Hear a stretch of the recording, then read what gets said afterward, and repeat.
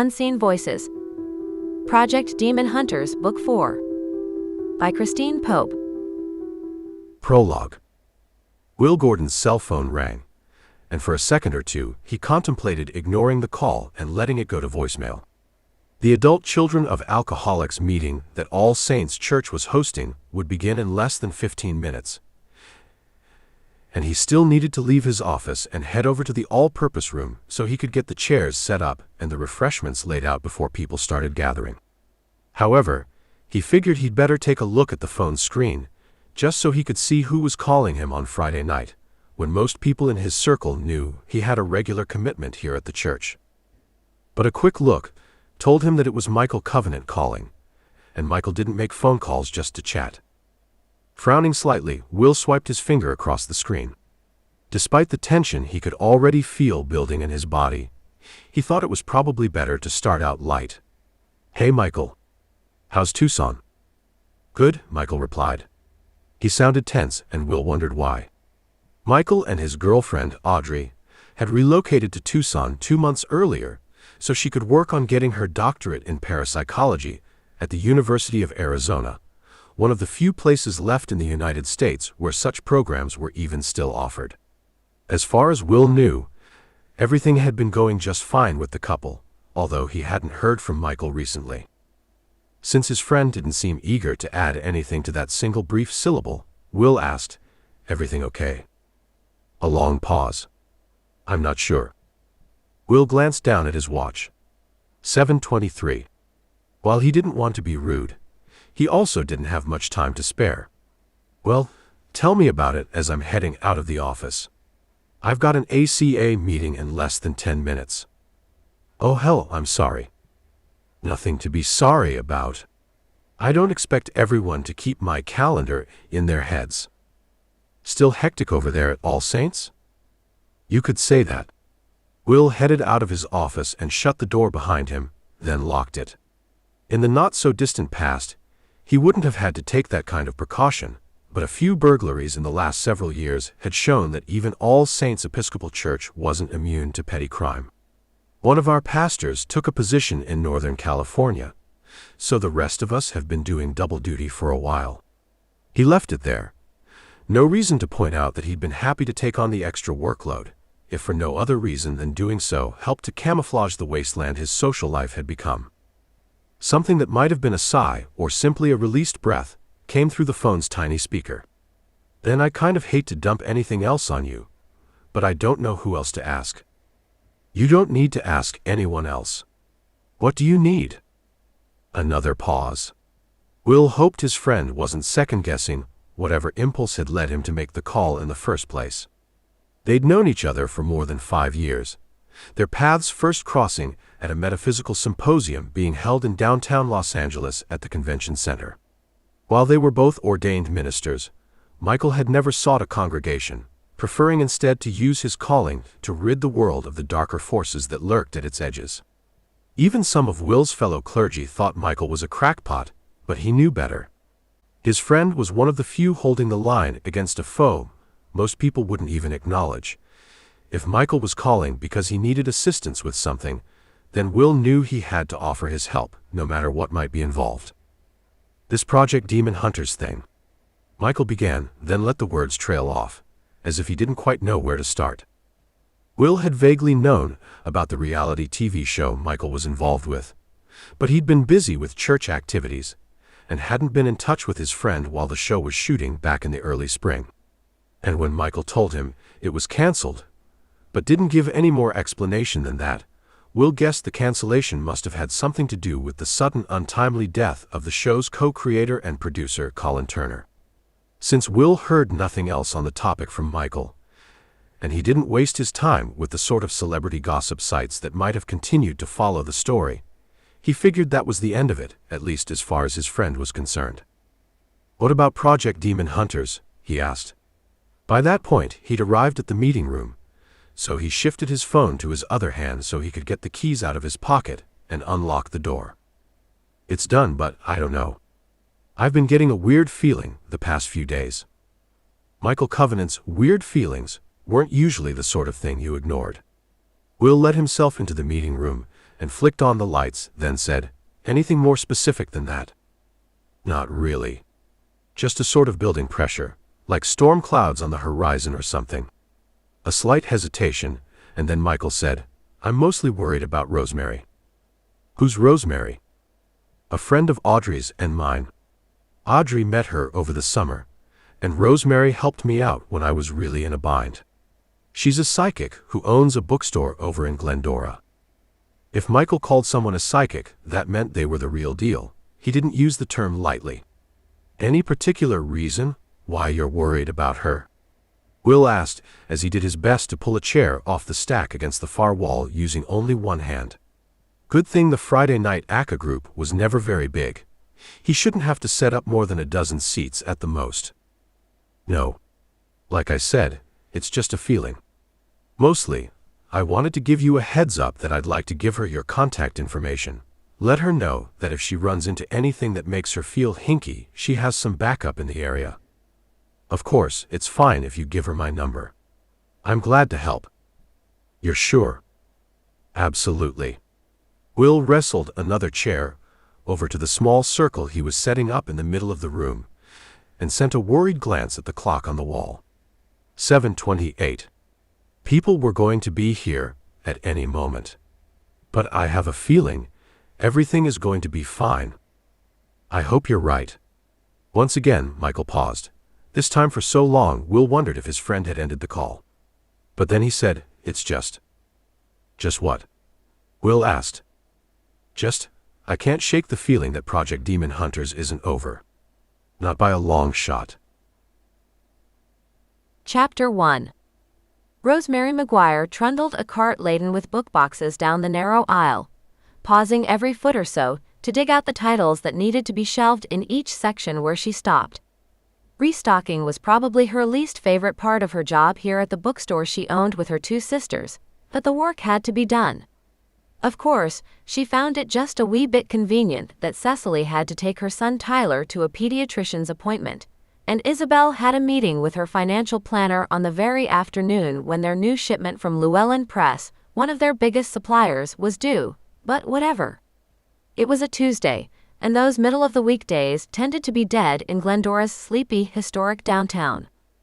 Still, Rosemary could think of about 50 other things she'd rather be doing right at that particular moment, none of which involved meticulously placing each new title in its designated section, whether the category in question was tarot or folk healing or meditation or astrology. But since the books wouldn't put themselves away, she kept doggedly at the task, thinking that after she got off work, she'd reward herself with a glass of Pinot at the wine bar just across the street and half a block up from where Sisters Wee was located. The string of Tibetan brass bells that hung from the front door of the shop jingled, and she straightened up from the lower shelf where she'd been shelving a book about Reiki. Not that she really needed to keep too close an eye on things. The shop's security cameras would have caught whoever had just entered the store. Besides, it was too early for the local high school to have let out yet. Not that she had anything against high school kids per se, only that some of them tended to be a little light-fingered around the boxes of incense that were stacked neatly on a table not too far from the cash register. Probably the kids took the incense to cover up the smell of pot. Marijuana was legal for recreational use in California, but not if you were under 18. Then a man's voice, nice and low, but sounding a little hesitant. "Rosemary McGuire?" She swiveled and saw a male model standing at the end of the aisle where she'd been working. All right, maybe not exactly a male model, but definitely someone who wasn't exactly the type you'd usually see wander into a metaphysical bookstore. The stranger was probably around 6 feet tall, and had sandy blonde hair, regular features just strong enough to avoid being downright pretty, and brown eyes under slightly arched brows several shades darker than his hair. Yes, she replied in response, not sure exactly what this apparition could want with her. At the same time, she was very glad that she always made sure her hair and makeup looked decent when she came into work, and was also secretly glad that today she wore a new sequin-accented skirt she just bought, which wasn't an ankle sweeper like most of her skirts but only barely covered her knees. The weather had been pretty hot for early October, so she figured she could get away with something that short, as well as the black tank top and black platform sandals she wore with it. If the stranger had noticed her ensemble, however, he didn't give much evidence of it. His gaze was fixed on her face, and she hoped she hadn't blushed. Hard to say, since she already felt a little overheated from all the shelving she'd been doing. "Hi, I'm Caleb Dixon," he said, and extended a hand. Although she wasn't used to her customers offering to shake hands, Rosemary put out her own hand and exchanged an awkward pump before she wrapped her fingers around the handle of the cart next to her, hoping the sensation of the cool metal against her skin might steady her a bit. "I hope you don't mind me coming to see you here at work like this." She shook her head even as she replied, "Sorry, do I know you?" Dumb question, she thought. "I definitely remember you if we'd ever met before this." He grinned, showing off teeth that were as perfect as the rest of him. "No, sorry if I gave the wrong impression. I guess that sounded kind of weird. You're a friend of Audrey Barrett's, right?"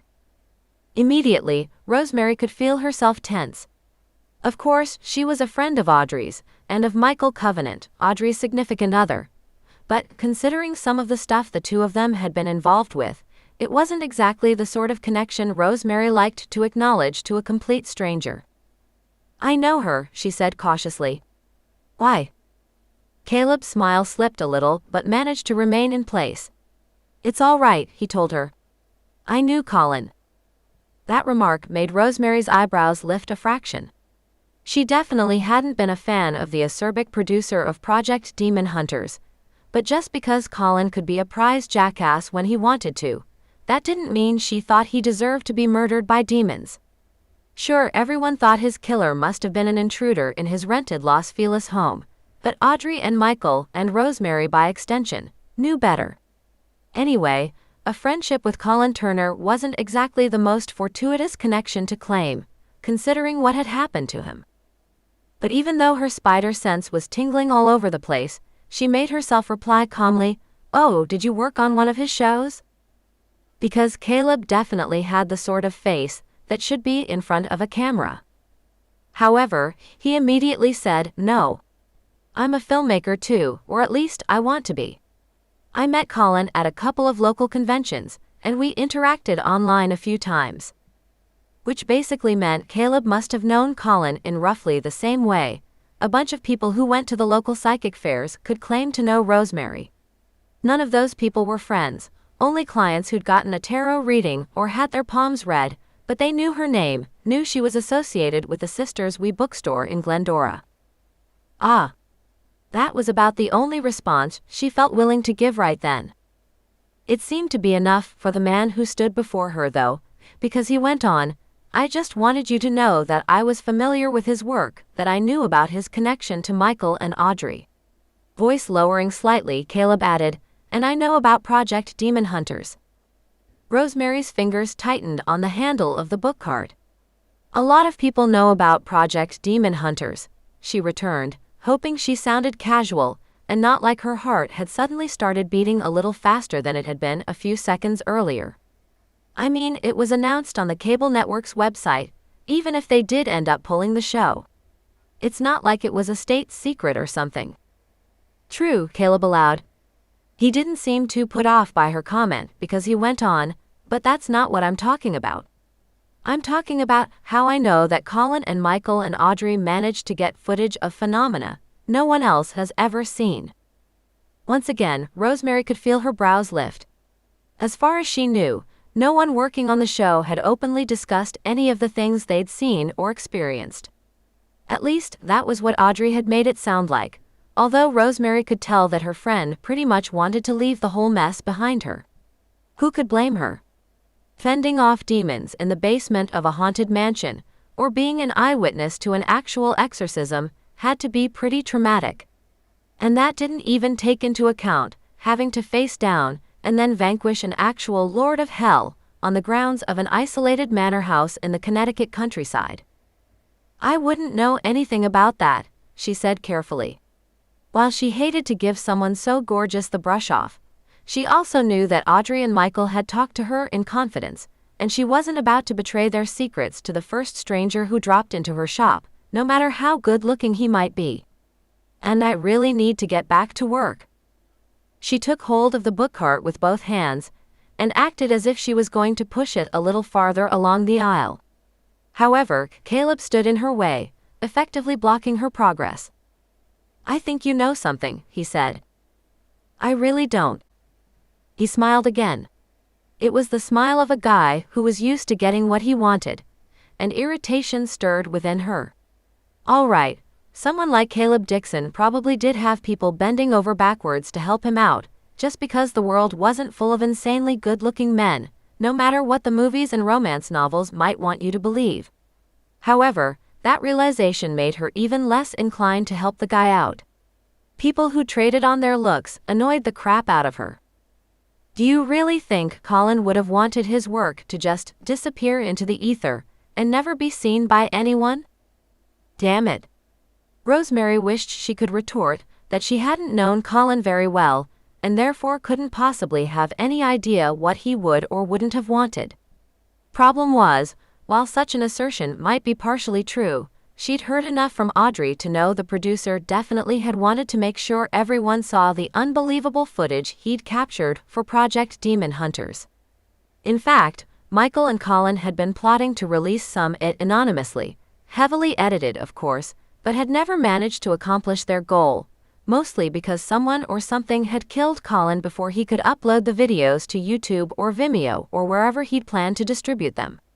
The hard drive on his computer had been erased, and, as far as Rosemary knew, Michael had never been able to determine whether Colin had made any backup copies. Of course, the footage wasn't gone entirely. One copy had been uploaded to the servers of the cable network that had ordered the show in the first place, where it was locked up tight. Maybe a really good hacker could have found the footage, but she wasn't entirely sure about that. She assumed the network must have some pretty strong cyber security. About all she could do was shrug. Like I said, I hardly knew Colin. I won't presume to guess what he might have wanted. That remark sounded so prim, so officious. Rosemary hated the words as soon as they left her mouth, but she couldn't take them back now. However, her reply didn't seem to have dissuaded Caleb. He hooked his thumbs in the belt loops of his jeans and only lifted his shoulders slightly. Well, I knew him. The day before he died, he was on the filmmakers forum where he hung out sometimes. He was talking about how he had something really big, really exciting, and that we'd all get to see it very soon. She wished she could shake her head and say no.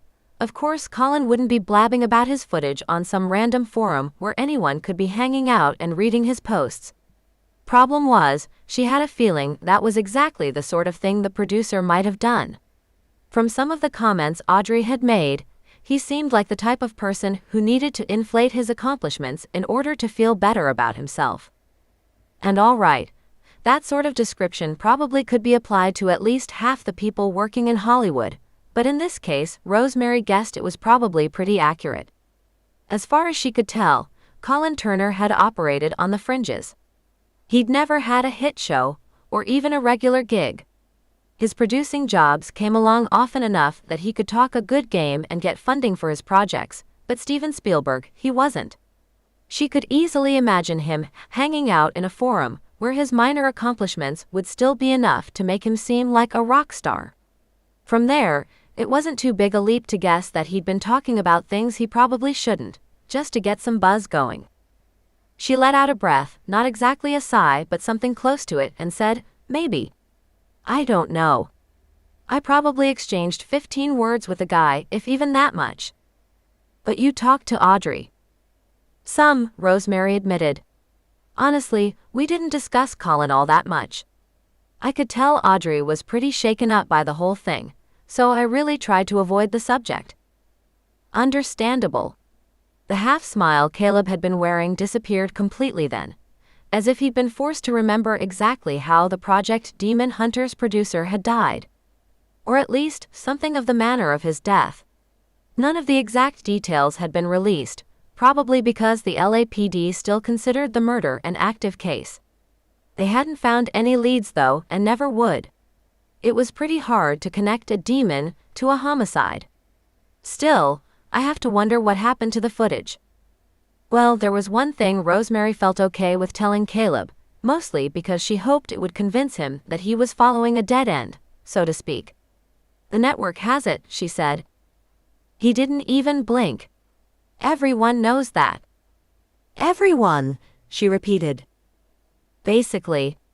That is, the show might have been cancelled, but I assume Colin was still required to hand over any footage he shot." "He was," she allowed, although she didn't trust herself to say much more than that. But Colin Turner was the kind of guy who would have kept a copy for himself. There wasn't much point in arguing with that assertion, mostly because Caleb Dixon was exactly right. However, Rosemary didn't know for sure whether she should let him know that his assumption was correct. Her silence seemed to be all the answer he needed, because he said, "What happened to Colin's copy of those files?" "I don't know," she replied, which was the truth. That is, she knew the files in question weren't on the hard drive of Colin's iMac when Michael went looking for them, but she had no idea what had actually happened to the footage.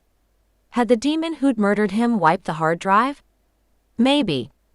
Demons weren't exactly known for being computer savvy, and yet she had a feeling that anyone or anything who could kill a human being so casually could probably summon the skills necessary to make sure no incriminating evidence was left behind, including footage that pretty much definitely proved demons were real.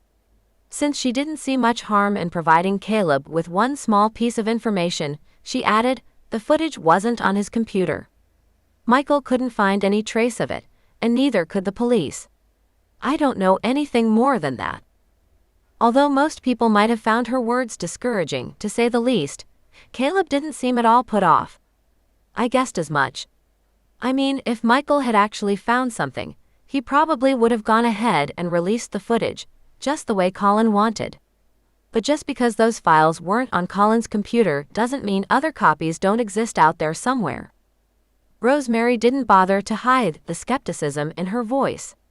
"What, you think Colin uploaded it all to Dropbox or something?" "No," Caleb said. He didn't sound offended by her dubious tone. In fact, even though she didn't know him at all, she thought he seemed almost encouraged by the absence of those files, which didn't make much sense. "I don't think he'd do anything that obvious. But I'd be really surprised if he hadn't squirreled away a backup copy of everything someplace else." Maybe.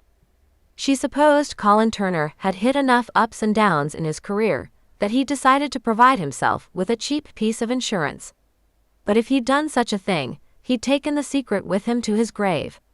Rosemary didn't pretend to be privy to all of Audrey and Michael's private affairs, but she guessed that if they'd been able to find the missing footage, Audrey would have said something. She hadn't, though.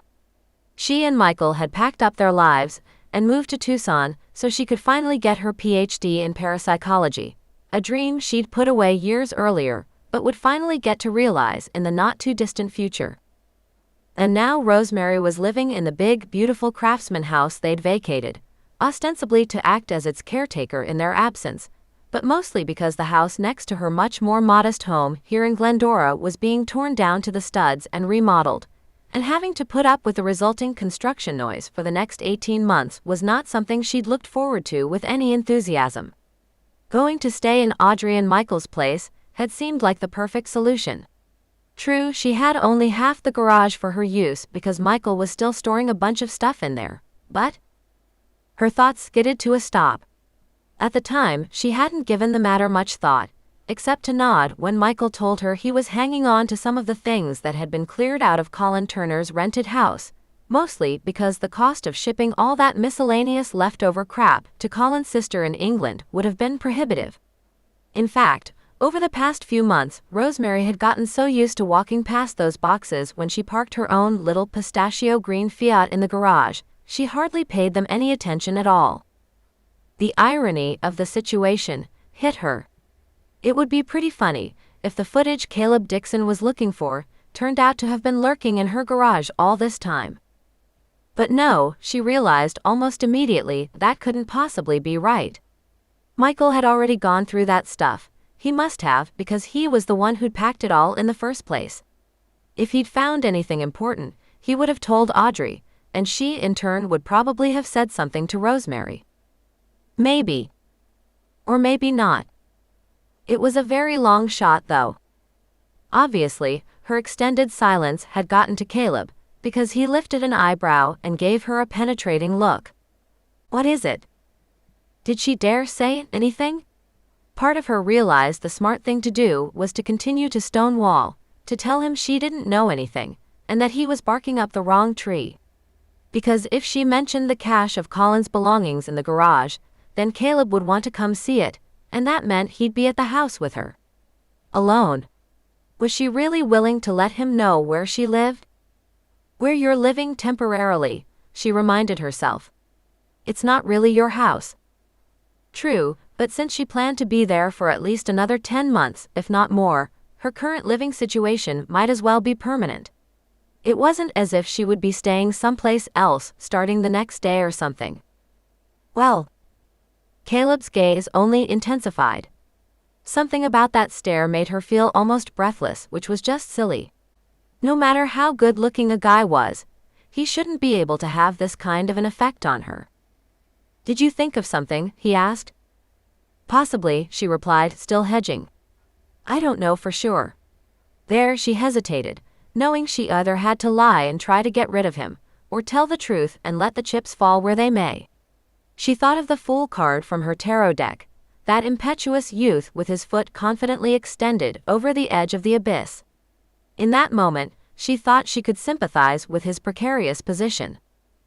Caleb was silent, still watching her. It was as if he knew he couldn't say anything, didn't dare interrupt the racing thoughts in her mind. And what would be the harm, really? She carried pepper spray in her purse, and if he tried anything, he'd get a face full of it. Honestly though, he seemed pretty harmless.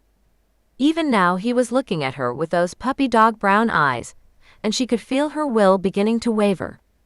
After all, although she wasn't a mind reader, her psychic abilities always allowed her to know what kind of person she was dealing with.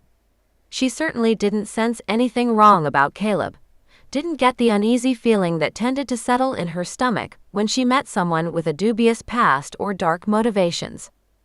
Besides, although Michael and Audrey hadn't talked about it much, Rosemary knew that her friends were still troubled by the conundrum of Colin's missing footage. If she and Caleb actually managed to find the tapes, or the hard drive, or whatever, she'd be doing them in a favor as well. That seemed to decide things. She pulled in a breath. "There might be something," she said at last, a strange tremor running through her. For better or worse, she was going to cast the dice. "It's at my place. But it'll have to wait until after I'm done here." "What time?" he asked. 6 o'clock, she replied. "Give me your number, and I'll call you." He nodded. "You have something to write this down?" She nodded and went over to the cash register, which always had a hand-painted mug filled with pens standing by.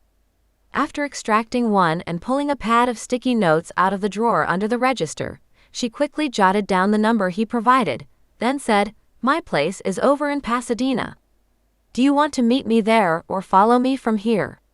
Even as she asked the question, she wondered whether it was a good idea to give him the address before she actually got home. Caleb seemed friendly and harmless enough, but she supposed there was always the chance that he might try to search the garage in her absence. Well, if he tried a maneuver like that, he wouldn't get very far. The entire property was guarded by Michael's highly sophisticated security system. The place wasn't exactly Fort Knox, but it was protected by motion sensors and hidden cameras, and had an on-call team that would show up if any alarms were tripped. Between all that and the anti-demon wards he'd left in place, she'd always felt close to invulnerable when inside the house. "I'll meet you there," Caleb responded. "You can give me the address when you get home, if that makes you feel better." A certain glint entered his chocolate brown eyes, as if he'd guessed at her misgivings about providing him with the address too far in advance of their meeting. "Sounds good," she said, hoping she sounded neutral. "Then it'll probably be closer to 6:30. I have to close up the store, and I never know when I might get some last-minute shoppers." "It's fine," he said. The smile was back, probably because, despite her best intentions, it seemed as if he was going to get his way after all. "I'll see you then." And he tilted his head at her by way of farewell, then went back out the door to the shop. The bells hanging from it jingled again, although this time they sounded vaguely accusing, as if trying to let her know that she just screwed up in a major fashion. Maybe so. Or maybe not. After all, he was awfully cute. Chapter 2. To Rosemary's relief, there weren't any last-minute looky-loos, no one who came breathlessly in at 5 minutes until 6, only to leisurely flip through book after book without making any decisions. In fact, the last customer left the store at about 1:15, which meant she conceivably could have closed up early, if it weren't that she knew either Cece or Izzy would inevitably get wind of her unprofessional behavior and take her to task for it. Sometimes, it was a real pain in the ass being the youngest sister in a family of psychics. She dutifully locked up and turned on the alarm, then climbed into her Fiat, which had been parked out back behind the store and baking in the hot October sun all day, making the interior feel like a blast furnace. Rolling down the windows and maxing the air conditioning helped a little, but she couldn't help grumbling to herself about the weather. All right, it was often pretty hot in SoCal at this time of year, but she still wished it would cool down. Her brain couldn't quite wrap itself around the fact that Halloween was only 3 weeks away. As she drove, she kept wondering if she'd really blown it here. Not only had she agreed to help someone she didn't even know try to track down Colin's missing footage, but she'd also been stupid enough to invite him over to the house. The far smarter thing to do would have been to offer to look through the stuff in the garage, and then let Caleb know if she'd found anything. But since he was already expecting to meet her at the house, there wasn't much she could do except follow through with her plan and hope he wasn't a serial killer or worse. She tried to comfort herself with the reminder that Michael's demon-repelling wards were still in place on the house. Those same wards had protected him and Audrey from demon attack while they were living there, so Rosemary knew they would continue to do the same for her. Not that she'd ever heard of a demon who looked anything like Caleb Dixon. Once she pulled off the 210 freeway at Hill Avenue and was waiting in the line of cars to turn right from the off-ramp, she called the number he'd given her. It picked up on the second ring. "Rosemary?" There was a faintly questioning tone to his voice, as if he'd guessed it must be her because he didn't recognize the number, but wasn't sure. "Yes, it's me," she said. "The house is at 1295 East Mountain Street. I should be there in just a couple of minutes." "Probably at least 10 or 15 for me," he told her, eliciting a vague feeling of relief. At least he wouldn't be waiting on the front porch as she drove up. "I'm in Old Town right now." "No problem. I'll see you when you get there." "Sounds good and thanks." She made a non-committal noise, since she didn't know quite what else to do. Then it was her turn to go right on Hill and head up to the neighborhood of lovingly restored houses where Michael's home was located. She dropped her cell phone back in her purse and bit her lip, knowing that she needed to call Audrey and let her know what she was up to. In fact, several times during the course of the afternoon she'd picked up the phone at the store, thinking she'd better make the call sooner or later. But she'd been interrupted on each of those occasions and had decided it could wait until after she was off work. Now, though, she was starting to wonder if she really needed to say anything at all, since it was very likely that she and Caleb wouldn't find anything worth mentioning. Besides, Audrey had already hinted that Rosemary was free to have any company over that she liked, that she and Michael didn't want to think their friend had any restrictions just because she was acting basically as a glorified house-sitter. However, asking a date over wasn't exactly the same thing as inviting some random stranger to the house to paw through a dead man's belongings. By that point she was almost to the house, so she waited until she'd pulled into the garage and gotten out of the car before she grabbed her phone and forced herself to make the call. Rosemary hoped her friend would be available.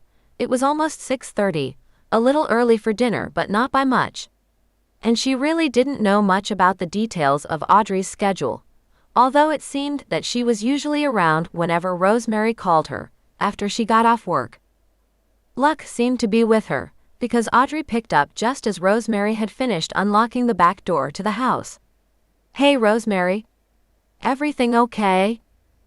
The question wasn't that strange. They hadn't talked much for the past couple weeks, except the one time she'd called Audrey to see if it was okay to have a plumber come over to look at the slow drain in one of the upstairs bathrooms. Rosemary knew her friend was buried in her post-grad work and didn't have a lot of time for chit-chat. "No, it's all fine," she said hastily as she paused at the alarm panel next to the door and entered the code so it wouldn't go off.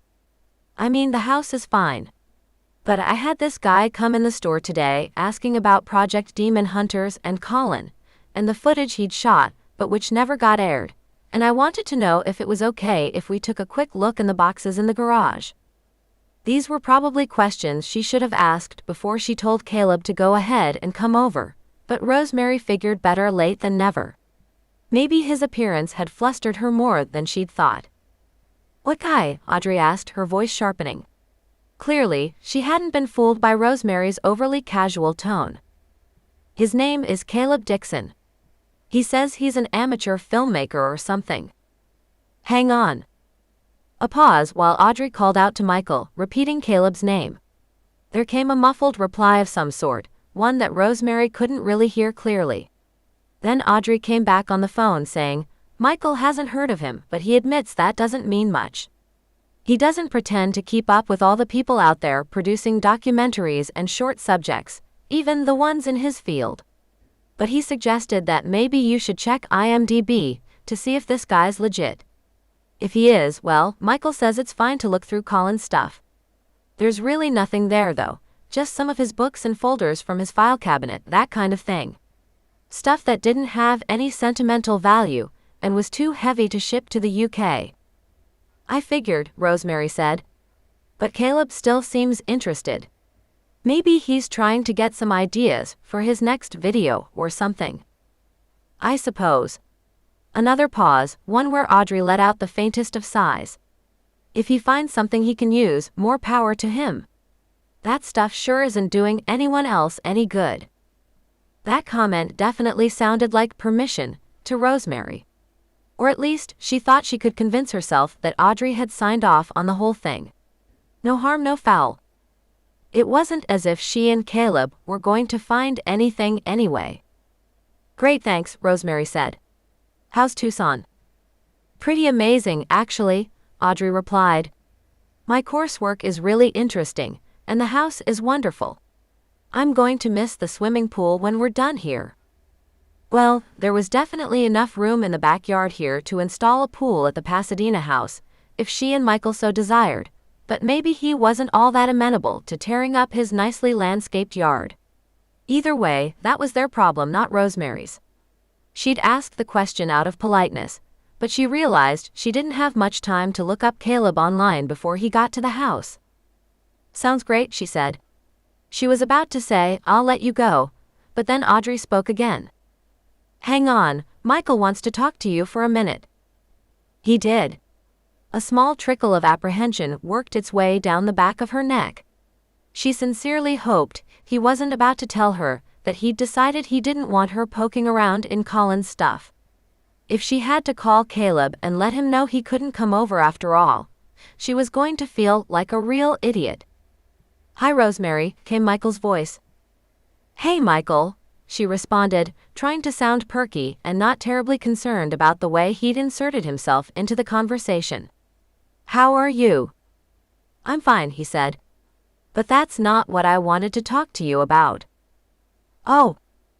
I'm a little concerned about you pursuing anything Project Demon Hunters related without assistance. Professional assistance, I mean," Michael added, as though guessing she might be offended that he didn't consider her own family or possibly Caleb to be any kind of useful help in this situation.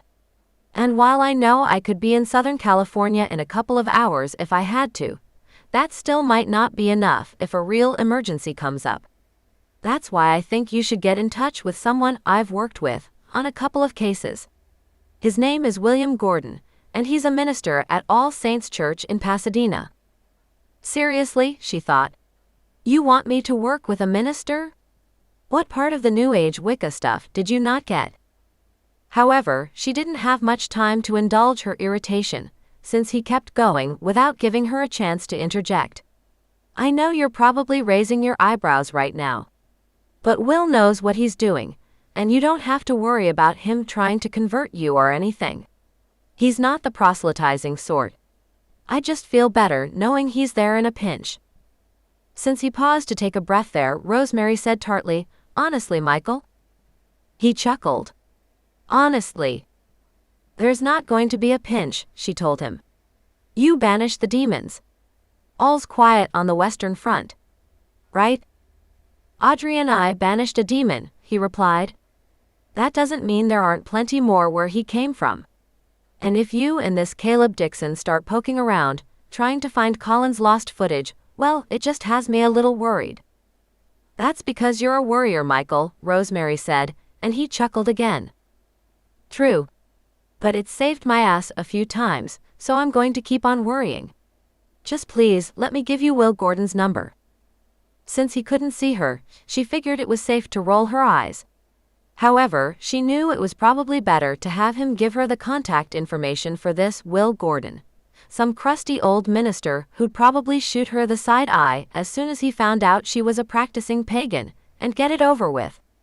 That didn't mean she had to call him. Like ever. "Sure," she said as she headed over to the drawer where Michael kept his old take-out menus and a couple of pens. She got out one of each item and added, "Go ahead." Relief clear in his voice, Michael said, "Will's number is 626-555-9478. I already told him I was giving you his contact info, so he won't be too surprised to hear from you if it becomes necessary." "Okay," she replied, knowing she was rapidly running out of time. Caleb would be here at any moment, and she still hadn't had a chance to look him up on IMDb. "I've gotta go." "Take care," Michael told her, then ended the call. Scowling, Rosemary laid her phone on the kitchen counter and hurried off toward the library, where she'd left her laptop the night before. As she went, she tried to tell herself Michael meant well. That wasn't the point. It was more the insinuation that she couldn't handle things on her own. Hadn't she already proved she was able to handle a crisis just fine? After all, she'd flown to Tucson to help him find Audrey, had gone with him into a snowy, nearly trackless wilderness in Colorado to get her friend away from the old mansion where the demon Belial had been hiding her. Those weren't exactly the actions of a woman who had to call in the metaphysical cavalry every time the damn house creaked. Besides, this particular house was warded against demons, so she really didn't have anything to worry about. Her laptop was sitting in the library on a small table next to an armchair, which was where she'd been using it before she left for work that morning. In her haste, she'd forgotten to plug it into its charger, but the MacBook Air still had more than half its battery left. Hurriedly, she logged in and navigated to IMDb, then typed in Caleb's name, halfway expecting him not to have any sort of profile at all. But no, there he was with an actual picture, albeit one where he looked kind of grim-faced and out of focus. Not the world's best selfie, but at least it was recognizably him. She guessed that he hadn't wanted to waste the funds on a real headshot when he wouldn't be working in front of the cameras anyway. And yes, he had a credit as an assistant director on some low-budget direct-to-streaming horror movie, and another credit as co-screenwriter on another bargain basement flick. That one some kind of alien invasion thriller she guessed wasn't very thrilling. Not the most impressive of resumes, but it did seem to prove that he was who he said he was. The doorbell rang then, and she startled and shut the laptop. A pause to smooth her skirt and run her hands over her unruly curls. After several decades of fighting with her hair, she knew better than to attempt much more beyond pushing the craziest of her wayward strands in place, and then she hastened to the door. Standing on the doorstep, Caleb Dixon looked even more impressive than he had when confronting her in the store, although Rosemary honestly hadn't thought such a thing was possible. She swallowed and assumed what she hoped was a careless smile. "Hi, Caleb. Come on in." She stepped aside so he could enter, noticing the way he allowed himself a quick glance around before he returned his attention to her. Although the friendly expression he wore didn't really change, she thought she could sense he was impressed with the place. As he should be. Even though Audrey had once confessed that Michael had bought the house at a ridiculously low price because of all the work it needed, his home had to be worth almost $1 million now, if not more, thanks to the numerous improvements and upgrades he'd made during the time he was living there. It definitely didn't look like the kind of house someone who co-owned a small independent bookstore in the San Gabriel Valley would live in. However, she didn't see the need to explain any of that to Caleb. He already knew this was Michael's house, but there was no use in going into lengthy explanations. Best thing to do was go out to the garage and get this over with. Even though Caleb seemed friendly enough, the whole situation was still strange, and she didn't see the point in stretching it out any longer than necessary. "Do you want a glass of water?" she asked. "You might want to hydrate before we go out to the garage. It's pretty hot in there." "Sure," he said. She motioned for him to follow her into the kitchen, where she poured both of them some cold water out of the Brita pitcher in the fridge. "I talked to Audrey," she said casually, figuring it was probably better not to mention the way Michael had offered her the assistance of an Episcopal priest of all people. "She and Michael are okay with us looking at Colin's stuff, but they also warned me that there isn't much to see." Caleb seemed to take this advisory in stride. If he was at all surprised by the way she'd asked for permission after the fact, he didn't show it. "They're probably right, but I figure it couldn't hurt to look." A sip of water, and Rosemary asked, "And if we do find something?" "That depends on what it is." He hesitated for a moment before going on, tone earnest. "If it's really the missing footage, then I feel like we have a duty to get it out there. I mean, this sort of thing is the holy grail of the paranormal research world, you know? Actual video evidence of demonic infestation and possession, something that will be easy to authenticate. It'll turn the world upside down." Personally, Rosemary already thought the world was upside down in a variety of not-so-pleasant ways, but she knew that wasn't what Caleb had meant. Before Project Demon Hunters, before Colin and Michael and Audrey had captured actual images of demons on tape, what evidence existed for a world beyond this one had been flimsy at best. She was no demonologist, still had a hard time believing there really were creatures who'd once been angels and had been cast out of heaven into hell, but she knew what her friends had encountered was real. Once the footage was proved to be authentic, there probably wouldn't be many atheists left. For herself, she'd always believed in some kind of power behind the workings on the universe, but God? The devil? Not really. Except if you believed in demons, then you kind of had to believe in the rest of it. Pushing those troubling thoughts aside, she asked, "So you'd upload it to YouTube or whatever, like Colin was planning?" "Well, unless Michael wants to do the honors. It sounds like he's kind of backed off from the whole thing, though." That was true. She could see why he would prefer to have someone else do the uploading, if for no other reason than it would give him some plausible deniability, in case the studio tried to take legal action for the data leak. Caleb drank some of his water, then went on, "I would never blast it out there without making sure Michael and Audrey were okay with the whole thing." Well, that was something, Rosemary supposed. She wondered if Colin would have bothered to get permission if their roles had been reversed. Somehow, she had the feeling he probably wouldn't. He definitely seemed like someone who had better to ask forgiveness than permission, as one of his mantras. "Okay," she said. "Let's go see if there's anything worth finding." She put her glass down on the counter, and Caleb did the same, before following her out the kitchen door and down the short walkway that connected the house to the garage. It wasn't all that far, but she could still feel the hot breeze tug at her hair, could tell that if it was still this warm outside where she could actually feel the wind, it was probably going to be 10 times worse in the garage, especially with her car still venting heat from its trip back here. Since she'd left the side door to the garage unlocked, they didn't even have to pause before entering. As she'd feared, the air was stifling inside, and she hurriedly went over and pressed the button for the garage door opener, figuring she could at least get something of a breeze inside. Only partway though. She really didn't want the neighbors lingering on their evening dog walks to catch a peek at what she and Caleb were doing inside the garage. "Those boxes there," she said, pointing toward the group of small and medium-sized boxes from Lowe's that occupied part of the space. Michael had left a lot of his own stuff here as well, but most of his belongings were neatly stacked in the built-in cupboards or stored in plastic bins that had been placed under the workbench.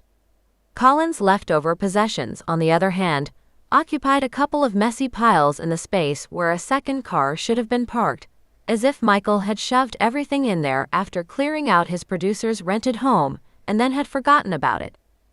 Or more likely, had gotten distracted by his and Audrey's move. It wasn't as though they'd needed the space in the garage, since Audrey's old car had been out of commission during the few months she lived here, and she'd only bought her new CRV a week or so before they left for Tucson. Caleb nodded. Okay. I'll start with the smaller boxes since they're on top. He fished his keys out of the pocket of his jeans and opened up the Swiss Army knife he was using as a keychain. Armed with the knife's scissors, he made short work of the packing tape that held the first box closed and opened it up. Inside appeared to be stacks of folders, all of them filled with text printouts from various websites, or full-page images printed off the internet, or bits of paper in various sizes covered in sprawling, heavy handwriting Rosemary guessed had to be Colin's. Some of this might be useful to someone at some point, Caleb said as he quickly rifled through the contents of the various folders. It looks like a lot of notes and ideas for various shows or documentaries. But I don't see anything specific to Project Demon Hunters. Michael said you could have some of those materials if you wanted, Rosemary offered, and he sent her a surprised glance. I think this stuff has been sitting here because he really didn't know what to do with it. Sounds like Colin's sister Emma didn't want it shipped to her. Caleb still looked as though he wasn't quite sure that she was serious. I can have it. You're sure? Yes, she replied. I guess Michael figured someone might as well make use of this stuff. I know he doesn't have any plans to do any more television work. Or at least, that's what Audrey told me. From what I can tell, he really wasn't that big on Project Demon Hunters anyway. Colin sort of talked him into it. Good to know. Now apparently finished with that one box, Caleb lifted it from where it had been resting on a larger one beneath, then set it aside.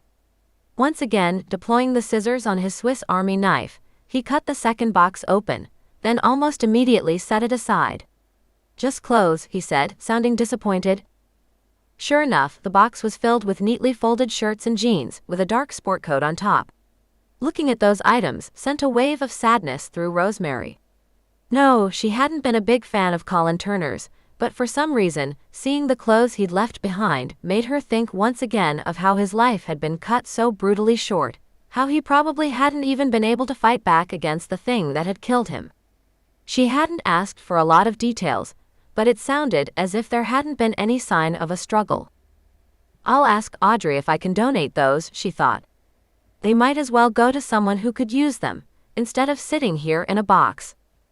Caleb had moved on to another small box, this one also sitting on top of a medium-sized box. It appeared to hold a jumble of books and DVDs, all of them piled in together, because there hadn't been enough of each type of media for them to require a box of their own. Watching him, Rosemary could feel a trickle of perspiration inch its way down her back, and she reached back surreptitiously to press her tank top against the moisture to blot it away. Her companion, on the other hand, didn't even appear to have broken a sweat. Of course not. Greek gods don't perspire, silly. She supposed she should be glad that he was working fairly quickly, and hadn't even paused to look at the books and DVDs, instead setting that box aside as well so he could get at the box underneath. Same drill. He used the scissors on his knife to cut open the tape, then pushed back the folded box top so he could look inside. From what she could tell, this box seemed to have been a catch-all for the items that hadn't been packed in the others. She saw a small space heater, one of those air popcorn popper gadgets, a small aluminum trash can, the kind you stepped on to get the lid to open. And finally, a plain metal cash box, the sort of thing Rosemary herself used when she worked psychic fairs or New Age conventions or any other sort of event where she was away from the store. True, these days most people used plastic, which she ran through the Square app on her phone, but there were always enough customers who paid cash that she brought the cash box along as well. As Caleb lifted it, she thought she could hear something clank inside. He tried to open the box, but then he shook his head and said, "It's locked." "Is there a key?" "I didn't see one. But let me check again." After setting the cash box down on top of the cardboard box filled with clothes, he started rummaging around, taking everything out of the container where he'd first found it, even turning the box upside down once it was empty, on the off chance that maybe the key had gotten caught in the gap at the bottom where the edges were taped together. At last, though, he set it down, his expression disappointed. Nothing, he told her. Well, bring it inside, Rosemary said, trying to sound encouraging. I've got one that's similar, so I know those locks are pretty flimsy. We can try picking it. To her relief, Caleb didn't argue, only hurriedly put everything back in the box before picking up the one thing they'd found that looked remotely promising. She closed the garage door all the way, then led him back to the house, and let out a quick sigh of relief as soon as she was back inside in the blessed air conditioning. Let's take the cash box to the family room, she suggested. It was a bit friendlier than the living room, and had a nice big coffee table that would give them a place to set the cash box while they messed with it. Sure, he said, and waited while she grabbed the 2 water glasses they'd left behind so she could bring them with her before following him in there. They both drank some much-needed water, and then Caleb lifted the cash box and gave it another shake. Once again, she thought she heard something rattle inside. Do you think he left some money in there? She asked. Caleb's brows pulled together briefly, as he appeared to consider her question. I don't think so. It feels to me like there's one metal object rattling around in there. Could be just a quarter or something else he left behind. After he put the cash box back down on the coffee table, he sent her a sideways glance. Do you even know why Colin Turner would have something like this? Your guess is as good as mine, she said. Did he ever have a table at horror or sci-fi or comic conventions, something like that? I doubt it. Caleb crossed his arms and stared at the innocuous-looking cash box, clearly flummoxed. I mean, I know he attended those kinds of events because that was where I met him, but he was a guest of the con and was on a couple of panels. I don't think he had any reason to sell anything at those conventions. Not even DVDs of shows he produced, anything like that? I don't think so. A quick flash of a grin, one that made a little thrill work its way down her spine. Damn, she really needed to get it together. She didn't care how good-looking Caleb was. She shouldn't be reacting to him like she was still back in high school and crushing on the lead in the school play. Apparently, he couldn't tell that her hormones were playing havoc with her brain, because he went on to say, still smiling, I mean, can you imagine Colin Turner trying to hand-sell DVDs at a science fiction convention? When I met him in person at that one convention a while back, he was doing everything he could to avoid talking to the fans so he could run off to the bar. Well, that definitely sounded like Colin. She supposed maybe he could turn on the charm when he was trying to get funding for a project, but even then, Rosemary wondered whether he was effective mostly because of his British accent. It had been pretty charming, even though the man himself was an ass. She returned Caleb's smile. I see your point. Well, let me run upstairs and get a bobby pin. I've used one before when I had to jigger the lock open on my own cash box. Give me a sec. As Caleb nodded, she rose from the sofa, a little relieved to put some distance between the two of them so she wouldn't make an idiot of herself, and went upstairs to the master bedroom. Although most of the time she let her hair go wild because fussing with it took too much work, she did have a small container of bobby pins in the bathroom for those rare times when she wanted to tuck a few strands out of the way. She grabbed 2 and then headed back down to the living room. Okay, let's see what we've got here, she said. After setting the second bobby pin aside in case she messed up the first one beyond repair, she straightened the first pin, pulled off the little blob of plastic that protected the metal on one end, and then inserted it in the lock. As Caleb watched, she twisted it this way and that, hoping to catch the tumblers. There wasn't any real art to what she was doing. It wasn't as though she actually knew how to pick locks. However, this same method had worked for her in the past, and she didn't know what else to try. Out of the corner of her eye, she saw the way his fingers tightened on the knees of his jeans, as if he itched to take the bobby pin from her and give it a try himself, but she had to give him credit for remaining silent, for not doing anything so obviously rude. His forbearance was rewarded too, because in the next moment she felt something go click and the lock slipped open. There you go, she said magnanimously, handing the cash box to him. She figured he might as well have the honor of opening it.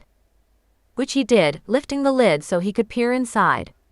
At first glance it appeared completely empty. But then he lifted out the cash tray to look under it, and there it was.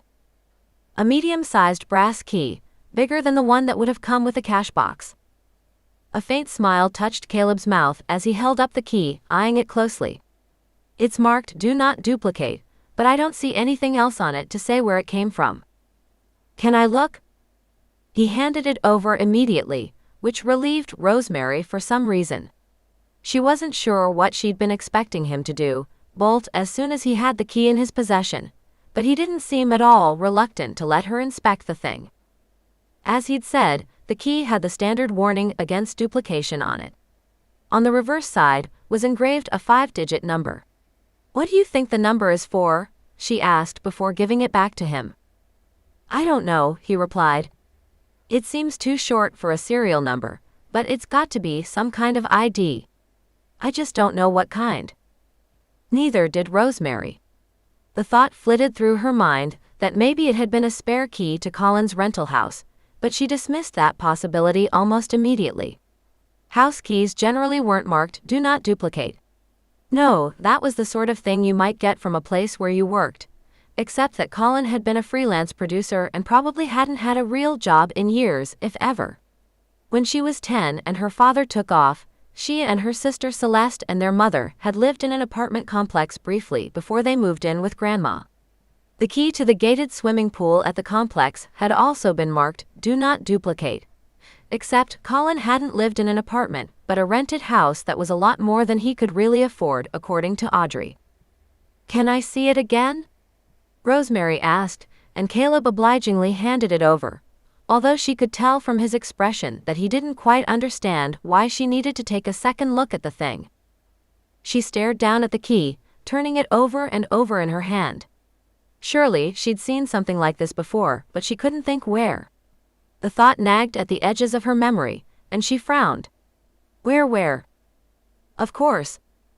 Her fingers clenched around the key, and she shot a look of triumph at a somewhat startled Caleb. "I know what it is," she announced. "This key goes to some kind of storage facility." Chapter 3. Caleb stared at her. "How can you know that?" She shrugged. "Okay, I don't know for absolutely certain, but my sisters and I shared a storage unit for a while when we were first putting together our inventory for the store. The key looked a lot like the one that you got for the gate to the property, not exactly, but close enough." This response earned her a considering nod. "Can I take another look?" "Sure." He took the key from her. As he did so, his fingers brushed against hers. Just for the barest bit of a second, nothing that she guessed had been deliberate, but even so, a thrill shivered its way through her body. Get a grip, she told herself. This isn't high school. No, it wasn't. In a way, she wanted to mock herself for being so bowled over by Caleb Dixon, just because he was unbelievably good-looking. Hadn't she evolved beyond that sort of behavior? It was what was inside that mattered, right? Well, her brain might believe that kind of thing, but her body was telling her something very different. Luckily, he didn't seem to have noticed her discomfiture. Instead, he was turning the key over in his hand again, dark brows drawn together as he stared down at it. I wonder if there's any way to figure out which storage facility this came from based on the number engraved on it. Probably not, Rosemary told him. I mean, if it were that easy, then it would be kind of dangerous to lose the key to your storage place, since someone could just look on the internet to figure out where the key goes. They'd still have to get inside your individual unit, but it would get them past the first hurdle. He didn't look exactly crestfallen, but she got the impression that he was inwardly berating himself for not thinking of that himself. Not for the first time, she wished she could actually read minds instead of getting impressions and flashes of people and events, or, a little more rarely, feelings from her surroundings. She couldn't get much from Caleb, which didn't tell her anything at all. Oh, sure, there had been more than one occasion when she'd met a person and knew somehow in their bones that they were up to no good, but she didn't get that kind of feeling from him. She really didn't get anything at all. Well, except possibly a strange desire to jump his bones. She tried to excuse her reaction by reminding herself that it had been a while. All right, a lot more than just a while. And whose fault is that, she thought, although she wouldn't allow herself to linger on the answer. But, she went on, thinking that maybe if she acted brisk and businesslike, her overactive hormones would get the message. Possibly there's some paperwork from the storage company in all those files we left out in the garage. Right, Caleb said. The disappointment was gone from his expression, and he now looked excited and eager again. I guess we should go get the box of files and take a closer look. I didn't see anything like that, but I wasn't really looking for it either. The thought of going back out to the hot garage wasn't all that appealing, but she realized they only had to grab the box and bring it back into the house so they could inspect its contents here. Okay. Let's get it. They both rose from the couch and headed out to the garage, where Caleb hefted the box with ease and brought it back inside. Where should we put this? He asked as she shut the kitchen door behind them. Probably the dining room table, Rosemary replied. That'll give us more room to spread out. This way. She loved almost everything about Michael's house, but one of her favorite spaces was the dining room, probably because of the stained glass window set high in the eastern wall. The window had stylized flowers in warm shades of yellow and gold and copper, tones that were echoed in the bronze chandelier that hung above the large mission-style table, as well as in the landscape paintings that adorned the walls. Whether Caleb was impressed by the room was difficult to tell. He set the box of files on the table, and almost immediately began pulling out loose papers and file folders, doing his best to make neat stacks, even though not everything wanted to cooperate. Once he was done, he glanced over at Rosemary. I'm not sure of the best way to go about this. I doubt there is one, she said, tucking a loose tendril of curly hair back behind one ear as she leaned down to take a closer look at the files he'd set out. I mean, it seems as though Michael just sort of tossed stuff in the box, so even if there was once some kind of filing system going on here, it's pretty much gone now. True.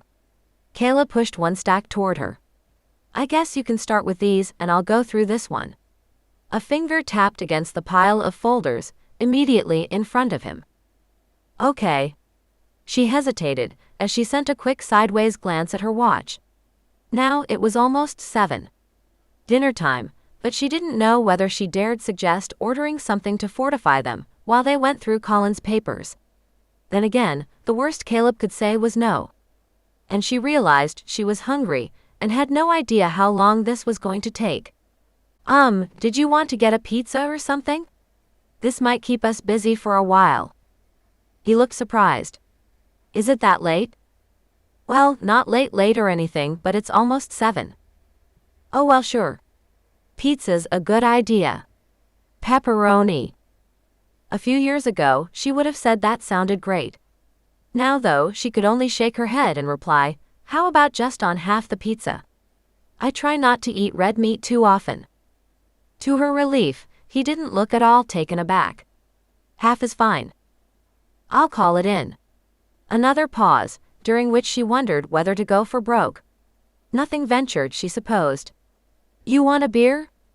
I've got some in the fridge. That offer made him smile once again. A beer sounds awesome. Okay, so obviously he didn't have a problem drinking with her. She gave him a nod and headed into the kitchen, where she got her phone out of her purse and then rummaged through the drawer where Michael kept his takeout menus.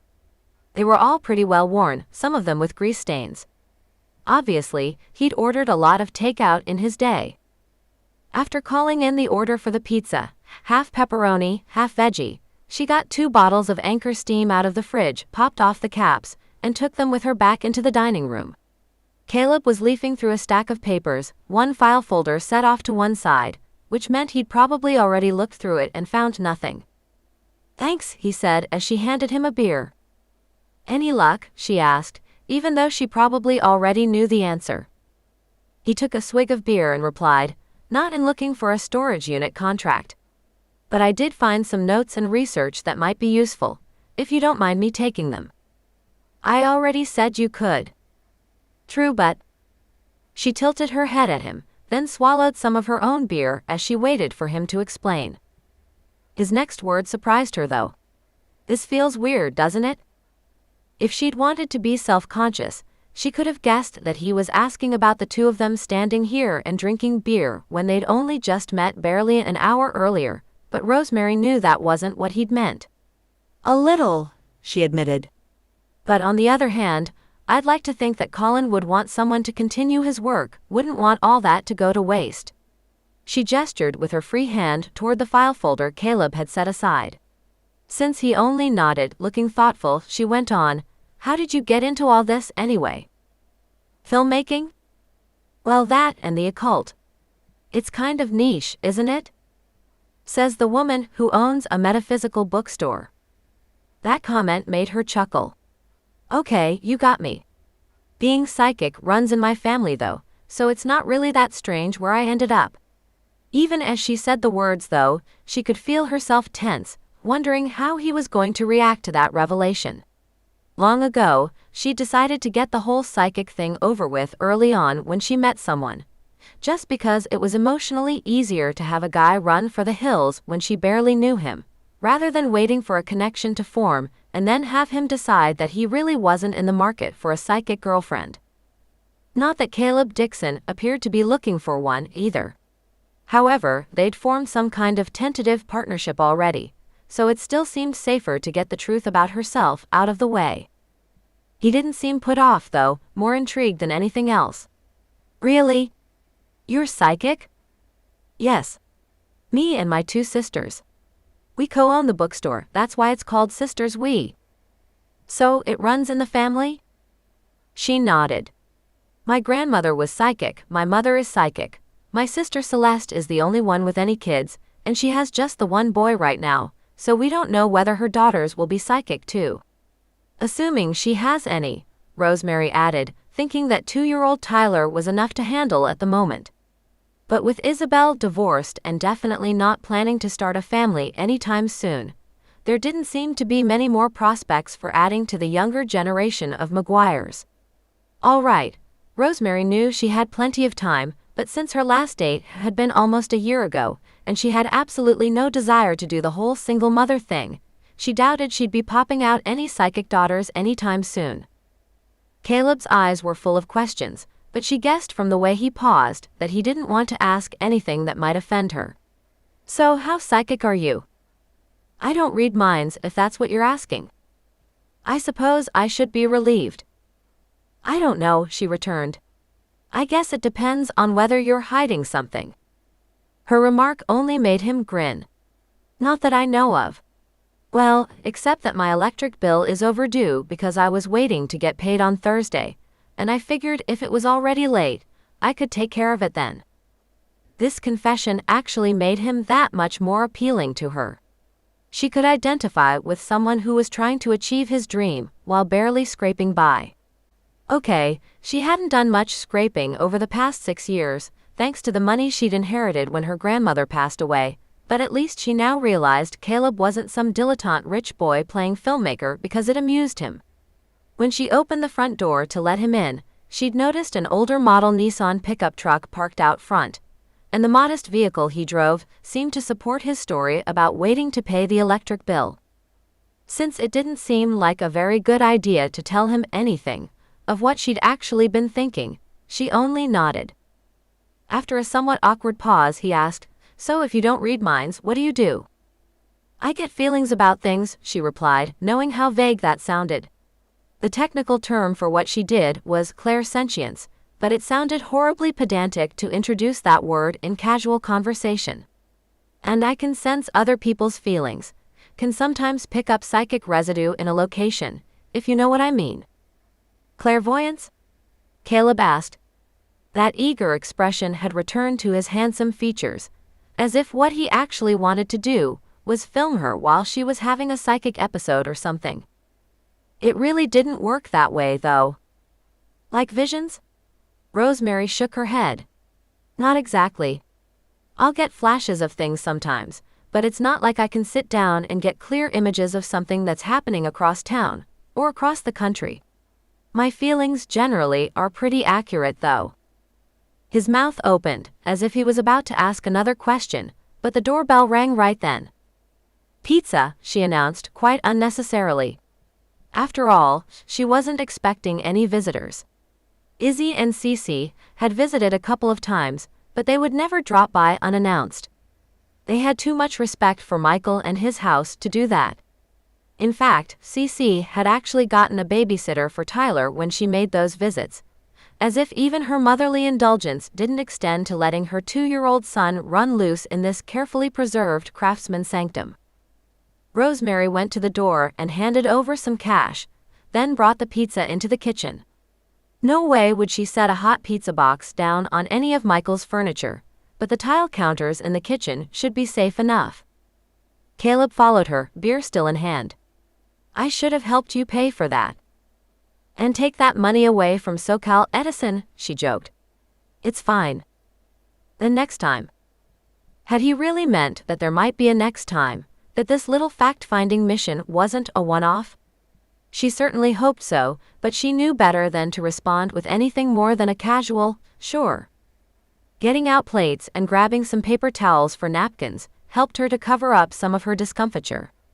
Once they had everything they needed, they went back out to the dining room. Silence for a few minutes after that as they ate pizza and drank beer, and did their best to do some one-handed sorting of the papers in front of them. After she'd finished her first piece of veggie pizza though, Rosemary asked, "What about you?" "What about me?" Caleb responded, as he set yet another file folder off to one side. "You and filmmaking. The occult. Whatever." He picked up his bottle of Anchor Steam and drank, then said, "Oh, I was one of those kids who borrowed his parents' video camera and tried to remake Star Wars in his backyard." "No prequels?" she asked. After all, the original Star Wars had been around for almost 2 decades by the time either of them was born. A chuckle. "I prefer the classics. Anyway, I just thought it was cool that you could make something so much bigger than yourself, could tell a story with actors and props and scenery. Of course, my little sister didn't like getting drafted to play Princess Leia every weekend, but she went along with it, mostly." Rosemary had to grin. "I thought everyone wanted to be Princess Leia." "Did you?" "Hell yeah. Princess Leia doesn't take crap from anybody." "True." They both sobered after that exchange though, maybe because they were both thinking of Carrie Fisher, whose own life hadn't exactly had a fairy tale ending. Then again, neither had Princess Leia's, come to think of it. "Anyway," Caleb went on, "film school was kind of out of reach, so I've just done what I could by working on low-budget stuff, picking up non-union gigs here and there." "But you're on IMDb," Rosemary said. "That's more than a lot of people can say." Almost as soon as the words left her mouth, she realized she'd kind of screwed up. Did she really want Caleb to know she'd been checking up on him? However, he didn't seem annoyed. In fact, a corner of his mouth lifted in a twitch that wasn't quite a smile. "Doing your research, I see." Since she'd already put her foot in it, she figured she might as well go for broke. "Well, I wanted to make sure I wasn't inviting a serial killer back to my house." That comment actually made him laugh out loud. "Yeah, I suppose that would be a good idea. I guess you could tell I don't have the world's most impressive filmmaking resume." "At least you have one," she pointed out. "I suppose." He was quiet for a few seconds as he lifted his bottle of beer and eyed it, probably trying to determine how much was left. Rosemary was almost done with hers, but she didn't know whether she should offer to get a second round or not. That might be pushing things. "As far as the occult stuff goes." Caleb shrugged. "I don't know, I've just always been fascinated by the supernatural. My mom is into it, actually. I suppose that's where it started. She always had books about ghosts and UFOs and psychics and all kinds of stuff lying around the house. My dad would tease her about it all the time." That all sounded so normal. Rosemary tried to think if she could even recall her father teasing her mother about anything. Maybe he had, back before things started to go sour between the two of them, although he'd always seemed too serious to engage in that sort of behavior. At any rate, so many of her early memories of her father were overlaid by the things he did and said when she was older, it was now hard to remember the good times. Tone light, she said. I guess his teasing wasn't enough to put you off. I guess not. Caleb drank the last swallow of beer in his bottle, then set it down before he reached for yet another file folder and began leafing through it. That seemed to be her signal to get some work done as well. At some point, she figured she'd go back into the kitchen to fetch another piece of pizza, but her hunger had been assuaged enough that she could wait another 5 or 10 minutes.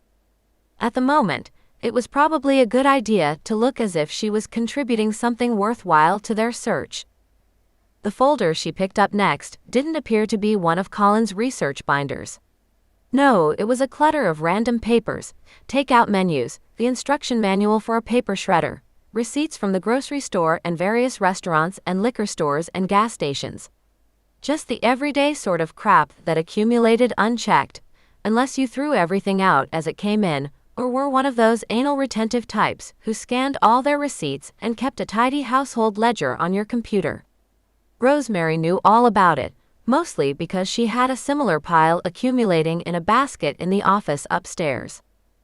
But then she came across a full-page receipt that had obviously been produced by someone's laser printer, from a place called Storage, etc. She drew it out, then scanned the paperwork. Yes, Colin Turner had rented a storage unit at the facility, which, according to the small map printed on the reverse side of the paper, looked like it was right off Los Feliz Boulevard on the east side of the 5 freeway, a few blocks away from San Fernando Road. He'd paid last December for a year in advance, which meant that technically the unit was still in his name and shouldn't have been disturbed. Since the paperwork listed the unit number, it would be easy to find, and because they already had the key to get them onto the property, they shouldn't have any problem getting access. And there on the back, scribbled in Colin's heavy black handwriting, was a set of 3 numbers, probably the combination for the padlock on the unit itself. I think I found it, she said, then handed the piece of paper to Caleb. He took it from her, dark eyes quickly scanning the sheet. He paid in advance. Good news, right? Very. Their gazes met, and she made herself look back at him steadily, hoping he didn't see anything except excitement that they'd actually managed to find the one piece of information they needed. So what next, she asked. He glanced toward the window, where the sky was finally darkening toward twilight. Well, it's probably too late to head over there now. Most of those places close at around 6, maybe 7 o'clock at the most. But we should go tomorrow. We should, she said, not sure why she should be so surprised that he'd want to include her. Well, of course, he replied. I wouldn't know anything about the storage unit, or where it's located, if it weren't for you. Why do you think I wouldn't want you to come along? Good question. Put that way, the proposition sounded pretty reasonable. And Wednesday was her day off this week. The shop was closed on Sundays, so the 3 sisters each got their other day off on a rotating basis, so no one would be stuck always having to work on a Saturday. She could go with Caleb to check the storage unit without being forced to explain to Isabel or Celeste why she couldn't possibly come in to work that day. I don't know, she said. But you're right.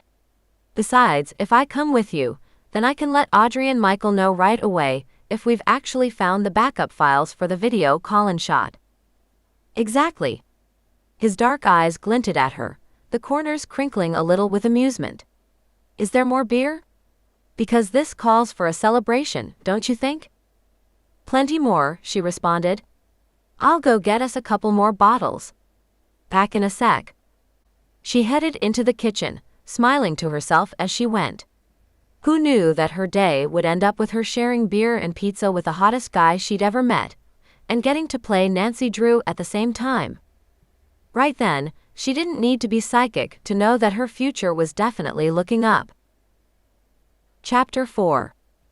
He left around 9 o'clock after they spent a little more time going through Colin's papers, more to put things in order than because they were looking for anything else. In fact, Caleb departed with several folders worth of material tucked under one arm, and thanked her again for letting him have the research. No romantic overtures or anything like that, but he was acting pretty darn friendly. Rosemary chose to take that as a good sign. They decided to meet at 10 o'clock, in order to let the worst of the rush hour traffic get cleared out. He told her that he lived in Eagle Rock, and so he didn't have quite as far to drive as she did, but it was still better to give it a little time in order to be safe. Besides, that storage unit wasn't going anywhere. Because she didn't know how much digging through stuff they'd have to do in Colin's storage space, or how hot it was going to be, Rosemary put on a pair of well-worn skinny jeans and a green sleeveless top with some fun tone-on-tone embroidery around the neckline. A pair of newish beaded sandals, thank God she'd gotten a pedicure just last Friday, and some big silver hoops, and she thought she looked pretty good. Not dressed up or anything, but also not completely sloppy either. Traffic on the 210 westbound was still pretty thick, but she soldiered her way through it until she could cut south on the 2, which would bring her to the San Fernando Road exit, and a jump of only a couple of blocks to get to the storage etc. facility. Once she'd gotten off the 210, she was able to go a little faster, but still not the full speed limit. Impatiently, she drummed her fingers on the steering wheel. She thought she'd given herself plenty of time, but it looked as though she was going to be at least 5 minutes late no matter what she did. Oh well. Being late was almost a given in Southern California. It was only when you were heinously late, like 20 minutes or even a half hour, that the person who was meeting you would generally give you the side eye. The storage place turned out to be located on a little carve-out of a street just off Los Feliz, with modest one-story homes across the way. There wasn't a lot of parking, but at that time of day, it wasn't so crowded that she couldn't pull her Fiat up to the curb right behind Caleb's truck.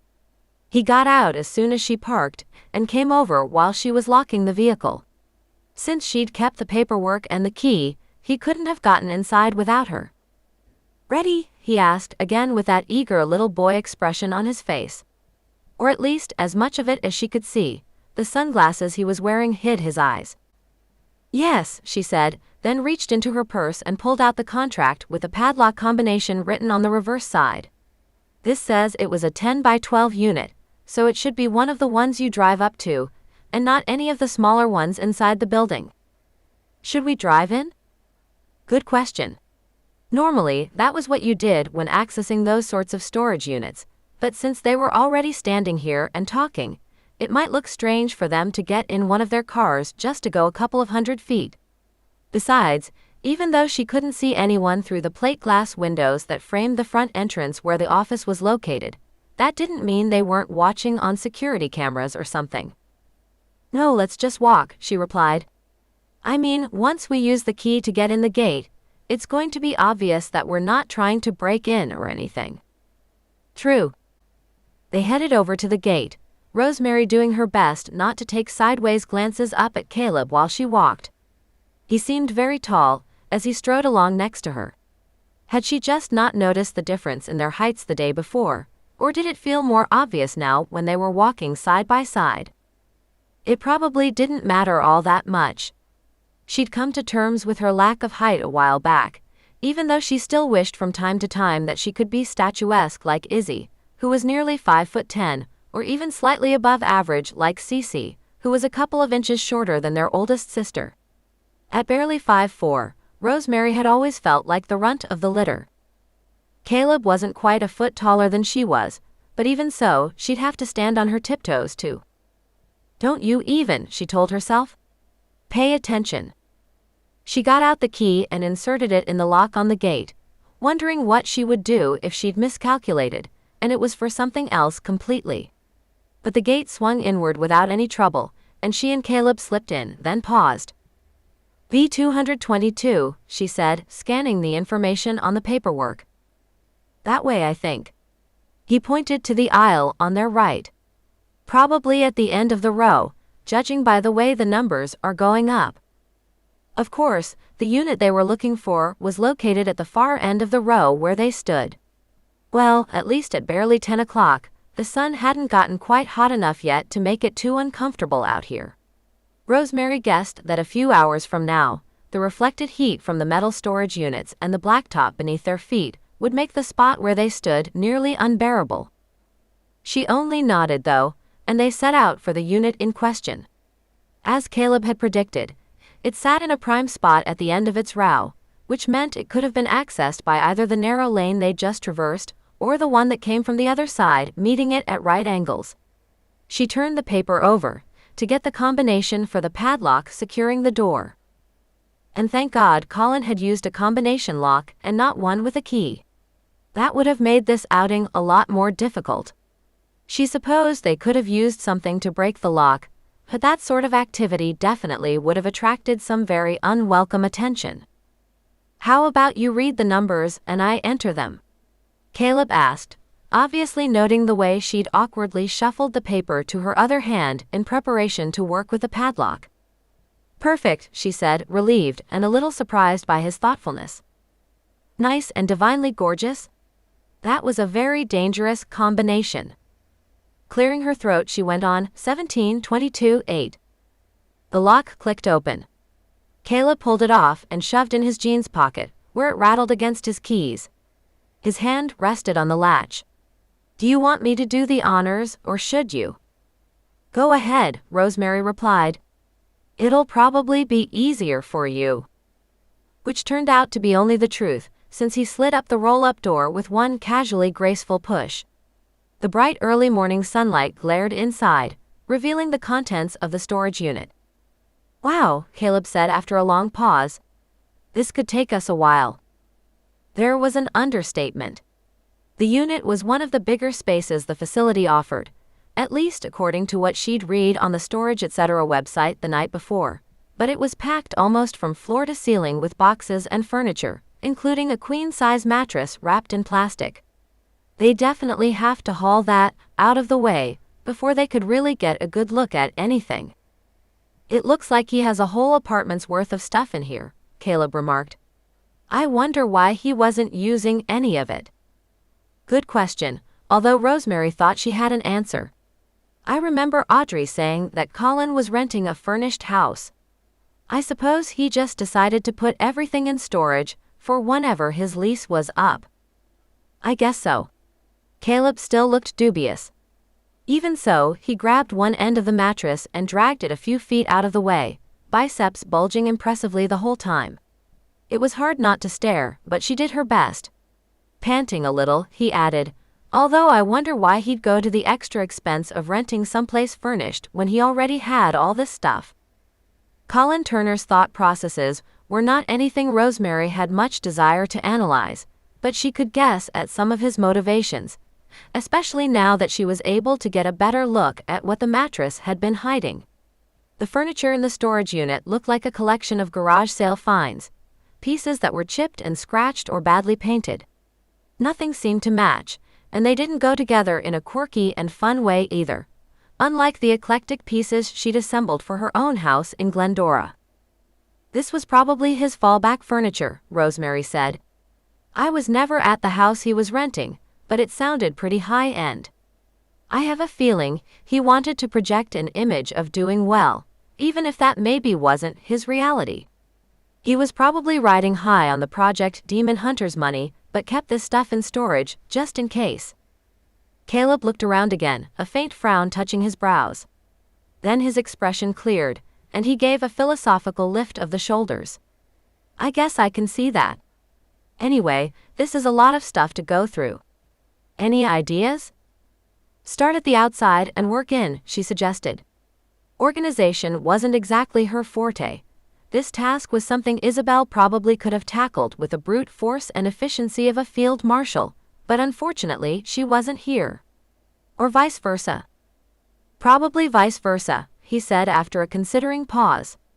"At least that way, we'll be finishing up just as we're reaching the entrance to the storage unit, instead of having to burrow our way out." That made sense. "Sounds like a plan." "You can go through the furniture," Caleb offered. "It might be kind of hard for you to reach some of those boxes." Which was only the truth, but she still slanted a sideways look up at him through her lashes. "Are you saying I'm short?" "Well..." She chuckled and decided she'd better let him off the hook. He looked so awkward, gaze moving around the interior of the storage unit so it wouldn't have to fix on her. "It's okay. I am short. So thanks for letting me tackle the furniture." Her response earned her another one of those flashing grins. "Not a problem." He headed toward the back of the space, where there was just barely enough room for him to grab a box and lower it to the floor. The top had only been folded in, not taped shut, so he didn't have to spend any time digging out his Swiss Army knife to cut it open. "Bedding," he said after peering inside. "Don't think that's going to help us much." Unless he shoved a couple of disk drives in there. After all, they were talking about Colin. Rosemary hadn't known the guy well at all, but even she had been able to tell that he had something of a paranoid streak. True. While Caleb was digging through the folded sheets and blankets, she turned toward the battered dresser immediately to her right. Methodically opening all the drawers and looking inside, didn't turn up anything though, except a few loose pennies and some old movie ticket stubs. If there had been some place where she could have discarded the trash, she would have, but since she didn't spot anything she could use, she only closed the drawers again, leaving their little bits of rubbish in place. Next up was a nightstand. Same thing there, except that one contained an old ace bandage, its edges frayed and worn. Rosemary wondered why Colin had needed it. Had he wrenched an ankle or wrist while filming one of his shows? Someone who lived on the edge the way he had probably didn't have any health insurance. That thought saddened her for some reason, and she put the bandage away while holding back a small sigh. Actually, it felt kind of terrible to be here, pawing through the things he'd tried to keep hidden from the world. Sure, she could rationalize their search by telling herself that Colin would have wanted the footage released, and since this kind of search was the only way they could possibly find it, there wasn't anything wrong with what she and Caleb were doing. It sure felt wrong though. If her companion was having any kind of reservations about their current activity, he didn't show it. Apparently done looking through the box that contained the sheets and blankets, he'd set it aside and was already searching through another smaller one filled with a miscellaneous assortment of kitchen gadgets and odds and ends. Clearly, she needed to be more efficient, although she didn't have nearly as many items to go through as Caleb did. After closing the bottom drawer of the nightstand she'd been inspecting, she straightened up and dusted her hands on the knees of her jeans, glad that she'd put on a well-worn pair and not the new dark ones that would have shown up every speck of the light-colored dust that even now floated through the air of the storage unit, dancing in the sunlight like motes of pure gold. Hands on her hips, she surveyed the other pieces of furniture, taking note of what seemed most promising. No point in looking at the small dining table and matching chairs. It wasn't as if they had drawers that could hold anything. There was a low entertainment unit with storage space at the bottom, a side table with a single drawer, and then a big oak desk and file cabinet and a footlocker. For some reason, she felt drawn to that footlocker. Was that her psychic sense finally waking up and kicking in to provide her with some guidance? Maybe. Or maybe it just seemed like a footlocker would be a good place to hide some disk drives. As she crouched down next to it though, she realized she might have run into a small snag. Just like the storage unit itself, the footlocker was secured with a padlock with a combination lock. Unlike the lock they'd opened just a few minutes earlier, however, she didn't have the combination to this one. Still, she knew she'd have to give it a try. Maybe Colin had made things easy for himself, and had used the same combination for both locks. 2 tries were enough to tell her that no, of course Colin couldn't have made things that simple. Caleb glanced over at her, as he set aside the box of kitchen gadgets. "Did you find something?" She gave an exasperated shrug. "Who knows? The fact that this thing is locked tells me Colin probably had something important inside, but we don't have the combination." "The one we used already," he suggested, but she shook her head. "That's what I just tried. It didn't work." His mouth tightened, but then he shrugged, expression resigned. "Well, maybe look through something else for now, and then we can circle back to that." Caleb's suggestion sounded like the best thing to do, and yet Rosemary wasn't sure whether she was willing to let it go. Even as he turned back toward the stack of boxes he'd been working on, she stood there in front of the footlocker, arms crossed. So frustrating to have their efforts stymied by something that seemed so small and insignificant. Just a round piece of metal that needed to have a sequence of a few numbers entered to make it work. She saw it as a glimmer on the air, almost as if the dust motes had coalesced in that instant, forming a hazy blurred numeral before it disappeared once more. 5. No, she had to have imagined it. But what if she hadn't? What if her psychic senses had somehow reached out and plucked that number from the ether? Might as well try, she told herself. It's not a bomb or something. It's not going to explode if you enter the wrong combination. Or at least, she hoped it wouldn't. For all she knew, Colin Turner had been the sort of guy who liked to leave booby traps for unwary intruders. But if that were the case, either she or Caleb probably would have already gotten zapped. She squatted down and held the padlock in her left hand while she turned the dial with her right, pausing at the number 5. Fine. Unfortunately, a single number did not a combination make. The second one blazed bright in her mind, maybe because it was part of the street number of the house where she'd grown up. 22. She rotated the dial, resting on the little mark indicating the number she'd wanted. No explosions or anything, but of course, she was going to need more than those 2 numbers. Sometimes locks like this had 3 number combinations, sometimes 4. About all she could do was keep going and see what happened. But to keep going, she needed another prompt, and right then her mind was awfully blank. Neither did the dust motes appear inclined to form another numeral like they had the first time. A few feet away, Caleb paused and stared down at her, obviously confused as to why she'd be squatting there beside the footlocker when there was clearly nothing she could do with it. He held a box that had an address written on one side, 35 Louise Street, probably an old rental property where Colin had once lived. That was it. She knew it with as much certainty as the color of her hair, chestnut brown, or her eyes blue. 35. The lock clicked open. Caleb's eyes widened. How the hell did you do that? She grinned up at him. I told you I was psychic. That reply earned her a shake of the head, but she wouldn't let herself get distracted by her companion's obvious befuddlement. Instead, she slipped the padlock out of the latch, then lifted the lid of the footlocker to see what was inside. Rosemary had been expecting to see portable hard drives, or at least DVD-ROMs.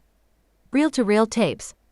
Something that would obviously be the footage she and Caleb were looking for.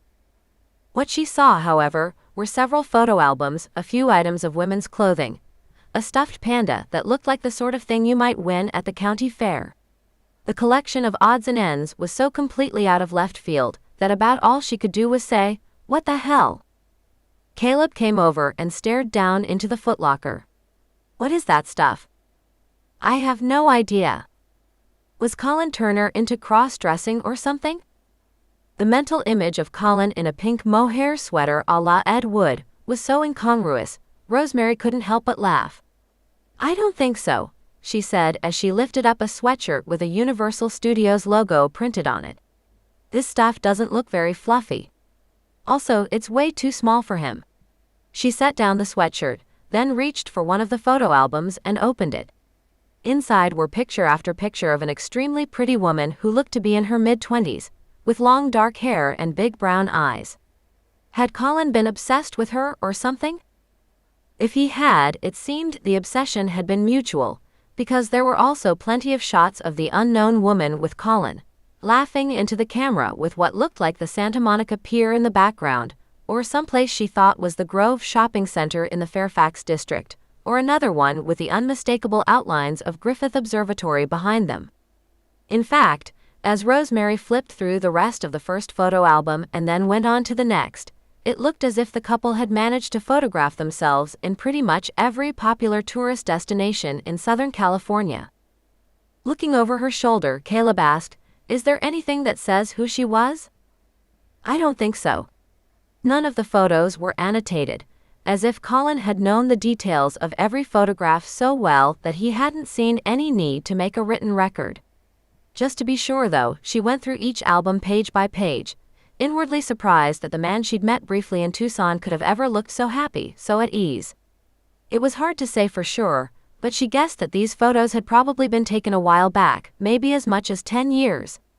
He certainly appeared younger, and far more relaxed. Not bothering to keep the disappointment out of her tone, she added, "I can't find anything at all."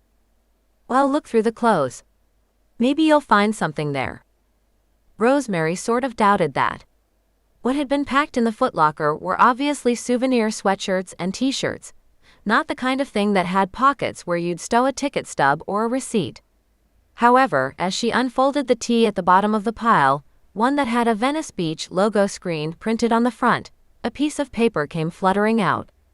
Or rather, it was two pieces of paper stapled together, the kind of handwritten sales ticket you might get at a boutique somewhere, along with a more formal receipt from a credit card machine. She'd expected to have it say Colin Turner, but no, that wasn't his signature nor his name. No, it had been signed by someone named Madeline Nash. A surge of excitement went through Rosemary, even though all they had was a name, and one that wasn't unusual enough to make tracking the mystery woman down all that easy. Still, it was something.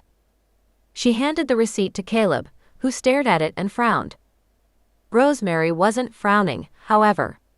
This was quite possibly the clue they'd been looking for. I don't know who Madeline Nash was to Colin, but I think we need to find out. Chapter 5. Even though going through the rest of the storage unit felt anticlimactic after that discovery, Rosemary and Caleb dutifully searched the rest of the boxes and the few remaining pieces of furniture. As she'd halfway expected, they didn't find a damn thing. Maybe this all had been a wild goose chase after all. Really, they didn't know for sure that Colin had made backups of his footage. He could have been planning to, and never gotten around to it. Things had gotten kind of crazy with Project Demon Hunters toward the end, at least as far as Audrey had described the situation. By that point, Rosemary had, thankfully, been back home in Glendora, and safely away from the worst of the action. Once they were done with their search, Caleb locked the storage unit back up, and the two of them walked out the spot to where they'd left their cars. "Buy you lunch?" he asked, his tone almost too casual. A happy little thrill went through Rosemary, even as she tried to tell herself that he was probably only trying to be nice, and was simply returning the favor for the pizza and beer she'd provided the previous evening. Also, they'd just spent the better part of 3 hours rummaging through the storage unit, and she guessed he was probably just as hungry as she was. "Sure," she said, then added, "but I'm not dressed for anything fancy."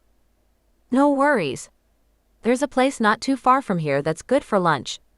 They have a patio, so we can sit outside if you want." She wasn't so sure about that, since it was a pretty warm day, and air conditioning sounded good after mucking around in that storage unit for the last couple of hours. But she could cool down in her car on the drive over. Anyway, just because there was outdoor seating didn't mean there wouldn't also be shade. "Sounds great. Should I follow you?" "Yes. It's only about a mile from here." Rosemary nodded and got into her Fiat, while Caleb unlocked his truck and climbed into the driver's seat. A minute later, they were turning left on San Fernando Road and heading up into Glendale. She didn't know this area all that well, but she supposed if she lost track of him, she'd just call. However, those emergency measures weren't necessary. Traffic was a little thick, but not so heavy that she couldn't keep an eye on his black Nissan truck, or the way it turned into the parking lot of a place called Foxy's. Thoughtfully, he turned on his signal when they were still 100 feet away from the entrance, so she had no problem figuring out where they were going. Foxy's, she thought with an inner lift of her eyebrow. Is he trying to tell me something? Hard to say, but they were here, and actually managed to find parking. The receipt with Madeline Nash's signature was tucked into Rosemary's purse, along with one photo of her, just for extra insurance. They hadn't really discussed yet how to track her down, but she had a few ideas. Since it was now past 1 o'clock, and because it was a Wednesday, they didn't have to wait for a table, but were immediately guided out to a cute little table for two on the patio, next to a planter filled with cheery vinca and petunias, and with plenty of overhang to shield them from the midday sun.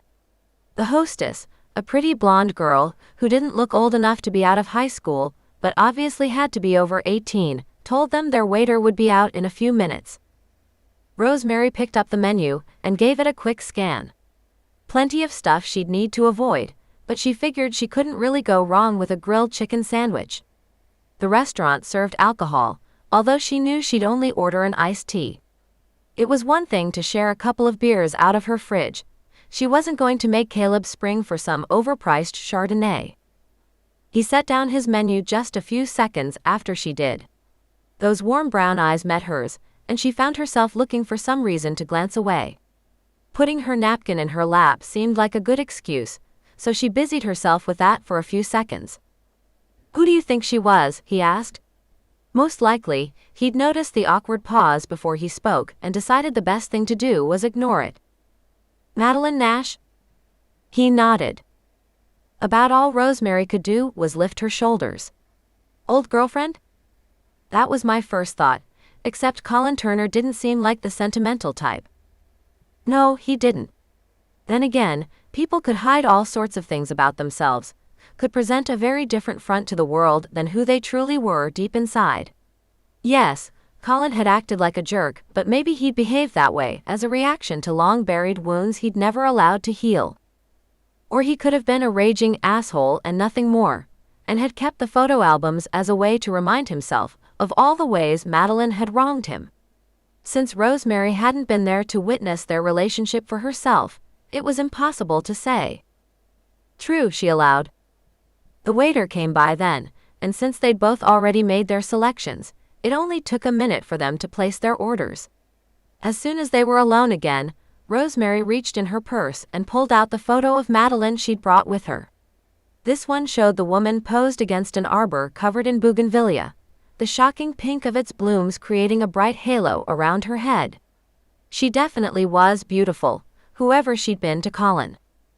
"I thought I'd take a picture of this with my phone and send it and her name to Audrey, and then she can pass it on to Michael," Rosemary said. "What about Colin's sister?" Caleb asked. "You could check with her." The thought had crossed her mind, but then Rosemary shook her head. "I'd rather not bother Emma. She's still grieving, at least that's the impression I got from Michael. It's probably better to let him handle this without involving her. He's really good at tracking people down, or at least he knows someone who's good at it, which I guess amounts to about the same thing." "Someone in the FBI?" Caleb asked, although she guessed from the glint in his eyes that he was teasing her. "I doubt it," she replied. To show him she knew he was pulling her leg, she raised an eyebrow slightly as she went on. "No, I got the impression that the guy is just good at hacking databases. Or maybe he has a PI license or something. I know a private investigator can get into DMV records, things like that. Anyway, it'll probably be a lot more efficient than us trying to track her down online and getting bombarded with ads from those places that try to get you to sign up for their stupid identity tracing services." He nodded knowingly, as if he'd gotten sucked into one of those misleading links in the past as well. Really, it was almost impossible to avoid them. Knowing the new address of one of your exes really wasn't worth $49.95, or at least Rosemary didn't think it was. Actually, the only real reason she'd want to know something like that was to find out whether they'd moved safely out of state. She set the photo down on the tabletop, then got out her phone and took a quick snap of it. After that, it was the work of less than a minute to attach it to a text message. "Hey, Audrey, this woman might be a possible lead. Her name is Madeline Nash. Can you have Michael check into it, maybe get me a current address?" And off it went into the ether. To Rosemary's relief, it looked as if the message was delivered almost immediately. Just a few seconds later, Audrey's reply came back. "Sure. I'll let you know as soon as I do. Thanks." That done, Rosemary tucked her phone back inside her purse. "Okay, they're on it. About all we can do now is wait." Caleb sent her an approving look. "Very efficient. Do you guys have your own detective agency or something?" She chuckled. "Nope.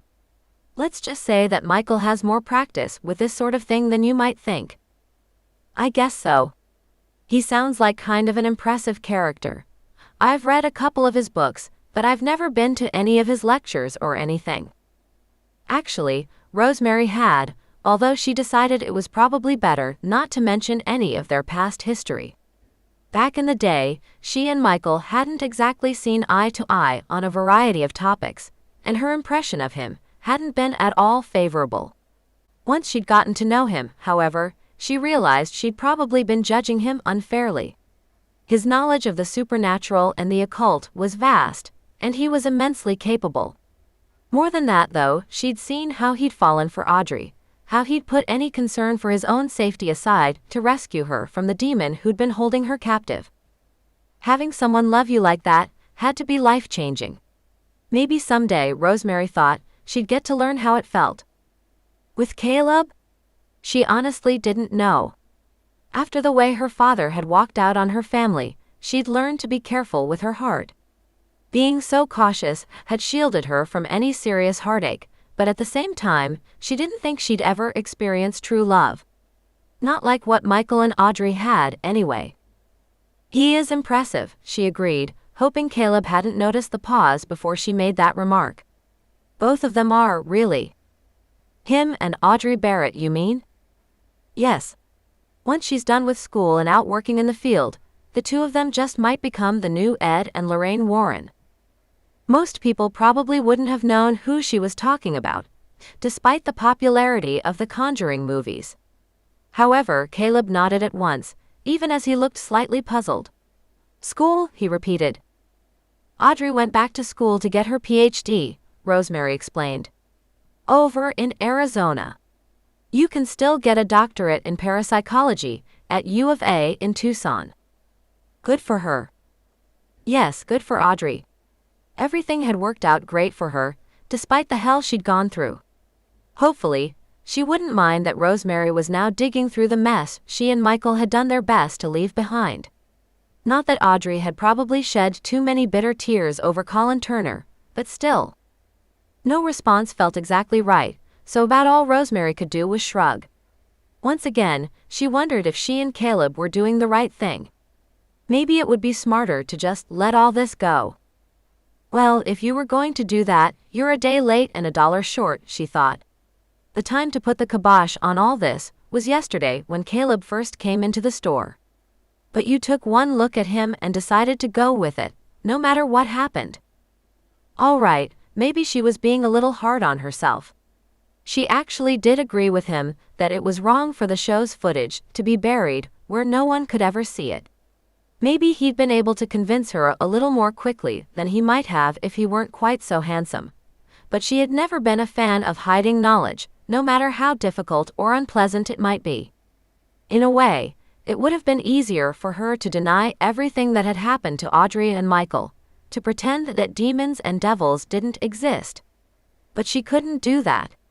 She'd seen the evidence with her own eyes, had felt the truth ringing in everything they'd told her. So, Rosemary said, are you a native of Eagle Rock? Ouch, that sounded so hackneyed and awkward. But she thought it was probably better to get the conversation on a semi-normal track, since she had no idea when the waiter would be back with their drinks. It did seem as if he was taking an awfully long time to get a couple of iced teas. A corner of Caleb's mouth lifted slightly. Obviously, he'd seen the question for exactly what it was.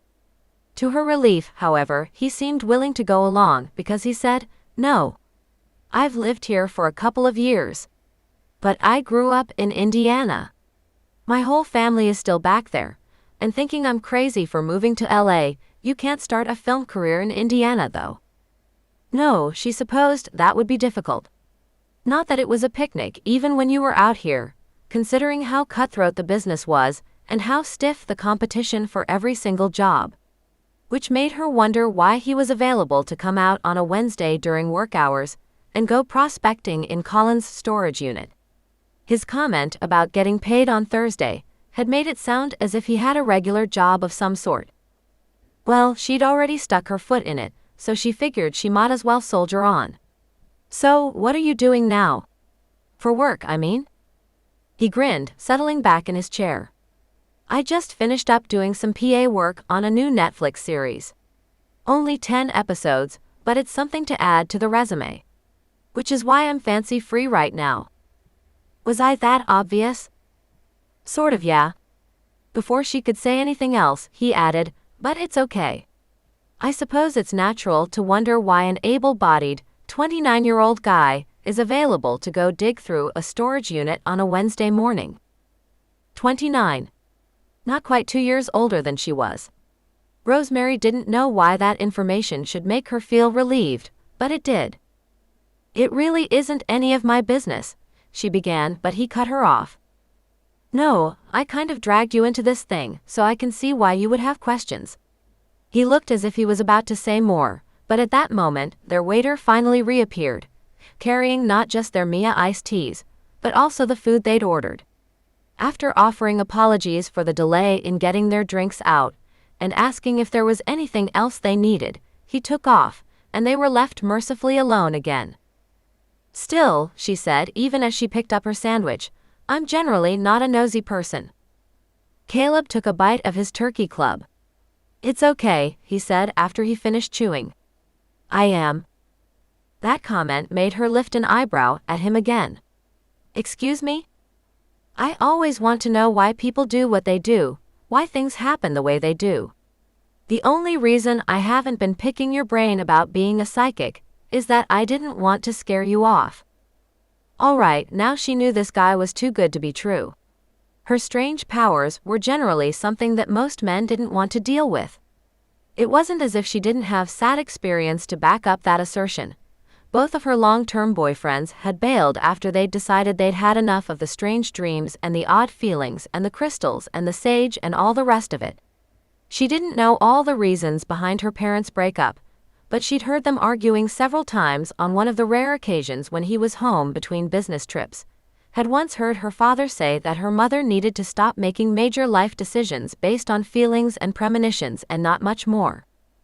And even though Izzy never talked about her divorce, Rosemary couldn't help thinking that much the same dynamic might have been in play. Isabel's ex was a very down-to-earth, no-nonsense kind of guy, a former Marine, and he'd probably gotten tired of the woo-woo as well. Honestly, with a family history like that, she wondered why she hadn't given up on men a long time ago. All right, Cece's husband Kevin was an exception to the family rule, but Kevin was kind of a saint. Too bad there wasn't a way to clone him. Then again, Rosemary thought, looking across the table at her current companion, maybe there were better options available than a clone of her brother-in-law. "Pick away," she said cheerfully, and took a bite of her chicken sandwich. It was good, better than she'd been expecting. Maybe their waiter wasn't so great, but the food here seemed to be excellent. "I really don't mind." He leaned forward slightly, brown eyes warm with interest. "You're sure? You're not just saying that?" "No. It's the sort of thing people tend to be curious about." A pause as he sipped some of his iced tea, and then he asked, "When did you first know you were psychic?" "Always, really," she replied. "For one thing, it kind of runs in my family, so no one was that surprised when I started to show signs of having the same abilities my sisters have. I dreamed things and they'd come true. I knew that our missing cat, Sheba, was actually down the street at the neighbor's house, because the little boy who lived there was hiding her in his bedroom. Things like that."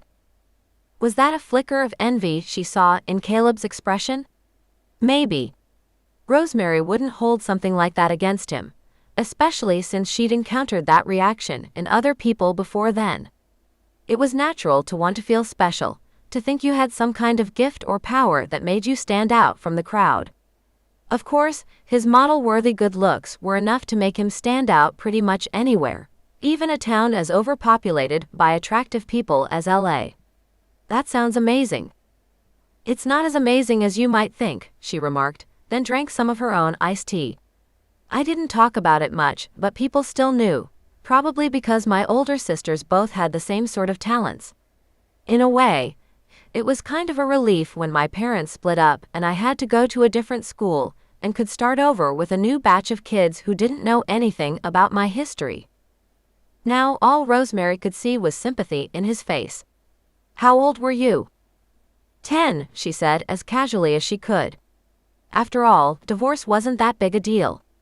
Close to half of the kids she'd gone to school with had parents who were divorced or going through the process. Besides, her parents' breakup meant that she and Cece and their mother, Isabel, had just started college that year. Eventually, had moved into Grandma's big old house in Sierra Madre, where the true magic had begun. That was when Rosemary began to really develop her powers, to learn about the old ways her grandmother had followed. If her parents had stayed together, she doubted her father would have been quite so accepting of the smudging and the incense and the rites of blessing performed at the four corners of the year. Since Caleb was still looking at her with concern, she added, "Really, it was okay. Like I was saying, it was good that I got a chance to start over in a place where the teachers wouldn't give me and my sister the side eye because they thought we were going to reach into their brains and get the answers to the spelling test, or whatever." "Could you?" "No," she said. "I already told you, I don't read minds. I just get impressions. Feelings. Sometimes dreams that come true or flashes of scenes that don't seem to make sense at the time, but I figure out later once I have the context. It's still pretty incredible." Caleb took a few more bites of his club sandwich and washed them down with some iced tea. "So, why the bookstore instead of being a full-time psychic?" Rosemary swirled the straw in her own glass of tea. The paper felt rough and strange under her fingertips. She supposed at some point she'd get used to paper straws, but they still jarred her every time she touched one. "That was something my sisters and I decided on. When my grandmother passed away, she left us some money and said we should do something worthwhile with it. None of us were exactly what you could call corporate types, and we'd already talked about starting some kind of business together, creating our own job, so to speak. The bookstore made the most sense to us. We ended up in Glendora because we got a deal on the building, and so it just sort of followed that we'd all buy houses there too." A flicker of confusion crossed over Caleb's face. Frowning slightly, he pointed out, "Why are you staying in Michael's house if you have a place of your own?" She'd been wondering when he was going to ask that question. "Actually, I'm house-sitting for Michael and Audrey while they're in Tucson," she explained. "The place next door to my house in Glendora is getting completely rebuilt, so I'm staying in Pasadena to avoid the mess. And since they wanted someone to watch their home while they were gone, it sort of worked out best for everyone involved." "Ah. That makes sense. Construction noise is no fun." No, it wasn't.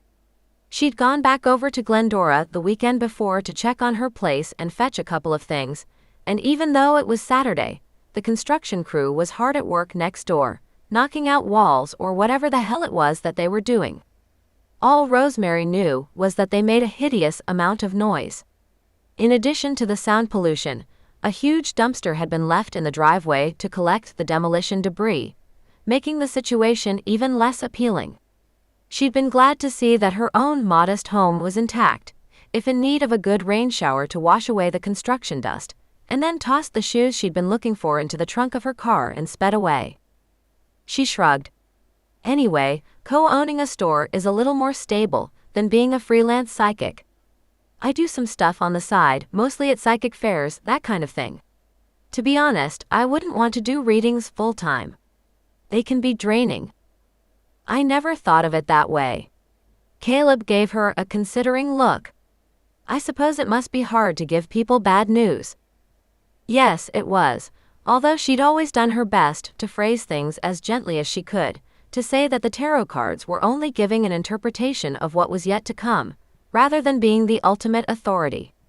Still, there were times when she'd done readings for people and had known death and disaster waited for them, no matter what she said. It was a lot easier to sell books and incense and local, handcrafted jewelry and leather book covers.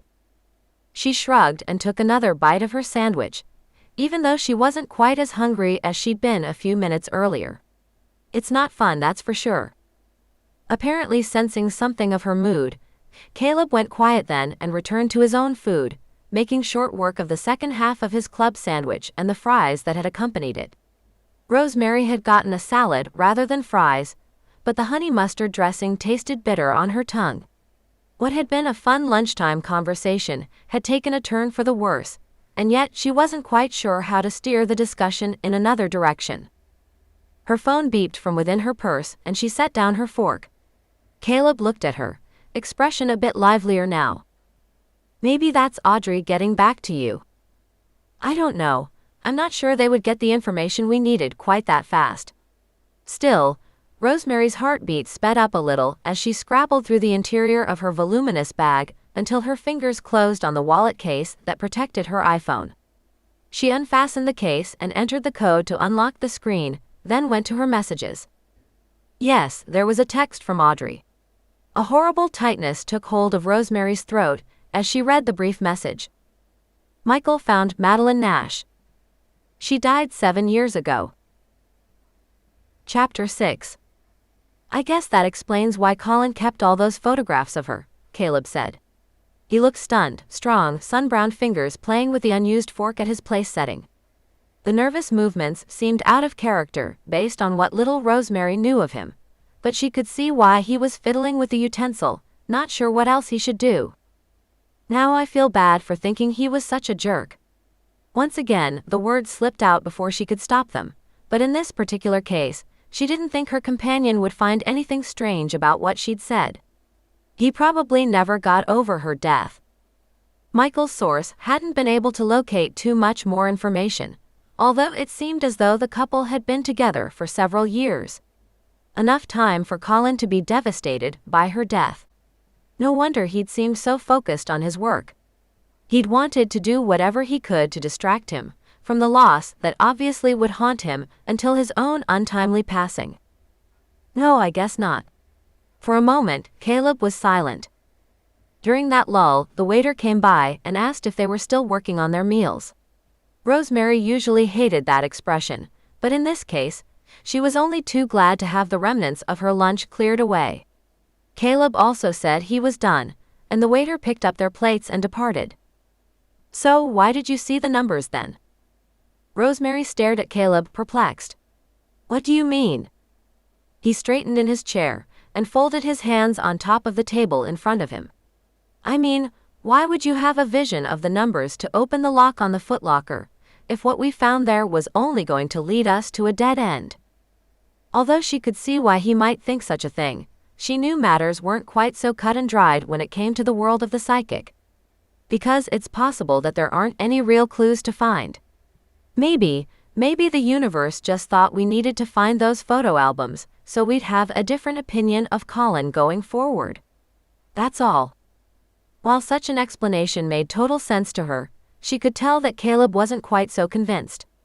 He gave the slightest lift of his shoulders, then said, maybe. Or maybe there's something else we're overlooking. Like what?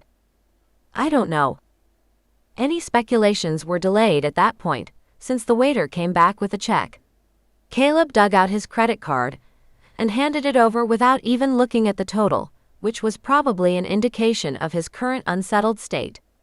Most guys Rosemary knew would have eyeballed the thing to make sure there weren't any hidden charges, nothing that might balloon the total into something much less affordable than they'd planned.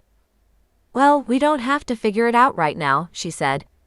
At least we know the storage unit wasn't hiding the missing footage, so that's something you can scratch off your list. I don't really have a list, Caleb responded, now looking somewhat sheepish.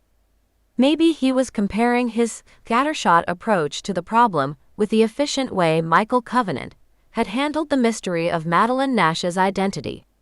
I just thought I'd try to reach out to some people who might have some information. Which made Rosemary ask the question that had been nagging at the back of her mind all day. Speaking of which, how did you even know to come talk to me? It's not like I worked on the show or anything. He didn't seem surprised by the question. Oh, I talked to Daniela Rodriguez and she mentioned you. Daniela had been the hair and makeup person on Project Demon Hunters. Rosemary met her briefly during the show's shoot in Tucson and thought she seemed nice enough, probably too nice to be tangled up with Colin, since the two of them had been seeing each other while the show was shooting.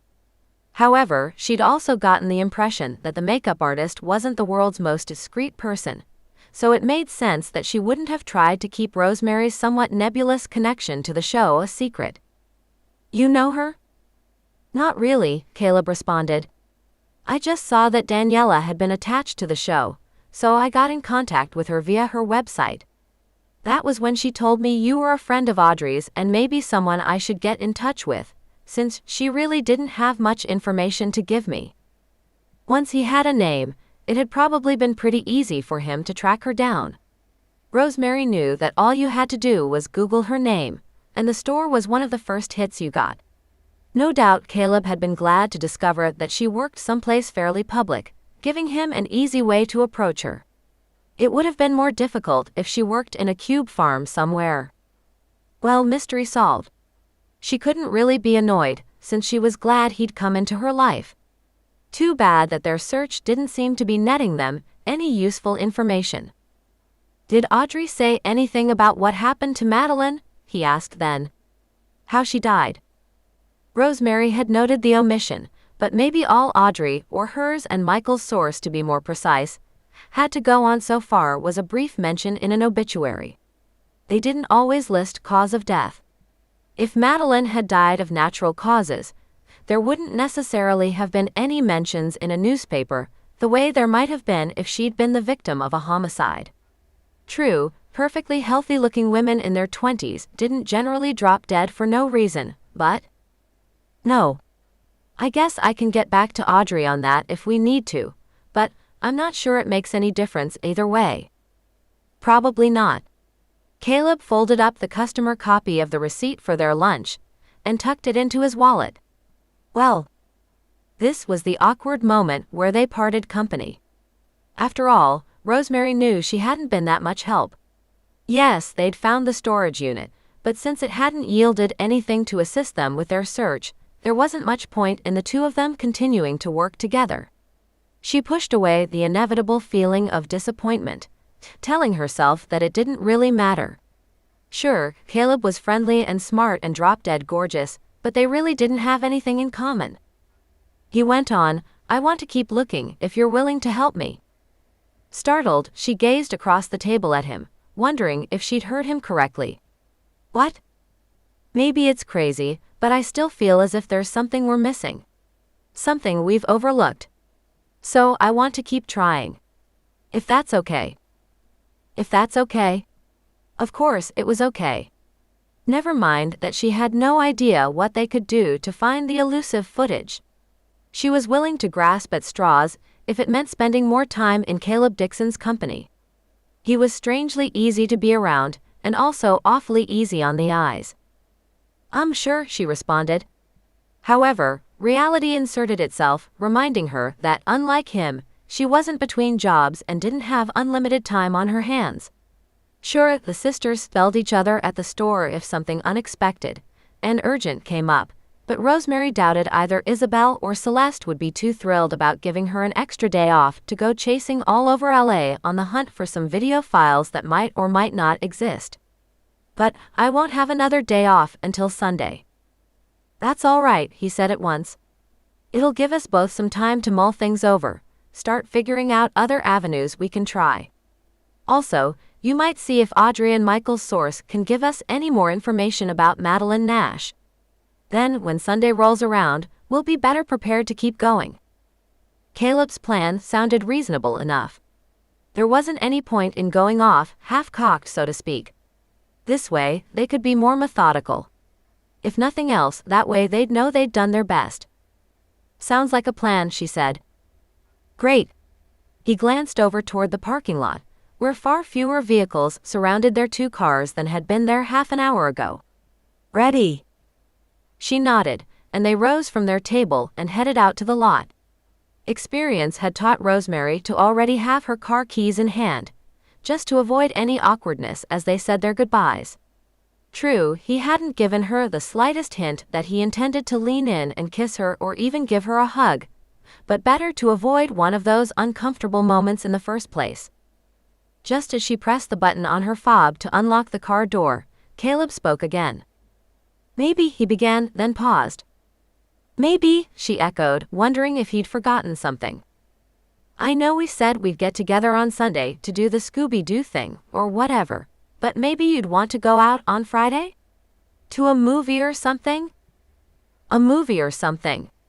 He looked so adorable right then, expression earnest as he gazed down into her face, like he was some high school kid worried that the popular girl was going to snub him in front of the whole cafeteria.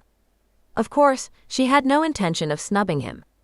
She'd been secretly hoping he'd want to make their relationship a little more than just business, although she honestly hadn't expected him to ask her out on a normal garden variety date. "That sounds like fun," she replied.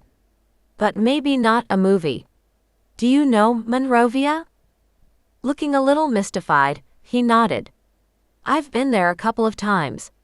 What's in Monrovia? They have a street fair every Friday night. Food, live music, that sort of thing. The weather's so nice and warm, it might be more fun to do something outdoors instead of going to a movie. This description obviously intrigued him because he replied at once, "You're right, that does sound like fun." Monrovia, then. What time? 6:30?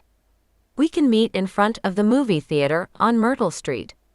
There's free parking everywhere, so hopefully, that won't be too much of a problem. 6:30 then.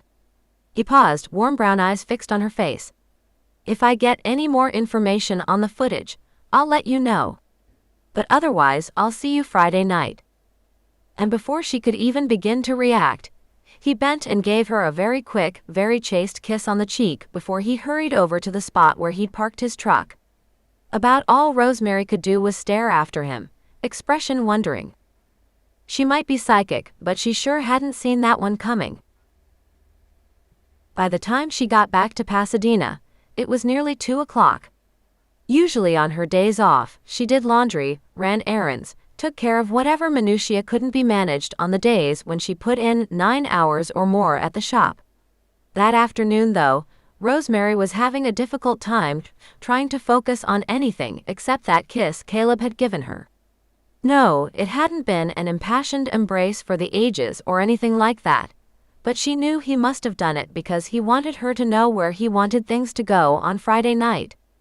He didn't want them to be investigative buddies and nothing more, which meant he must be as attracted to her as she was to him.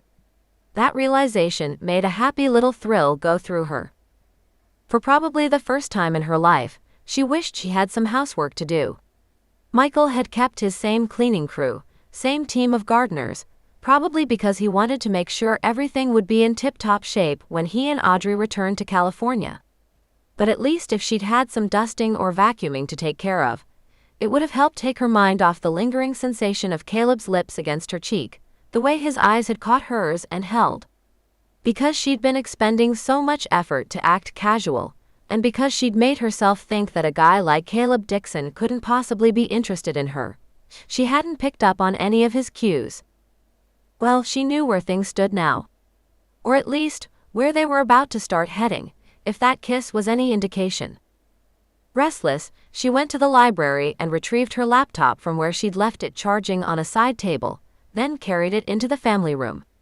With a glass of ice water within easy reach on the coffee table, and her feet up on the couch, she thought she was ready to do a little investigating of her own. Unfortunately, Googling Madeline Nash brought up a long list of candidates. Even narrowing it down by entering Madeline Nash Los Angeles didn't really help all that much. Rosemary didn't have a scanner here at Michael's house. He'd taken all his office equipment with him. Or otherwise, she would have scanned in the photo of Madeline she'd brought home with her, just to see if that might fetch a more targeted result. Time to try something else. She typed in Madeline Nash Colin Turner, but that only returned a bunch of hits that definitely didn't have anything to do with either of the people she was looking for. No wonder people in the internet age still paid for private detectives. Of course, Rosemary had resources of her own that no PI could offer.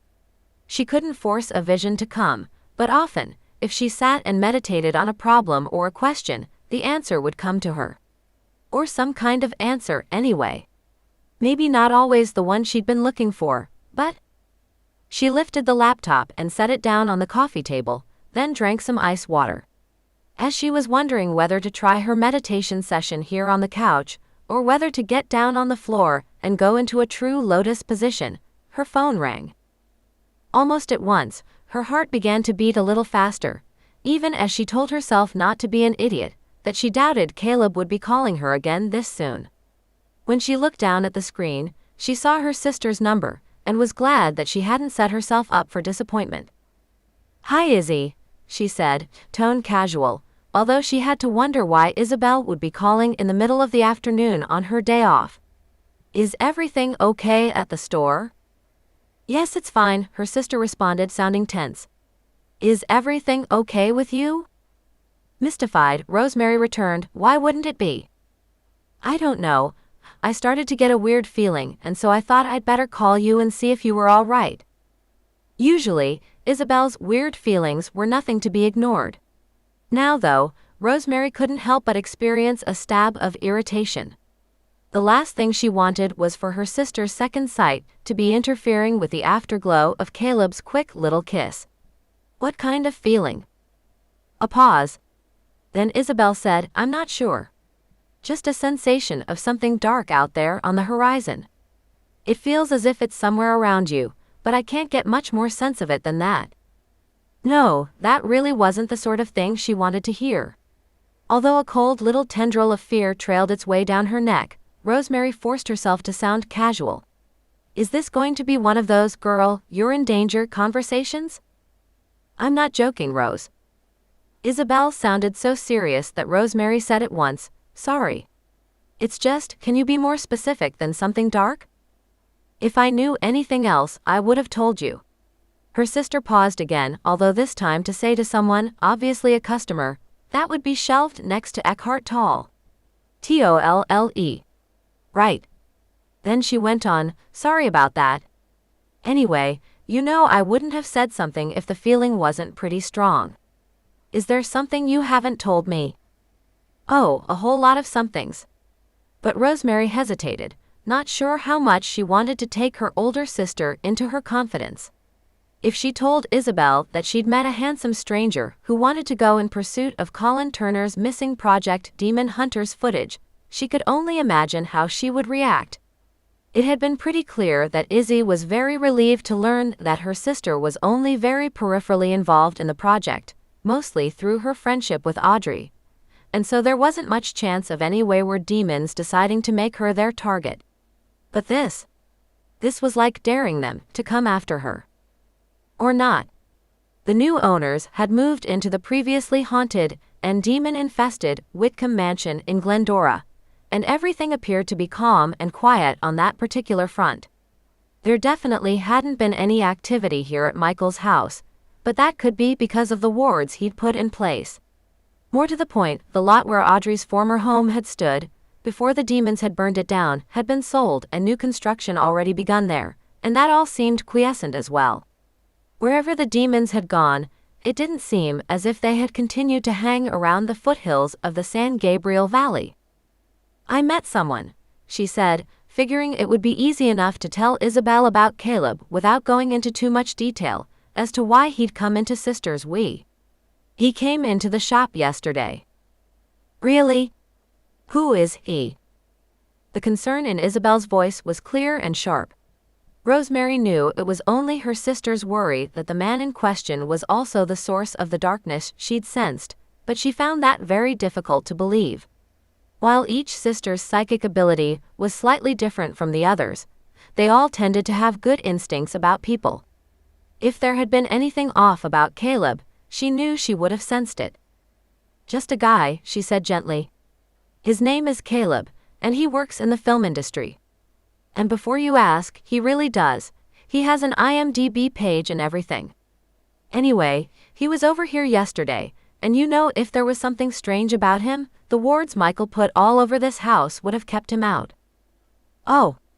That seemed to be Isabel's only response, probably because she was admitting to herself that Rosemary had just shot down most of her intended arguments about this apparent stranger. "Well, you still need to be careful." "I am being careful. We have a date Friday night, but we're meeting at the Monrovia Street Fair. Nice public place, hundreds of people everywhere. Totally safe." Isabel hesitated, then said, "That sounds good. And I'm sorry if I'm being overprotective, but this feeling, it's strong. So just keep an eye out." "I will." That wasn't an empty promise. Rosemary knew she would take care, not just when meeting Caleb, but also while driving or going about her daily routine. After all, the sensation of foreboding her sister had experienced could just as easily mean an impending car accident as anything to do with the man who'd walked into the store yesterday afternoon. Sometimes Izzy's feelings didn't have anything to do with much that was personal. She'd had a bad feeling back in college, and the stock market had crashed the next day. No one in their family played the market, and their grandmother's house had been paid for, so the McGuires had weathered the storm a lot better than many other people they knew. Even so, better to be careful. "Okay," Isabel said. "I have to go, more customers coming in. But we'll talk soon." That seemed more like a threat than a promise. Rosemary made a non-committal sound and ended the call, then set the phone down on the coffee table next to her laptop. As much as she wished she could brush aside Isabel's warning, she knew that probably wouldn't be very wise. Well, she'd already promised herself she would keep a weather eye out for anything that seemed out of the ordinary. There wasn't much else she could do. She couldn't hide here in the house forever, and she sure as hell wasn't going to cancel her date with Caleb. As she reached for her glass to take a drink of water, Rosemary's gaze fell on the photograph of Madeline Nash, which she'd left lying on the table. The other woman's smile blazed out of the picture, bright as the sunlight that made the bougainvillea behind her almost incandescent. She didn't look like someone who'd been ill, someone who had only a very short time left to live. "What happened to you?" Rosemary thought. "Why is it important for me to know who you were?" But Madeline was gone, and couldn't give Rosemary the answers she needed. No, she'd have to discover those for herself. Chapter 7. No dreams or visions provided any illumination that night. Neither did Rosemary's day at the store, which felt as though it dragged interminably. And she still had another whole day of work to get through before she could see Caleb. At least he'd sent her a brief text, letting her know that he was still poking around but hadn't found anything. The message probably wasn't all that necessary, but she was glad for it anyhow. It meant he was thinking about her, hadn't wanted to pretend to act aloof until they saw each other the following evening. She'd messaged Audrey, asking if she could find out anything more about Madeline Nash. Luckily, Audrey had only said she'd pass on the request and hadn't asked why Rosemary thought Madeline was so important. To be honest, she didn't think she had a real answer to that question. Maybe it was nothing more than a need to understand why Colin had been such an ass. After all, lots of people suffered terrible losses every day and didn't turn into insufferable jerks. Because she didn't feel like cooking and felt even less like going back out, she ordered Thai delivery. Now she sat on the couch in the family room, binging the latest season of Nailed It on Netflix, because she needed something mindless and silly and relentlessly normal to watch. Maybe watching people fail to make fondant-covered dinosaur cakes and molded chocolate monsters wasn't the best use of her time, but she knew she wouldn't have been able to concentrate on anything more mentally challenging. The image on the screen shivered, turned to snowy flecks. Annoyed, Rosemary set down her plate of cashew chicken and glared at the TV. It was a fairly new high-definition LED screen, so she doubted the problem lay with the television. No, probably Time Warner Cable was acting up again. As she sat there and wondered whether it was worth the effort to get on the phone with customer service to find out what was going on, the snowy image on the television flickered again, showing a close-up of a green frosted dinosaur for just a second before the snow returned. Only now it seemed to be resolving itself into an entirely different image, this one of a woman's face. No, it couldn't be. But it was. The image was grainy, but identifiably Madeline Nash's face. Her dark eyes were wide, fixed on Rosemary where she sat frozen on the couch. Cold fear flooded her body, and she didn't think she could have moved even if she wanted to. Madeline's lips were moving, but no sound emerged. In a way, that was probably a good thing. Rosemary wasn't sure how she would have reacted to hearing the dead woman speak. However, it was still easy enough to make out what she was saying. Back in grade school, she and Cece had spent a year teaching themselves how to read lips, and although she'd had no reason to use that skill for more years than she wanted to count, apparently some of what she'd learned still lingered in her memory. Help. The cashew chicken felt as if it had congealed into a cold, hard lump in her stomach. Still, Rosemary made herself get up from the couch and move closer to the television, although not so close that anything inside could reach out and touch her. Or at least she hoped not. "You need me to help you?" she asked. "Help," the vision mouthed. I see you, Madeline, she said quietly. But you need to tell me how I can help you. A shake of the head. No. No what? No, I'll help you. Her fingers were like ice. Rosemary clenched them, doing her best to hold back the shivers that wanted to rack her body. Was she really having a conversation with a dead woman inside Michael's TV? Apparently so. Maybe this was the darkness Isabel had warned her about, the looming sensation of something heavy and cold. That was the way her body felt, chill with dread, although she knew that the dead weren't necessarily anything to be feared. Still, even an encounter with a benign spirit could shake you to the core, no matter how many psychic experiences you might have had in your lifetime. Help me do what, Madeline? Find the tapes? Colin wants you to find them. Now that icy feeling had moved to the pit of her stomach, down to her bare toes in their flip-flops. It would have been easier to blame the sensation on the house's air conditioning, which she'd turned on because the day was still extremely warm. But Rosemary knew that probably wasn't the real reason. Is Colin there with you? She could only hope she was asking the right questions. Her psychic powers dwelled in the realm of dreams and visions, not communicating with the dead. She'd never even attended a séance, had never had any desire to. Her belief was that souls moved on to a different world, a different plane, after they'd learned the lessons of this one. She'd certainly never envisioned them living inside a TV set, no matter what those old poltergeist movies might have had to say on the subject. No. A pause, and then the fuzzy image on the screen shifted, as if the ghostly Madeline had just looked over her shoulder. He's gone. Gone where? Gone. But he wants you to have the tapes. Go to the house. The house. Rosemary repeated, hoping she was reading the ghost image's lips correctly. She was definitely rusty at this. What house? The house he was renting in Los Feliz is already occupied by someone else. Go to the house, the ghost, Madeline repeated, and then she was gone, the blurred grayscale image of her face replaced by the bright colors and noise and chaos of the episode of Nailed It. Rosemary had been watching. Hand shaking, she reached out and touched the TV to turn it off. She burned sage after that, cleansing the house as best she could, uttering invocations to bring light and peace to Michael's home. Afterward, she sat in the library, phone in her hand, not sure what to do next. Her first impulse had been to call Caleb, but for some reason that didn't feel right. Logically, she knew she was safe. Yes, she'd had a visit from a spirit, and yet she'd survived the encounter just fine.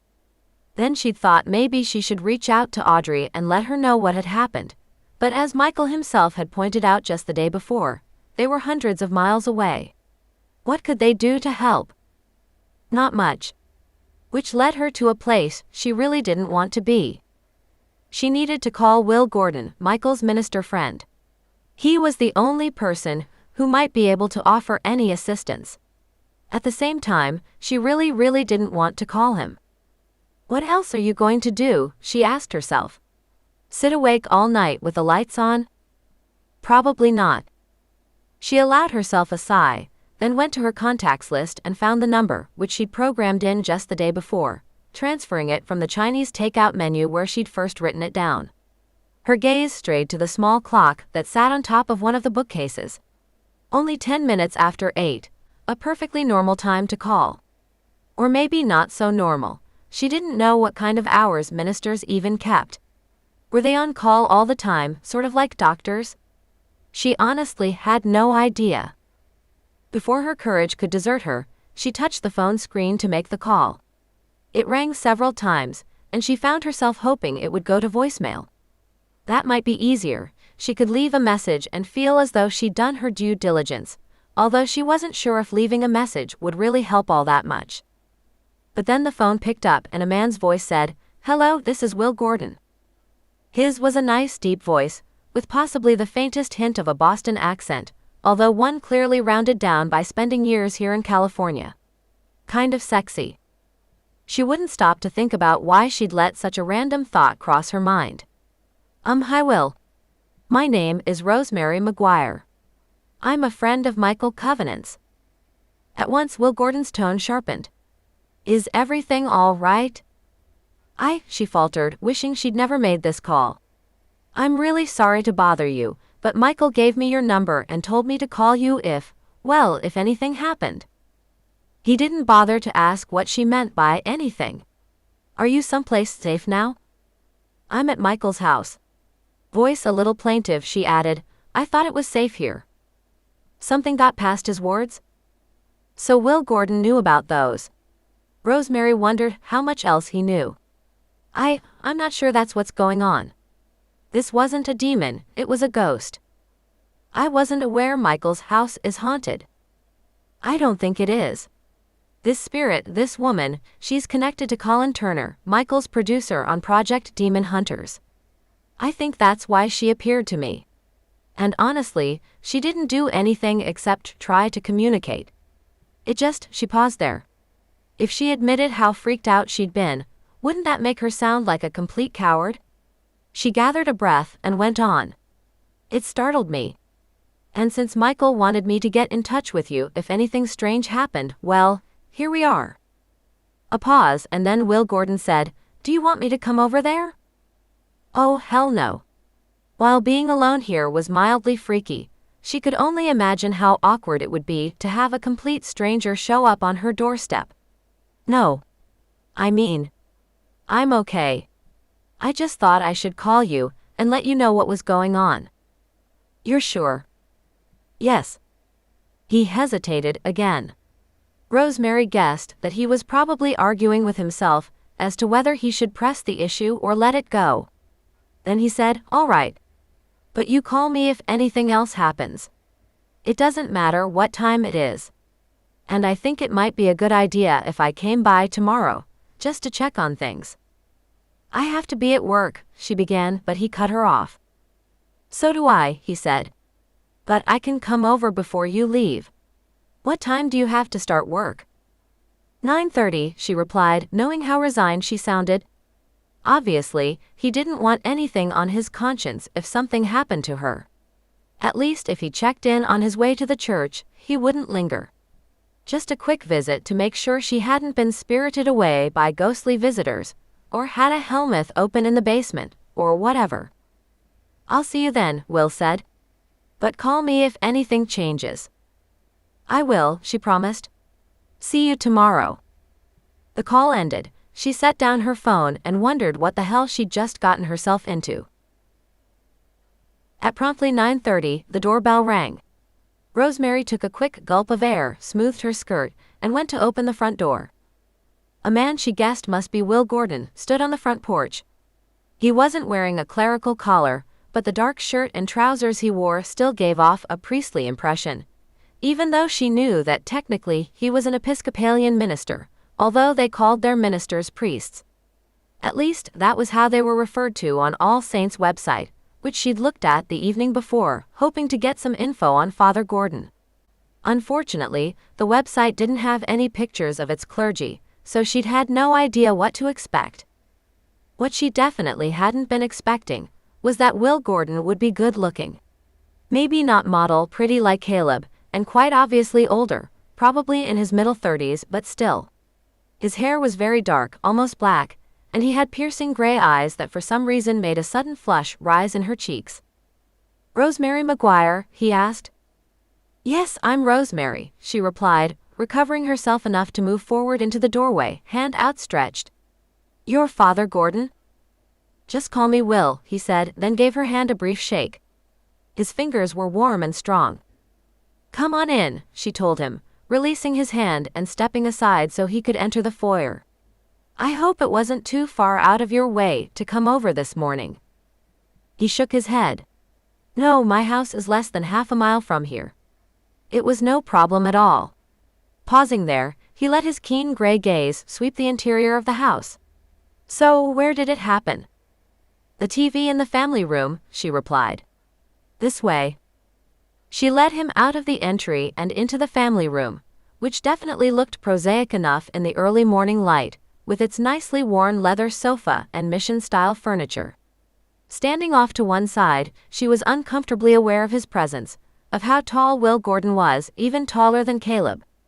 His profile was to her as he stared at the television set, and she could clearly see the strong outlines of his forehead and nose and chin, the way his near black hair waved back from his brow. Stop looking, she told herself. He's a minister. And you're dating someone. All right, dating was probably a stretch to describe hers and Caleb's relationship, but still, she already had someone in her life, however casual their relationship might currently be. Despite the internal admonition, she couldn't quite prevent her gaze from slipping downward to Will's left hand, noticeably bare of a wedding ring. Okay, stop. Just stop. He didn't appear to notice anything strange about her behavior because he asked, "The ghost appeared in the TV." To her surprise, he looked almost amused. Like in Poltergeist? Those spirits came out of the TV, she responded, knowing how sharp her voice sounded. This ghost just sort of stayed in there. Did she try to communicate with you? Her mouth moved, but I couldn't hear her say anything out loud. Could you understand anything of what she was trying to convey? Rosemary wondered if she should explain where she'd gotten her lip-reading abilities from, then decided Will Gordon really didn't need to know that much. I think so, she replied. She kept telling me to go to the house. Which house? I don't know for sure. She made herself step closer to the television, even though that meant she was now standing next to Will. This close, he seemed even taller. She forced herself to focus on what had happened in this room the night before, what Madeline had said. I recognized her. She was Colin Turner's girlfriend or something. Colin was? I know who Colin is, Will said. His tone was so gentle that Rosemary couldn't be too annoyed with him for the interruption. Expression now somewhat sad, he asked, "Do you think she was talking about Colin's house?" About all she could do was give a helpless lift of her shoulders. I suppose so. But Audrey told me it was already rented out, so I'm not sure what I'm supposed to find there. I don't think you should go and find anything, Will said then, and she sent him a surprised look. But Madeline told me to look there. For a few seconds, he paused, his expression troubled as he continued to gaze at the TV. I can't tell you what to do, he said at last. That's your decision. But this doesn't sound like the sort of thing you should just jump into either. I won't, Rosemary replied, a little surprised that she hadn't shot back with a quick retort of, I do what I want. That wouldn't have been a very mature response though, especially when she could tell Will was only trying to help her. And he was probably right. Going off without much of a plan was generally not a good idea, especially when it involved ghostly advice that might or might not be steering her in the wrong direction. However, as frightening as the experience had been, she hadn't sensed anything evil about Madeline's presence. Rosemary didn't think the ghost was the darkness her sister had mentioned. Since Will was still watching her carefully, she added, or at least I'll think about it. Something about his posture seemed to relax a little at her response. I suppose that's all I can ask for. He went over to the television and laid a hand on top of it, being careful not to let his fingers touch the screen and possibly smudge it. I don't feel anything evil here. You're psychic too, she asked, and then wondered with an inner wince if she should have left off the two. After all, she had no idea how much Michael had told Will. He might not know that her background included a lot more than helping to run a small indie bookstore.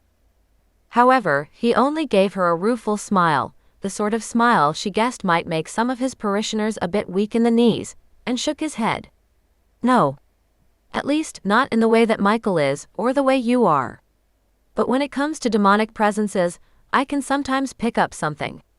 A little bit of their dark residue, so to speak. Well, there wouldn't be any demons here, Rosemary said. Michael's got this house locked up pretty tight. So he told me.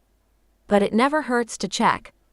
Will turned away from the television and surveyed the room, his gaze moving to the kitchen beyond. Good thing she'd made an extra effort to tidy up the breakfast dishes before he came over. Anything else happen here? At least that was one thing she could be sure of. No. I've been here for a little over 2 months now, and this is the first time anything like this has ever happened. That answer seemed to reassure him because he nodded and said, Well, it's obvious that this spirit is trying to reach out to you, but she seems benign enough. Still, if she appears again, or if any other phenomena occur, don't hesitate to call. The number Michael gave you is my private cell, and you can reach me there any time of day or night. From someone else, such a remark might have sounded slightly suggestive, but Rosemary could tell that Will was only letting her know in order to reassure her. It was pretty obvious that he didn't have anything on his mind, besides helping out a friend of a friend. As to what was in her own mind, she honestly wasn't quite sure about that. Thanks, she said, since his words required some kind of a response. For all I know, this was a one-time occurrence. But since this is Michael's house and he told me I should get in contact with you if anything strange happened, I figured I shouldn't let it go. You did the right thing. For a second or two, his gaze met hers, and another of those strange little thrills worked its way down her spine. Had she ever met anyone else with such clear gray eyes, like crystalline quartz? And call if you need to. It's fine. But I need to get to my office now. I need to head out too. She walked him to the door and opened it. Thanks again for coming over. It's no problem. Have a good day. He descended the front steps and strode down the path that led to the sidewalk. Parked at the curb was a gleaming black vintage car, something from the late 60s or early 70s probably, although Rosemary didn't know enough about cars to hazard a guess as to what it might be. The vehicle definitely didn't look like the sort of a thing a clergyman might drive, and she found herself watching with slightly raised eyebrows as Will got in and drove off, the throaty rumble of the engine telling her that it could do a lot more than the sedate 30 miles an hour the neighborhood speed limit required. Interesting. Maybe too interesting. She knew she shouldn't be thinking about those piercing gray eyes meeting hers, or the strength in the broad shoulders beneath the dark shirt he wore. What she should be thinking about was her date with Caleb that night. Still, as she closed the front door and headed back toward the kitchen to retrieve her purse so she could head out as well, she couldn't quite prevent herself from wondering if she'd be seeing Will Gordon again anytime soon. Chapter 8. That Friday at work felt even longer than she'd been afraid it would, but at last Rosemary was able to make her escape, glad that she'd be going the opposite direction of the rush hour traffic and therefore shouldn't have much more than a 15-minute drive ahead of her. The streets around Monrovia's Old Town district were packed, but she found parking in a structure just a block west from the movie theater where she was meeting Caleb, so that wasn't so bad. And there he was, standing out in front, the sleeves of his button-down white shirt rolled up in a concession to the warm October weather, looking casually gorgeous, and completely oblivious to the admiring stares a group of giggling high school girls gave him as they passed by before disappearing into the theater's lobby. And yes, he is gorgeous, she reminded herself. Not that she'd forgotten what he looked like, but more than once during the day, she'd found herself thinking about Will Gordon rather than the man she was meeting here tonight. And that was just ridiculous. She needed to focus on the guy who was obviously interested in her, rather than the one who was only helping her out because Michael had asked him to. Caleb smiled as soon as he caught sight of her, and despite her muddled thoughts, Rosemary could feel a happy little flush move through her body. Today, she'd worn one of her long sequin-spangled skirts from India, along with a sleeveless wrap top and some sandals, figuring she might as well let him see her in all her boho chick psychic glory and let him decide for himself whether he was cool with it.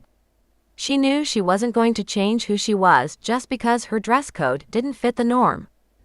"Hi," he said as soon as she got close enough. "This thing is kind of a big deal, isn't it? I wasn't expecting this many people."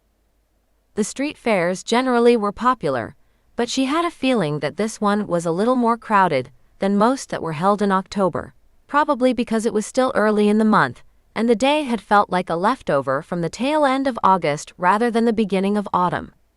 California autumn, but still. "It can get a little crowded," she allowed. "Did you find parking okay?" He nodded. "I'm in the structure up the street." Which meant he'd parked the same place she had. She hadn't seen him or his truck, so he must have gotten here some time before she had. While she'd been running a few minutes late, she hadn't expected to be that far behind him. Possibly an expression of dismay at her tardiness passed over her face, because he quickly added, "I actually got here about 10 minutes early, just because I'd never been here before, and I didn't know what the parking would be like." "You're right on time." Rosemary offered him a grateful smile. Actually, he was being generous because she had been a few minutes late, but she wouldn't argue the point. It was probably better to move on to something else. "Do you want to wander first or get something to eat? There are a lot of good places around here." "I could wander a bit, unless you're hungry and need to eat now." She reassured him that she was fine and could definitely wait, and so they began meandering along Myrtle Avenue, the main street in Monrovia's old town, which had been closed down for several blocks to accommodate the street fair. Down at one end, a fairly decent bluesy rock band was covering an old Rolling Stones song, and everyone seemed to be in a good mood, laughing and talking, sharing bags of kettle corn purchased from one of the vendors, or eating hot dogs and burgers. Surrounded by such a crowd, Rosemary could almost forget what had happened to her the night before, could almost put aside her meeting with Will Gordon earlier that day, the operative word being almost. She knew she should probably tell Caleb what had happened with Madeline's ghost, but she was glad he'd opted for checking out the street fair before they settled down at a table at one of the restaurants that were located in the immediate area. At least this way, she would have a little more time to organize her thoughts, try to figure out how to handle the situation if he started pressing hard for them to visit Colin's former home as soon as they could. Or so she'd hoped. In actuality, though, she found herself so focused on her current interactions with him as they looked at hand-dipped candles, and artisan pottery and goat's milk soap, and all the other myriad items on display at the street fair, she didn't have much mental space left over to rehearse what she was going to say. Also, she could tell she was making herself keep all her attention on him so her mind wouldn't wander. Was that a good thing, or was she just trying desperately to ignore the way she'd reacted when she first met Will Gordon?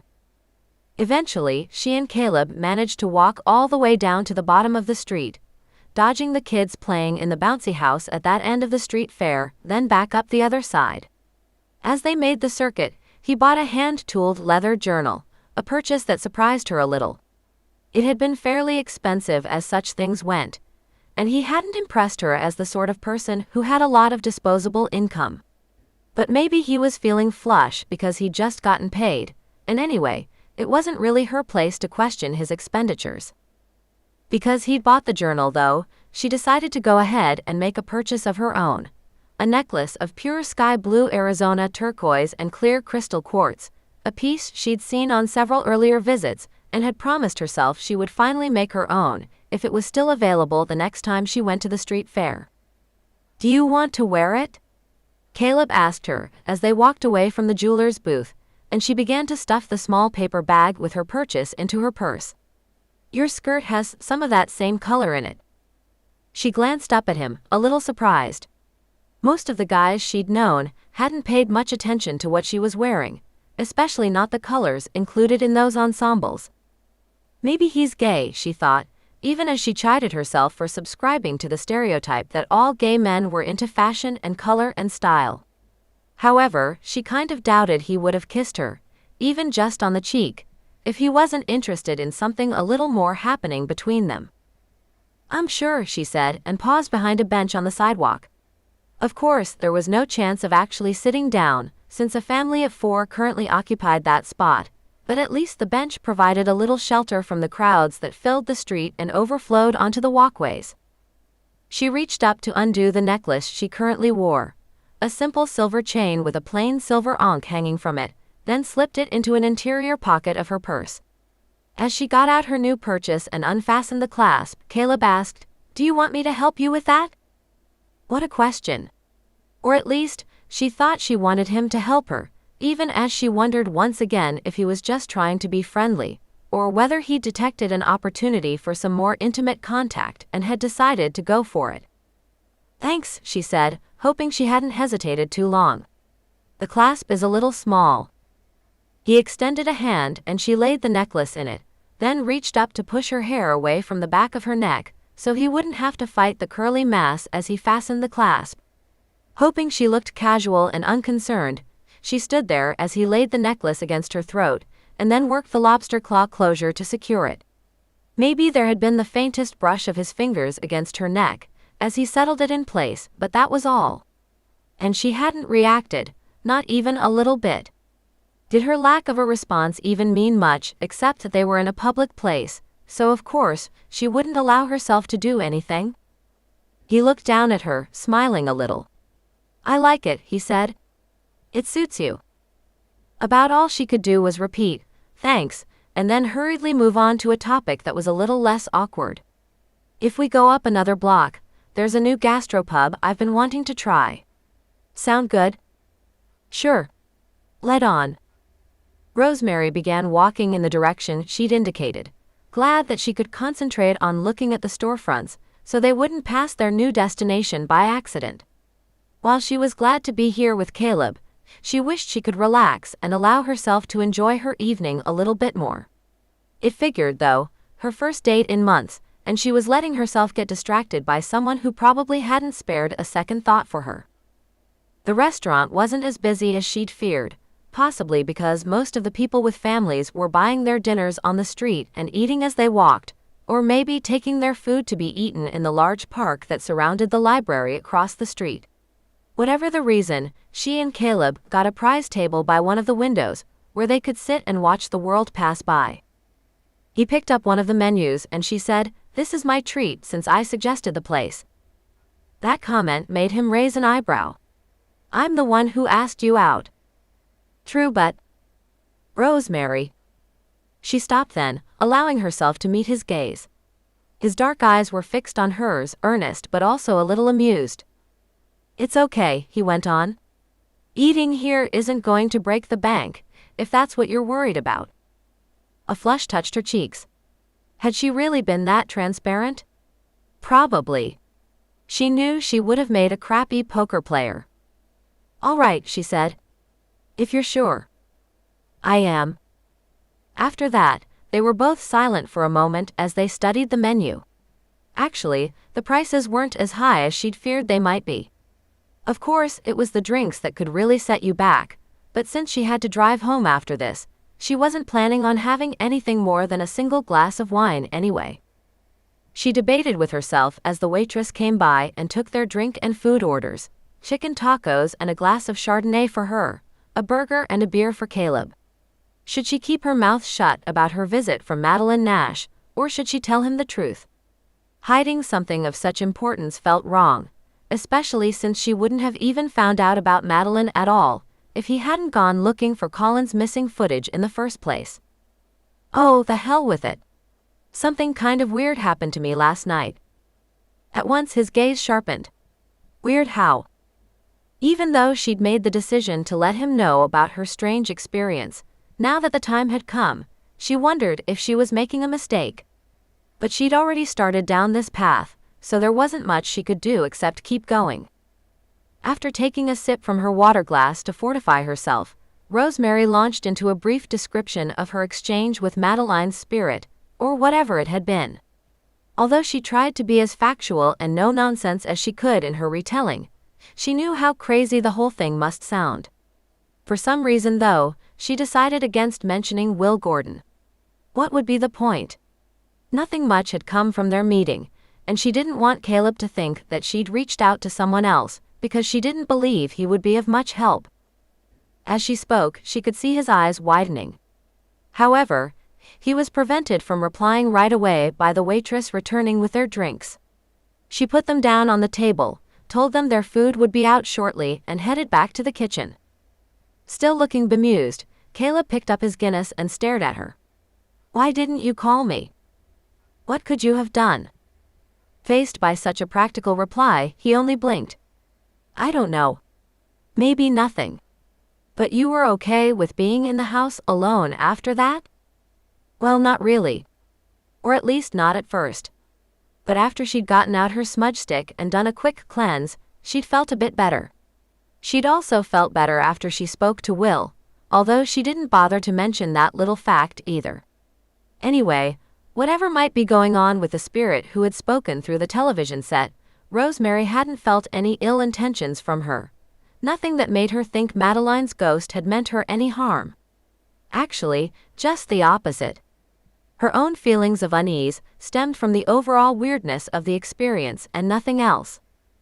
She tried to explain as much to Caleb, adding, "Honestly, if I'd really started to feel hinky, then I would have called one of my sisters or even gone over to one of their houses to stay the night.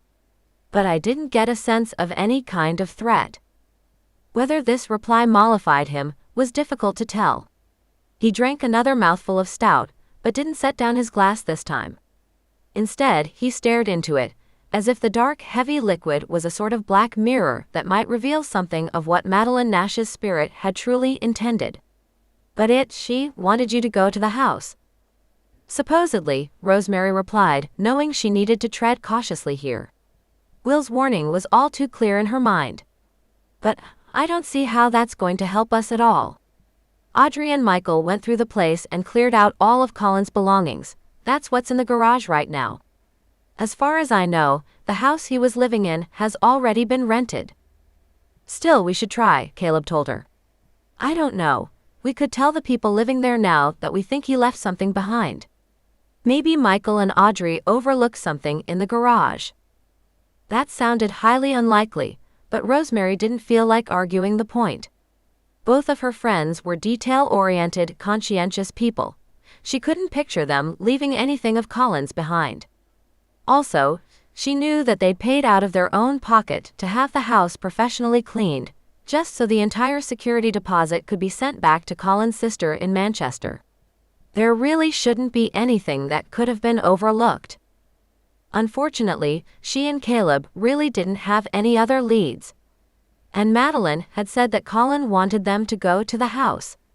Yes, Will had advised her to be careful, but if she and Caleb went together, how dangerous could it be? After all, Colin's house hadn't been haunted. Whatever had attacked him was long gone.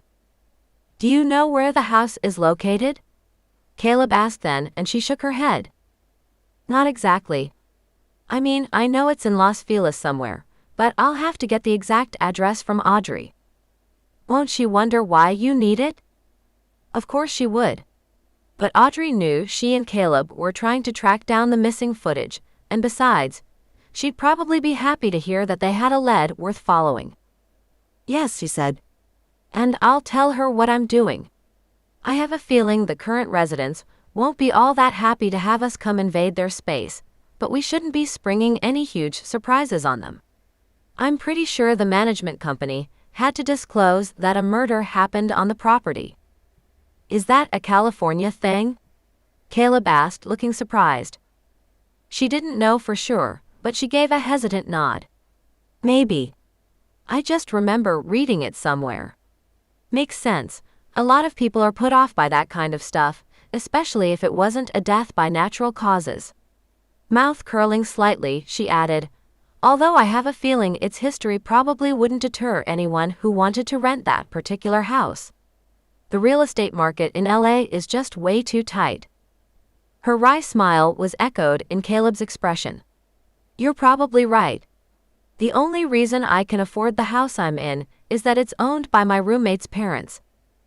Of course, he had a roommate. There was no way a guy of his modest means could have managed to rent a house by himself.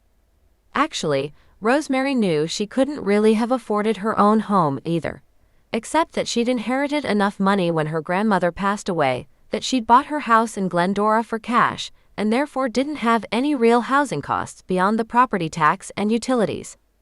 So what if she barely cleared $40,000 a year working at the store? She still had plenty to live a comfortable lifestyle. However, she knew her situation was far from the norm for someone in their mid-20s. "That sounds like a good deal for you," she said. "I suppose so. Luckily, Nick works crazy hours and is on location half the time. He's a grip, and so I have the house to myself a lot." Was that Caleb's way of hinting that they wouldn't be hampered by a roommate if they went back to his house at some point? Maybe. She wasn't sure how she felt about that. Right then, she honestly wasn't sure how she felt about much of anything. "That must be convenient," Rosemary replied, since she felt like she needed to say something. His smoky brown eyes glinted at her. "It can be. She was saved from having to make a response by the arrival of the waitress with their meals. For a few minutes after that, they were both quiet as they got to work on their food. The chicken mole street tacos were excellent, and judging by the way Caleb plowed into his oversized burger, his dinner seemed to be just as good. But after a few minutes he said, "Does it feel weird?" "Does what feel weird?" "To be living in Michael and Audrey's house." Rosemary wiped her fingers on the napkin in her lap, then reached for her glass of wine. "At first it was a little strange. But the bedroom I'm staying in was the guest room, so it doesn't feel as if I'm really intruding on their space too much. Plus, Michael took his most valuable books and other things with him. I'm just caretaking. It's a pretty amazing house, that's for sure." He paused, head tilted slightly to one side. "What's yours like?" "My what?"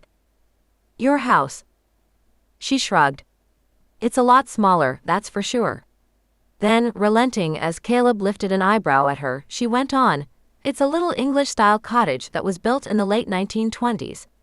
The people I bought it from had already done a lot of the updating though.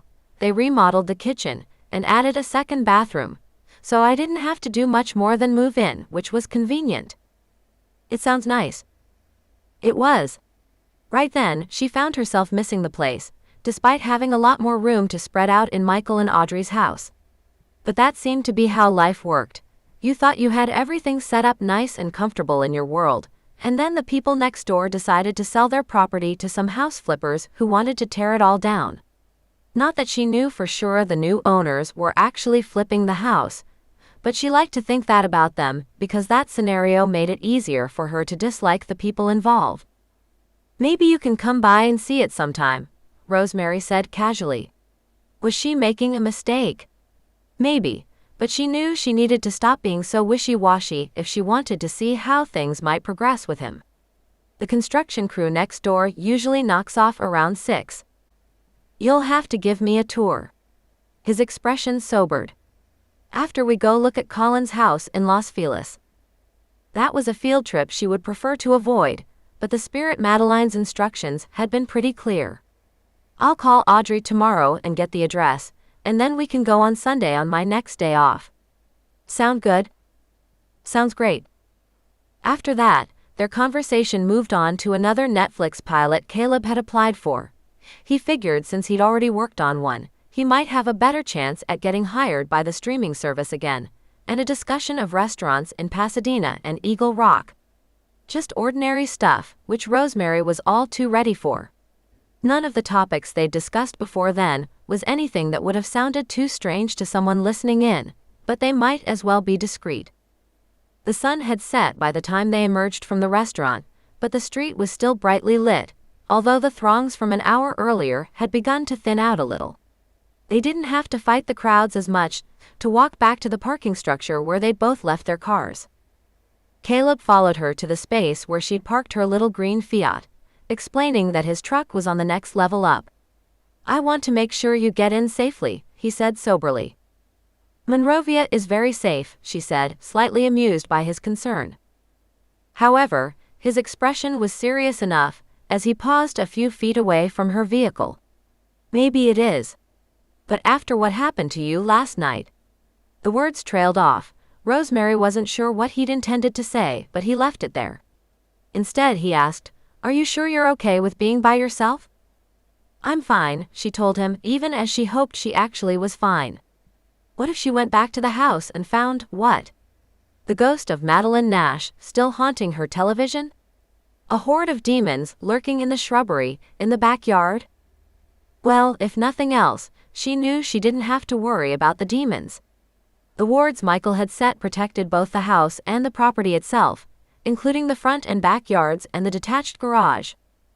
She opened her mouth, intending to tell Caleb that this time she'd call if anything strange happened. However, she didn't get the chance to say a single word, because right then he bent and kissed her.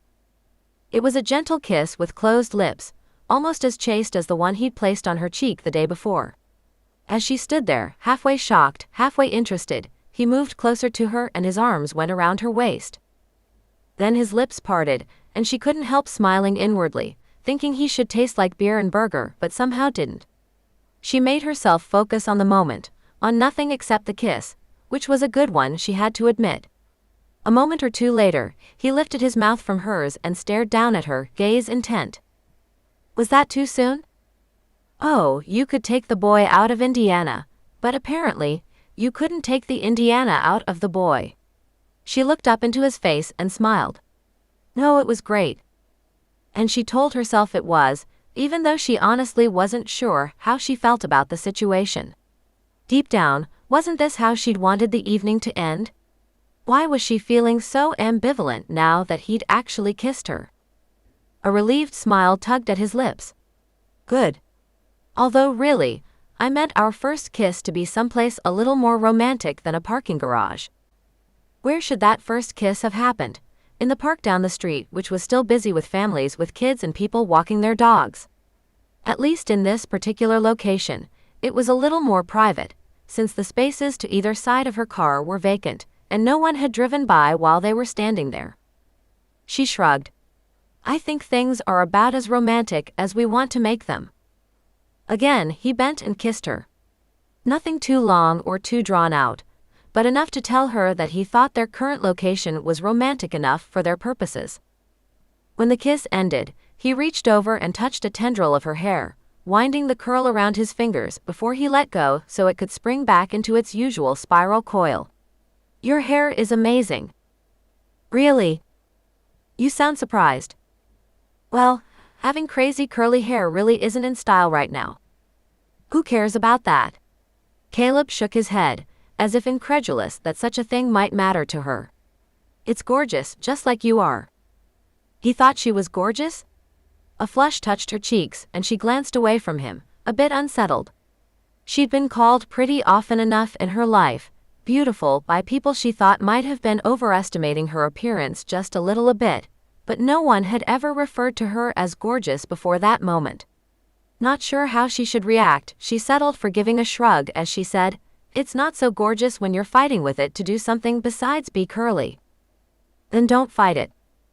Rosemary gazed up at him.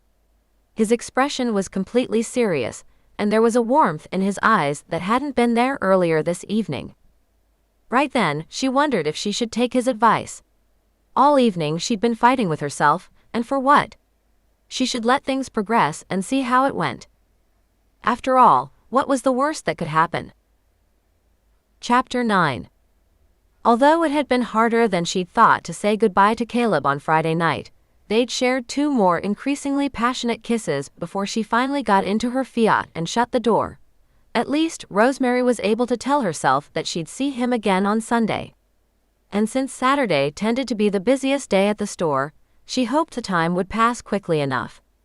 In fact, she and her sisters always made sure to have at least 2 of them working at Sisters We on Saturdays, since one person trying to handle everything tended to get overwhelming. Most of the time, Rosemary was glad to work with one of her sisters. That day, though, she wished that sister had been Celeste and not Isabel. Celeste was generally so wrapped up in her family's doings that she didn't pay a lot of attention to what her younger sister was up to, whereas Isabel didn't have nearly as much to distract her. How was your date? She asked during one of the rare lulls when there weren't any customers in the store. Great, Rosemary replied.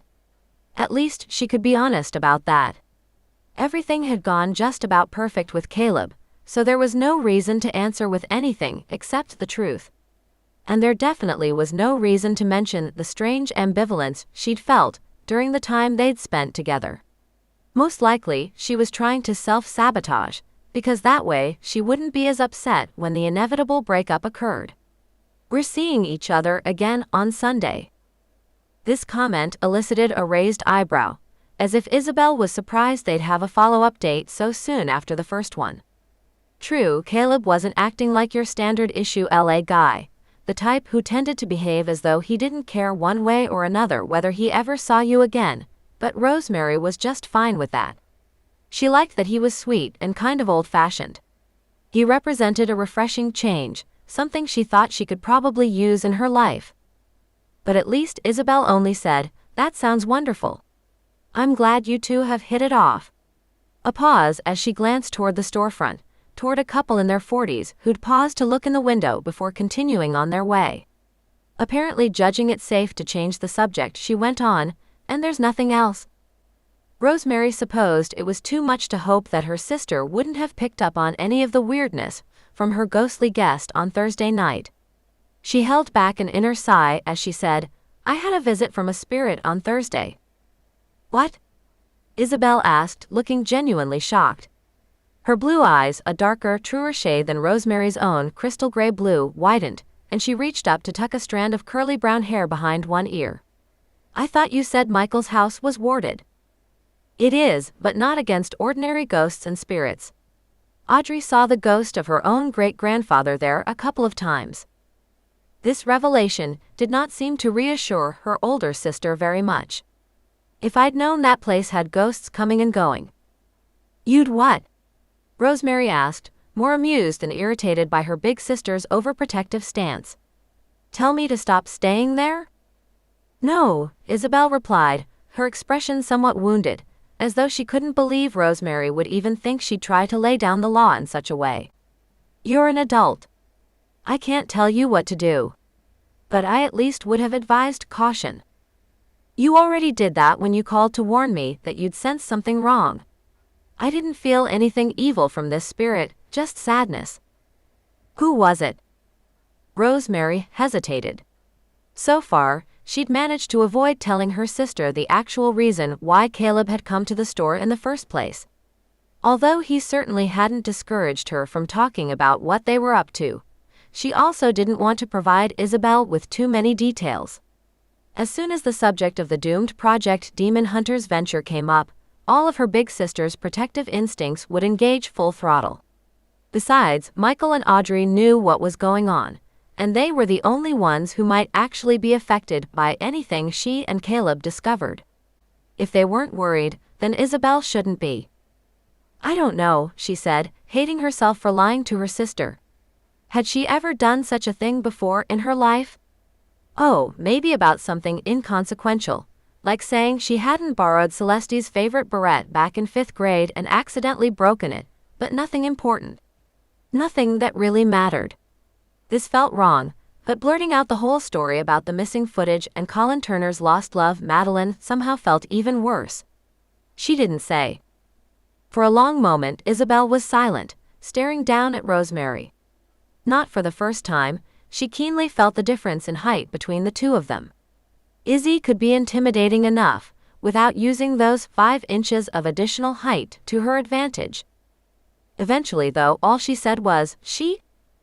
"The spirit was definitely a woman," Rosemary responded, glad she could focus on something fairly innocuous. "I got the feeling she was probably around my age when she died." But she didn't speak. Which was true enough. Madeline's spirit hadn't uttered any actual words, had only mouthed her instructions to Rosemary. Since Isabel didn't reply immediately, Rosemary went on, "I thought I'd call Audrey and let her know what I saw. Maybe she and Michael can tell me who the woman was, or why she'd be reaching out in such a way. I don't know for sure though. I honestly have no idea how much Michael knows about the history of the house. Still, it's old enough to have collected its share of ghosts over the years." Isabel nodded, but since the front door to the shop opened then, and the same couple who'd been looking in the window a few minutes earlier entered, she apparently decided not to continue the discussion. Only a single look, one that seemed to tell Rosemary they'd pick this up at a later time. About all she could do was hope the store would be busy enough for the rest of the afternoon that her sister would drop the subject permanently. The call to Audrey hadn't been a fabrication. Rosemary had already planned to swing by her house here in Glendora on her lunch break and make the call there where she knew she wouldn't be disturbed. Next door, the construction crew was going full swing despite it being a Saturday, and she shot them a baleful look as she parked her Fiat in the driveway and went inside. It was warm in the house, but not so hot that it was worth turning on the AC for the short amount of time she'd be here. She settled for switching on the ceiling fan in the dining room, then sat down at the table and unwrapped her chicken salad sandwich and took a few bites. Although she came by at least once a week to check on the house, mainly to make sure the gardeners hadn't missed anything in the yard, and the irrigation system was still doing its job, Rosemary didn't tend to spend a lot of time on those visits, only making a quick pass of the inside and the exterior to assure herself there hadn't been a massive ant invasion or something else that might require her immediate attention. She couldn't remember the last time she'd sat down at the table and allowed herself to simply be in the space, even though once upon a time she'd loved this little house, loved that it was hers and that no one could take it away from her.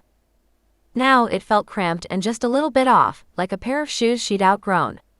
Maybe that sensation came from having spent so much time in Michael and Audrey's much larger house, although she told herself not to get too used to living in such splendor, that eventually they'd come back to California and she'd need to get used to living in 1,200 square feet all over again. Rosemary made herself focus on all the things in here she loved: her outrageous purple velvet couch, the painting of Kuan Yin that hung above the small but functional fireplace, the antique armchair that had belonged to her grandmother, and which occupied an honored place in one corner of the living room. Her plants she'd brought with her to the Pasadena house, since they couldn't have survived in here with the drapes closed for days on end. Everything else, though, looked the same, although she realized as she looked around that she needed to come back sometime the following week and do some serious dusting. Once she was done eating her sandwich, she folded up the paper wrapper it had come in and put it back inside the bag from the deli. A few swallows of iced green tea, and then it was time to make her phone call. 1:45, which meant she had 15 minutes before she was due back at the store. Rosemary hoped Audrey would pick up, because otherwise, she'd have to try again after she was done with work for the day, and that might be cutting it a little too close, considering Caleb was relying on her to have the address to Colin's house for their expedition the next day. However, Audrey answered on the second ring, thus assuaging Rosemary's fears that the two of them might have gone out shopping or to the movies or whatever else they did with their free time. "Hi, Rosemary. What's up?" "A lot of things, actually," she replied. "But first, I was wondering if you had the address to the house Colin was renting in Los Feliz." That request elicited a small pause, followed by, "Yes, I have it. It's in the address book on this phone." "But why do you need that?" "Everything that was left in the house is now in our garage." Rosemary expelled a breath, then made herself repeat to Audrey the tale of the ghostly visitation she'd experienced on Thursday night, along with Madeline's request that she go to the house. She finished by saying, "I don't know why she'd want me to go there, but obviously I need to check it out." Judging by the long silence that followed Rosemary's story, Audrey was genuinely flummoxed. But at last she said, "Hang on a sec." At first, Rosemary thought her friend had taken the phone away from her ear so she could look up the address to the Los Feliz house, but then she heard muffled voices and realized Audrey and Michael were having some kind of convo. Not that surprising, she supposed. It was natural that she'd want him to know what was going on. What surprised Rosemary, however, was that when the phone picked up again, it was Michael on the line, not Audrey. "Hi, Rosemary," he said, and although he sounded casual enough at first, she thought she could detect an edge to his voice. "Audrey told me about what happened." "It's not that big a deal." "I'm not so sure about that. Usually, a spirit won't come to deliver such a specific message unless the matter is very urgent." He hesitated, then went on, "I'm worried that you're getting in over your head." "I'm fine," she returned, doing her best to curb the irritation in her tone. "I even called your friend Will Gordon and had him come over to take a look. He didn't sense anything off, so I think it's fine. Really, Madeline's spirit appearing should be a sign that I'm on the right track." Maybe. If it was even Madeline's spirit at all. The room where she sat might have been stuffy and warm, but an uneasy little chill threaded its way along her spine. "What do you mean?" He let out a breath that wasn't exactly a sigh. "I mean that we're dealing with demons here, Rosemary. They can take on whatever form they want in order to trick you into doing their bidding." "I suppose," she said reluctantly. There was no point in arguing with him, not when she knew Belial had done that very thing, assuming the form of Jeffrey Whitcomb in order to do his dirty work. But wouldn't the wards on your house have kept out a demonic presence? "They should have." But nothing," Rosemary told him. Exasperation creeping into her voice, she added, "Either they work or they don't." "Which is it?" "They work," Michael said. Now his voice sounded firmer, although she could tell he was still worried. "They kept Audrey and me safe when the demons were wreaking havoc elsewhere. But even if it wasn't a demon, even if it really was Madeline Nash's ghost trying to communicate with you, you have to understand that sometimes a spirit's meaning doesn't come through clearly. You need to be careful." "I will be careful," she replied. "Caleb is coming with me." Obviously, Michael wasn't too impressed by that particular piece of information, because he said again with that sharp note in his voice, "The guy who's looking for Colin's missing footage." Rosemary found herself frowning at his tone. "Yes, that guy. He's harmless." The comment sounded horribly dismissive, but she couldn't take it back now.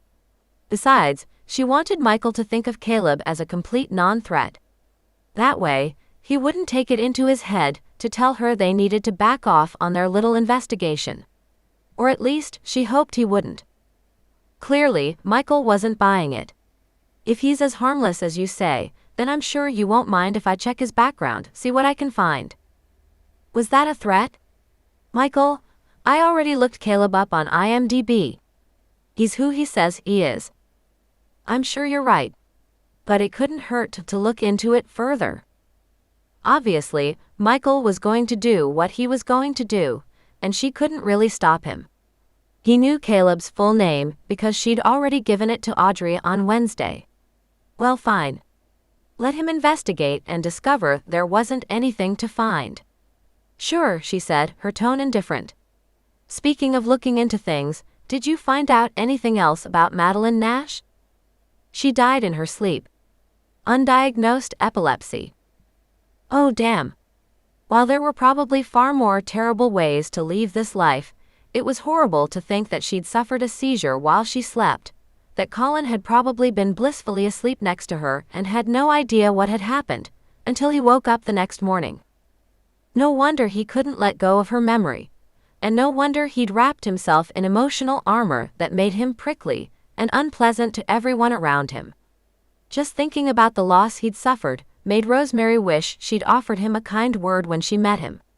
For all her psychic abilities, she'd had no inkling at all of the wound he carried deep inside. Some people were like that, though. Their barriers were far too thick for even a person with her abilities to penetrate. "That's terrible," she whispered. "Yes. Poor Colin. He never said anything about her to me." A long pause, and then Michael added, "My source is still trying to figure out something of his history with Madeline Nash. There's this period of about 3 years where he can't find any rental records for either one of them. But he'll keep working at it. Something's got to turn up." Or so they all hoped. It was a little strange that the couple had gone off the grid, so to speak, for a few years, but maybe they'd rented a place with utilities included, and so wouldn't have any record of an account with the gas company or the power company. Colin was definitely the sort of person to use a mail drop for everything, which meant it might be even more difficult than usual to figure out where his actual residence had been. "Okay," Rosemary said. She glanced over at the clock on the mantel, 5 minutes until 2. The store was only about 3 or 4 minutes away, but she still needed to get going. "Hey Michael, I have to run. My lunch break is almost over." "I'll let you go then." A pause, and then he added, "Be careful." What was with everyone telling her to be careful? Did they always wonder how she'd managed to get to the ripe old age of 27 without seriously injuring herself? She bit back the sharp reply she'd intended to make, mostly because she knew that Michael, and by extension Audrey, was only concerned about her. "I always am," she said blithely, and ended the call. At least the rest of the day was uneventful, as was the evening that followed. No sign of Madeline's ghost, even though Rosemary had been halfway hoping the spirit would reappear and possibly offer some guidance for the next day's visit to the Los Feliz house. But nothing interrupted her viewing of Wine Country on Netflix, and her sleep afterward was a deep and dreamless one. She'd agreed to meet Caleb at his house in Eagle Rock, since it was on the way to their destination, and it seemed silly to take 2 cars. Besides, she knew she was curious to see where he lived. And because they didn't want to show up on the doorstep of Colin's former rental too early, they decided to leave from Caleb's house around 11. Rosemary's conversation with Michael had gone in a direction she really hadn't expected, but Audrey had dutifully texted the address to her later that same afternoon, so at least they knew where they needed to go. Not quite 10 minutes before 11, she pulled up in front of Caleb's place, a modest-looking single-story house that was probably still worth an obscene amount simply because of its hillside location. She'd passed quite a few BMWs and Mercedes and Lexuses, or was that Lexi? She could never be sure as she drove slowly down the street looking for the address he'd given her. When he opened the door, she blurted out, "You sure about that whole struggling filmmaker thing? Because this neighborhood sure doesn't fit the profile." Caleb grinned even as he stepped aside so she could enter the house. "Like I said, the place belongs to my roommate's parents. They've owned it for 20 years, but they don't want to sell yet because the market keeps going up." "So where are they now?" As she asked the question, she couldn't help taking a surreptitious look around. The living room was quite large, with hardwood floors and French doors that opened out onto a large brick patio complete with an eye-popping view of downtown Los Angeles. Despite the million-dollar view, the room itself was a hodgepodge of mismatched furniture, probably hand-me-downs and garage sale finds. Nick's parents? They're retired. They live somewhere in the Phoenix area, Tempe, I think. What Rosemary knew about Phoenix could probably fit in the palm of one hand, but she gave what she hoped was a knowing nod. "That seems to have worked out well for you." "That's for sure. I kind of lucked into this place. Nick's former roommate bailed on him to move in with his girlfriend, and a friend of a friend introduced us. Otherwise, I'd probably be living in a crappy studio apartment in Glassell Park." Caleb fished his keys out of the pocket of his jeans. "Do you want a drink of water or anything before we go?" "No," she said hastily. Clearly, he wanted to get on with this, and she was just fine with that. "I've got some bottled water in my car." "Maybe you should grab it before we leave," he suggested. Which meant he wanted to drive. She'd been inclined to offer, mostly because she guessed that her little Fiat got much better gas mileage than his truck, but she decided against it. If he wanted to drive, then she'd let him. Sure. He let her out the front door so she could retrieve her water bottle, then locked it behind her, and disappeared into the house, presumably to head over to the attached garage. Sure enough, the garage door began to roll up as she was walking back from her car, water bottle in hand. He'd already started the engine, so she went ahead and climbed into the truck's passenger seat.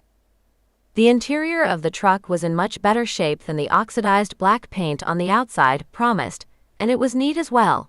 No discarded soda cans or fast food wrappers to be seen, unlike the vehicles of several of the guys Rosemary had dated. She deposited her bottle in the cup holder and fastened her seatbelt, then set her purse on her lap. "Do you want me to use my phone to navigate?" she asked. A single glance had told her the truck was too old to have a built-in navigation system. "Thanks," Caleb responded, pausing at the bottom of the driveway to let a Mercedes SUV drive past. "I put the address in my phone too, but it's always easier if I have a navigator." Those words were delivered with a smile that told her he was very happy to have her in the passenger seat. She was glad to be there too. It had been so long since she'd been with someone that she'd forgotten what it was like to simply go along for the ride. Of course, she might be jumping the gun to say that she was with Caleb. The early stages of a relationship were always fraught, one way or another. He seemed to enjoy being with her, and his kisses had proved he wasn't exactly indifferent to her physically either. But maybe he was just caught up in the excitement of their search and would lose interest as soon as they found the missing footage. Rosemary didn't really want to think that about him, because it sounded so calculating, and yet she realized she needed to steel herself in case that eventuality presented itself. For now, though, she would just focus on the drive, on the beautiful mild sunny day. The temperatures had dropped since their high on Friday, and this Sunday promised to stay in the middle or upper 70s at the most. Not exactly a crisp fall morning, but gorgeous nonetheless. Caleb followed her instructions, getting off the freeway at Los Feliz Boulevard and heading west, climbing as they followed the wide street, crowded even at this hour on a weekend, and then turned off into an upscale neighborhood on the south side of the main drag. "Right on Gainsborough," she said. "It should be on the right side of the street, number 1933. "I see it." He slowed down and then passed their destination, since there was already a car parked in that spot. Actually, the narrow residential street was so crowded that they had to drive past 3 more houses before an open space presented itself. He pulled up to the curb and parked, then looked over at her. "So, what's our story?" "The truth," Rosemary replied. She'd thought about the situation as she was heading over to Caleb's house, and had decided there wasn't any real need for them to lie. Not that she planned to tell the current occupants of the house about the footage itself, only that they were friends of Colin's, and wanted a chance to make sure he hadn't left anything behind, since they were packing the rest of his belongings to send to his sister in England. She hoped that no one would be hard-hearted enough to refuse such a request, but she knew it was a possibility. In that case, she just prayed that her own powers or instincts or whatever you wanted to call them would be enough to point her in the right direction. Or at least enough of the truth for us to sound plausible. "I can do most of the talking, if you want." "That's probably a good idea." Caleb ran a hand through his hair, mussing it in an adorable sort of way. Frankly, Rosemary guessed that if the current occupant of the house was female and straight, she'd probably have a hard time sending him packing. Maybe she should reconsider her plan to be the one who was doing the talking. Well, they'd just go with the flow and see what happened. That was the most she could do in any situation anyway. "Ready?" she asked. "As I'll ever be, I suppose." Maybe not the most ringing endorsement, but Rosemary could see why he might be feeling reluctant. It was one thing to make a plan in the comfort of your own home, but quite another to walk up to a stranger's house and ask if they'll let you poke around to see if you can find anything that belonged to a former resident who was murdered in a gruesome way. At least, she assumed the manner of Colin's death had been gruesome. Audrey hadn't provided any details, and Rosemary had known better than to ask. She and Caleb got out of the truck and walked down to the house in question, then headed up the gently curved path out front. The yard looked good, the grass green and thick despite the hot, dry weather they'd been having lately, but probably landscaping was included as part of the rent. On the front porch, warm-toned chrysanthemums bloomed in pots, looking cheerful and happy. Somehow, she doubted Colin had kept flowers in pots during his tenure here. Caleb sent her a questioning look, and she nodded. With a fatalistic shrug, he leaned forward slightly and pressed the button for the doorbell. Although Rosemary had been halfway expecting to get no answer at all, since so many people used their Sundays to run errands, the door opened almost at once. A thin, intense-looking woman, with an immaculate silver-gray bob, stared out at them. "Can I help you?" she asked, looking a little confused. Well, her confusion wasn't that misplaced. Although Rosemary had pulled some of her wild hair back in a barrette, and had dressed a little more simply than usual, in a dark green draped sleeveless top and jeans and flat sandals, she still doubted that she and Caleb looked like a couple of missionaries going door to door. "Hi," she said. "My name is Rosemary, and this is Caleb. This might sound kind of strange, but we were friends of the man who used to live here, Colin Turner." "Oh, I'm so sorry," the woman replied at once, indicating that she knew enough of the story to understand this wasn't a simple social call. Her obvious sympathy made Rosemary's next words that much more difficult to say. Yes, she didn't plan on lying outright, but still, they wouldn't be telling the exact truth either. "It's okay," she replied, and hoped she didn't sound too dismissive. "Normally, we would never have bothered you, but we're in the process of boxing up the last of Colin's things to send to his sister in England, and we just wanted to make sure nothing had been overlooked." "Come in," the woman said, stepping aside so the two of them could enter, an invitation that surprised Rosemary, since she wasn't sure she would have so easily invited a couple of strangers into her home. Then again, she hadn't really hesitated to let Caleb in. "Thank you," he said with a smile and moved into the small entry that faced the front door. Since he'd taken the first step, Rosemary had no choice but to follow him. I'm Annalise Becker, the woman went on. My husband and I are renting the house while our own place is being remodeled. Which meant they must have a lot of disposable income. Although Rosemary didn't consider herself much of an expert, she knew that the rock on Ms. Becker's ring finger and the matching diamond studs in her ears had to have cost a lot. Her clothes were the kind of quietly elegant pieces that looked dead simple, but were probably equally expensive. Before either she or Caleb could speak, Annalise went on, I'm not sure I can help you though. This house was completely empty when we moved in. It was? Caleb asked. The older woman gave him a quick, appraising glance. Not in a sexual way, but more as though she was taking note of every detail of his appearance. Are you an actor, Caleb? No, he said, sounding almost horrified. Or maybe it was only he'd been asked the question enough times that he was pretty sick of it by that point. Surprising. Anyway, she went on, there was absolutely nothing in the house except some spare bulbs for the vanity lights in the guest bath. Damn. Rosemary had been expecting as much, but she'd still allowed herself to hope there might have been something that was overlooked. What about the garage? Caleb asked then. Annalise Becker's unnaturally smooth brow creased ever so slightly. Now that you mention it, I think Henry did say something about a box of odds and ends he found in the garage. I think he left it sitting on the workbench. You're welcome to look. Trying not to sound too eager, Rosemary said, Do you mind? Not at all. I'll show you. She led them through the house and out the kitchen door, which opened onto a backyard with a large swimming pool that sparkled almost neon blue-green in the bright morning sun.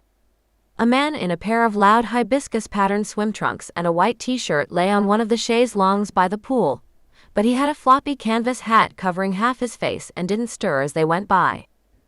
That's my husband Henry, Annalise said. He does like his poolside naps. Anyway, the garage is unlocked.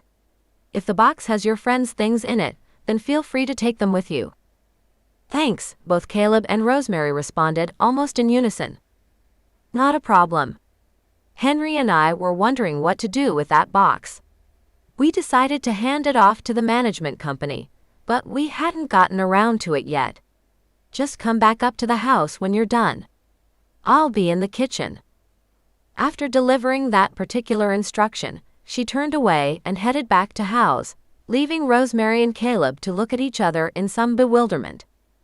She's being awfully casual for someone who just let a couple of strangers into her house, he said in a murmur, to which Rosemary could only shrug. Maybe she thinks there isn't much trouble we can get into out here, she suggested.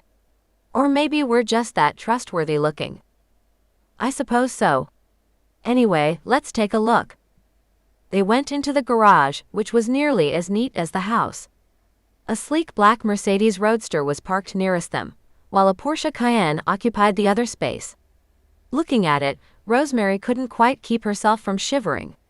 Colin had driven one just like it, although his had been black and this one was a dark silvery gray. But because the garage was so tidy, the small cardboard box sitting on the workbench was almost painfully obvious. They went up to it and saw that it was taped shut. You do the honors, Rosemary said, and Caleb nodded and got out his Swiss Army knife so he could cut open the box. This would have felt like déjà vu, except this garage was not nearly as cluttered or as hot as the garage back at the Pasadena house. She stood next to Caleb, trying not to allow herself to be overly affected by his proximity, and failing miserably. Although they'd both been all business so far today, she couldn't help but remember how he'd kissed her on Friday night, the way his arms had gone around her. She wanted to think about those things, because maybe if she focused on the intimacies they'd already shared, she could force Will Gordon to stop taking up space in her head. Well, that's a whole lot of nothing, Caleb said, his tone disgusted. What? She asked, blinking as she brought herself back to the here and now, to the almost painfully neat garage where they currently stood. In answer, Caleb opened the box a little wider so she could look inside. It contained stacks of DVDs, all of which showed the same illustration of a foggy graveyard, and a drippy red font that proclaimed, America's Top 10 Most Haunted Cemeteries. Disappointed flared. Is that all that's in the box? He scooped out several stacks of the DVDs and set them aside, then lifted the empty box and tapped on the bottom, as if he somehow hoped a flash drive or an SD card might magically come flying out. But no, there was nothing else inside, no missing footage, not even a spare piece of change. From what she could tell, the box had never even been opened before now. The DVD manufacturer had probably sent the discs to Colin as promotional items, and he'd shoved them into a corner of the garage and forgotten about them. "Nothing to see here," Caleb said, sounding annoyed as he picked up the DVDs and set them back inside their box. "But I suppose we'll have to take these with us, even though they're of absolutely no use." "Yes, I think we'd better." And do what with them, she had no idea. Maybe stick them in the garage at Michael's house, and figure it out later. But if they left the box behind, Annalise Becker would be forced to wonder why they'd abandoned something that had obviously belonged to their friend. Sighing a little, Caleb began to lift the box from the workbench, then paused and looked around the garage. "Do you want to check to make sure there's nothing else here?" Annalise said there was only the one box. "Maybe, but it couldn't hurt to look." Rosemary supposed he had a point. Dutifully, she turned around and began making a circuit of the garage's interior, looking for anything that appeared out of place. That was easy enough to do, since it was so neat in here. But there wasn't anything to see. One wall had a cabinet that appeared to be full of cleaning supplies, and that was it. No unmarked boxes, no miscellaneous little bibs and bobs lying around, nothing that shouldn't be where it was. A whole lot of nothing, basically. She turned back toward Caleb, shoulders lifting in a helpless shrug. "There's nothing here." He frowned, brows furrowed. It was the first time she'd seen him appear truly irritated. "Then why would Madeline Nash tell you to look in this house?" "I have no idea." Since Rosemary was feeling as annoyed as he looked, she added sourly, "I'm not a medium. I'm not someone who routinely talks to dead people. So how the hell would I know why she sent us on this wild goose chase?"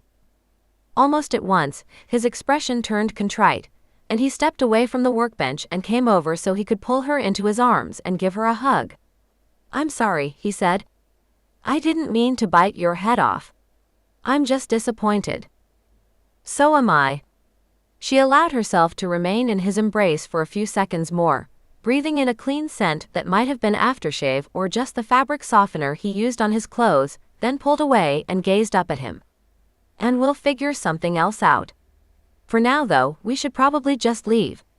Annalise was nice enough to let us poke around in here, but if we take too much time." Rosemary let the words trail off, but Caleb appeared to get the point. It wouldn't do to overstay their welcome, especially when there wasn't any reason to linger here. In fact, he grinned and said, "Yeah, we'd better get going. We wouldn't want Annalise to sick the fearsome Henry on us." Despite the disappointment she was feeling, a giggle escaped her lips. "No, probably not." Caleb went over and picked up the box of DVDs, and Rosemary followed him out of the garage.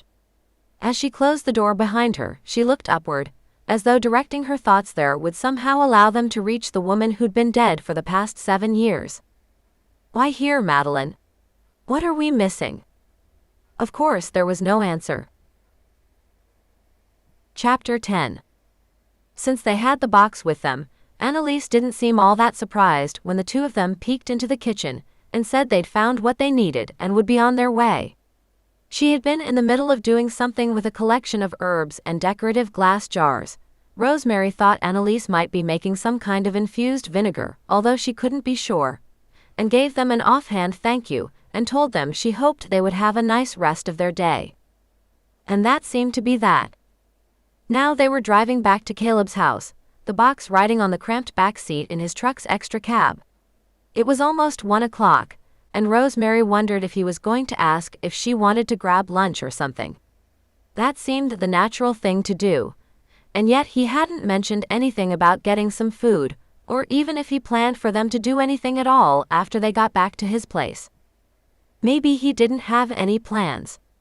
Maybe he was so frustrated by the way things had turned out that he just wanted her to go on her way, so he could blow off some steam by playing World of Warcraft or Skyrim or something equally mindless for the rest of the afternoon. She realized then how little she actually knew about him, about how he liked to spend his time. Yes, she knew he was a transplant from the Midwest, that he was interested in the occult, and maybe one day wanted to be an independent filmmaker and producer like Colin had been, but that was about it. She didn't know what kind of music he liked, whether he was an indoor gaming kind of guy, or whether he preferred to go hiking when he had the free time. And she told herself that was okay, because they'd only just met less than a week ago.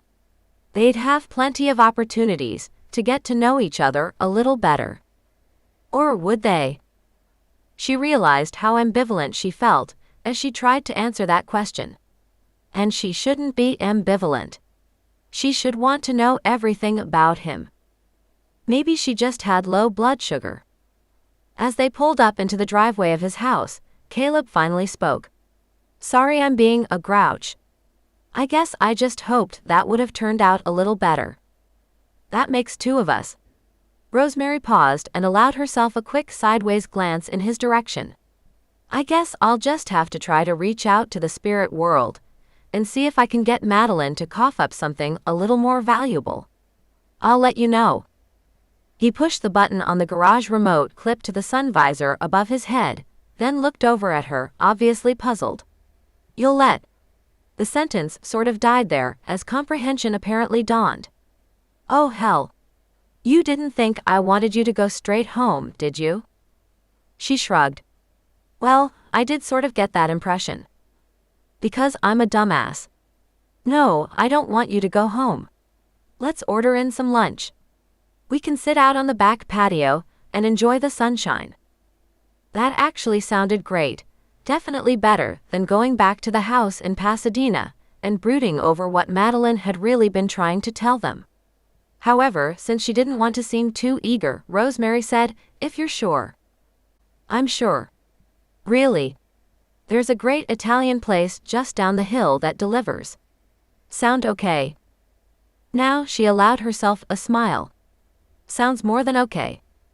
He parked in the garage, and they went inside and headed back toward the kitchen, which had a few dishes drying in the sink, but otherwise looked pretty clean for a couple of guys in their 20s. Then again, Caleb had mentioned that his roommate was off shooting on location somewhere. "Water?" he asked. "Sure." After pouring some for the both of them, he got his phone out of his pocket. "This place has a great antipasto salad," he said, tapping the screen so he could navigate to the restaurant's website. But then his face fell. "Oh, you don't eat red meat." "It's okay," Rosemary said. She tried to be careful about what she ate, just because she figured that an efficient body meant an efficient mind, but she allowed herself to cheat every once in a while. "A few pieces of salami aren't going to kill me. We can get something else." "It's fine," she assured him. "Antipasto in?" "Chicken pesto pasta," he suggested. "It's also really good." "Sounds great." Looking relieved, he entered the number for the restaurant and made the call. As he was placing the order, Rosemary wandered over to the window so she could look outside. Because of the house's location, you could see the back side of the Hollywood Hills, although not the Griffith Observatory, and past the hills all the way into downtown. Since the wind was blowing from offshore, pushing Southern California's natural fog and clouds far out to sea, everything looked crisp and hard and diamond bright. "About 20 minutes," he said, coming over to stand next to her. "I hope that's okay." "It's fine." And it was. She'd eaten some muesli with her yogurt and fruit at breakfast that morning, just because she hadn't been sure how late she'd be having lunch. After releasing a small breath, she said, "Do you ever get tired of this view?" A quick flash of a smile. "Not really. It's going to suck whenever I have to move out of here, but I guess I'll enjoy it while I can. We can head on out there. I should still be able to hear the doorbell since the windows are all open." That sounded like a good idea. Some fresh air might help to clear the cobwebs from her mind, might allow her to figure out what they should do next. She waited as he unlocked the French doors that led onto the patio, then followed him out there, glass of water in one hand. The sun was bright, but Caleb hoisted the umbrella above the table and chairs where they'd been sitting, and it did a good job of blocking a lot of the glare. They both took their seats, and Rosemary drank some of the water he'd gotten for her, glad of its coolness against her throat. She'd finished the bottle she'd brought with her as they were driving back from Los Feliz, and was already feeling thirsty again. Caleb stared out at the distant skyline for a minute, then shook his head. It's kind of hard to believe in a world with spirits and demons on a day like this, isn't it? She had to admit to herself that he had a point. However, since she'd experienced such phenomena for herself, or at least knew people who'd been impacted directly by such supernatural beings, she couldn't deny that they existed. It is. But just because we can't see them doesn't mean they aren't there. Without replying right away, he lifted his own glass of water and drank from it. I know. Still. The word trailed off, and he gave the slightest shake of his head. Are we crazy for doing this? Define crazy. He chuckled. I don't know. It's just ever since I saw Colin's posts in that forum promising something big, I had to know what it was. What he'd seen, and whether he was just blowing a lot of hot air. But he wasn't, was he? It would have been nice if Colin had been making things up, trying to make his show seem more dramatic than it really was. However, Rosemary knew the exact opposite was true. The images he'd captured with his camera would shake a lot of people's worlds to their foundations, if she and Caleb could only figure out what had happened to the damn footage. No, he wasn't blowing hot air, she said quietly. I wish I could say that he was, but some of the stuff Audrey saw would give you nightmares for years. Should she say more, tell him about some of the terrible things the demons had done to her friend?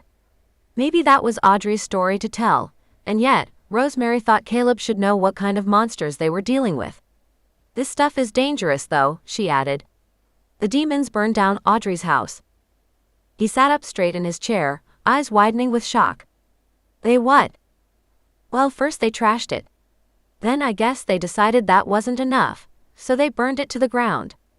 All to mess with her head, to put her off balance so she wouldn't be an effective force against them. Holy shit. Caleb scrubbed his hands through his hair, clearly trying to come to grips with this latest revelation. Are we in danger? I don't know, she said frankly. I mean, other than that visitation from Madeline the other night, I haven't seen any signs of supernatural interference with what we're doing.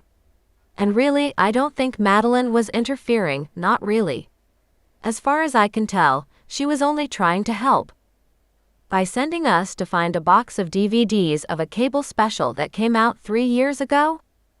How Caleb had known that particular bit of information about the DVDs they'd found, Rosemary wasn't quite sure, although she supposed if he'd been a fan of Colin's work, then he might have kept track of his various projects.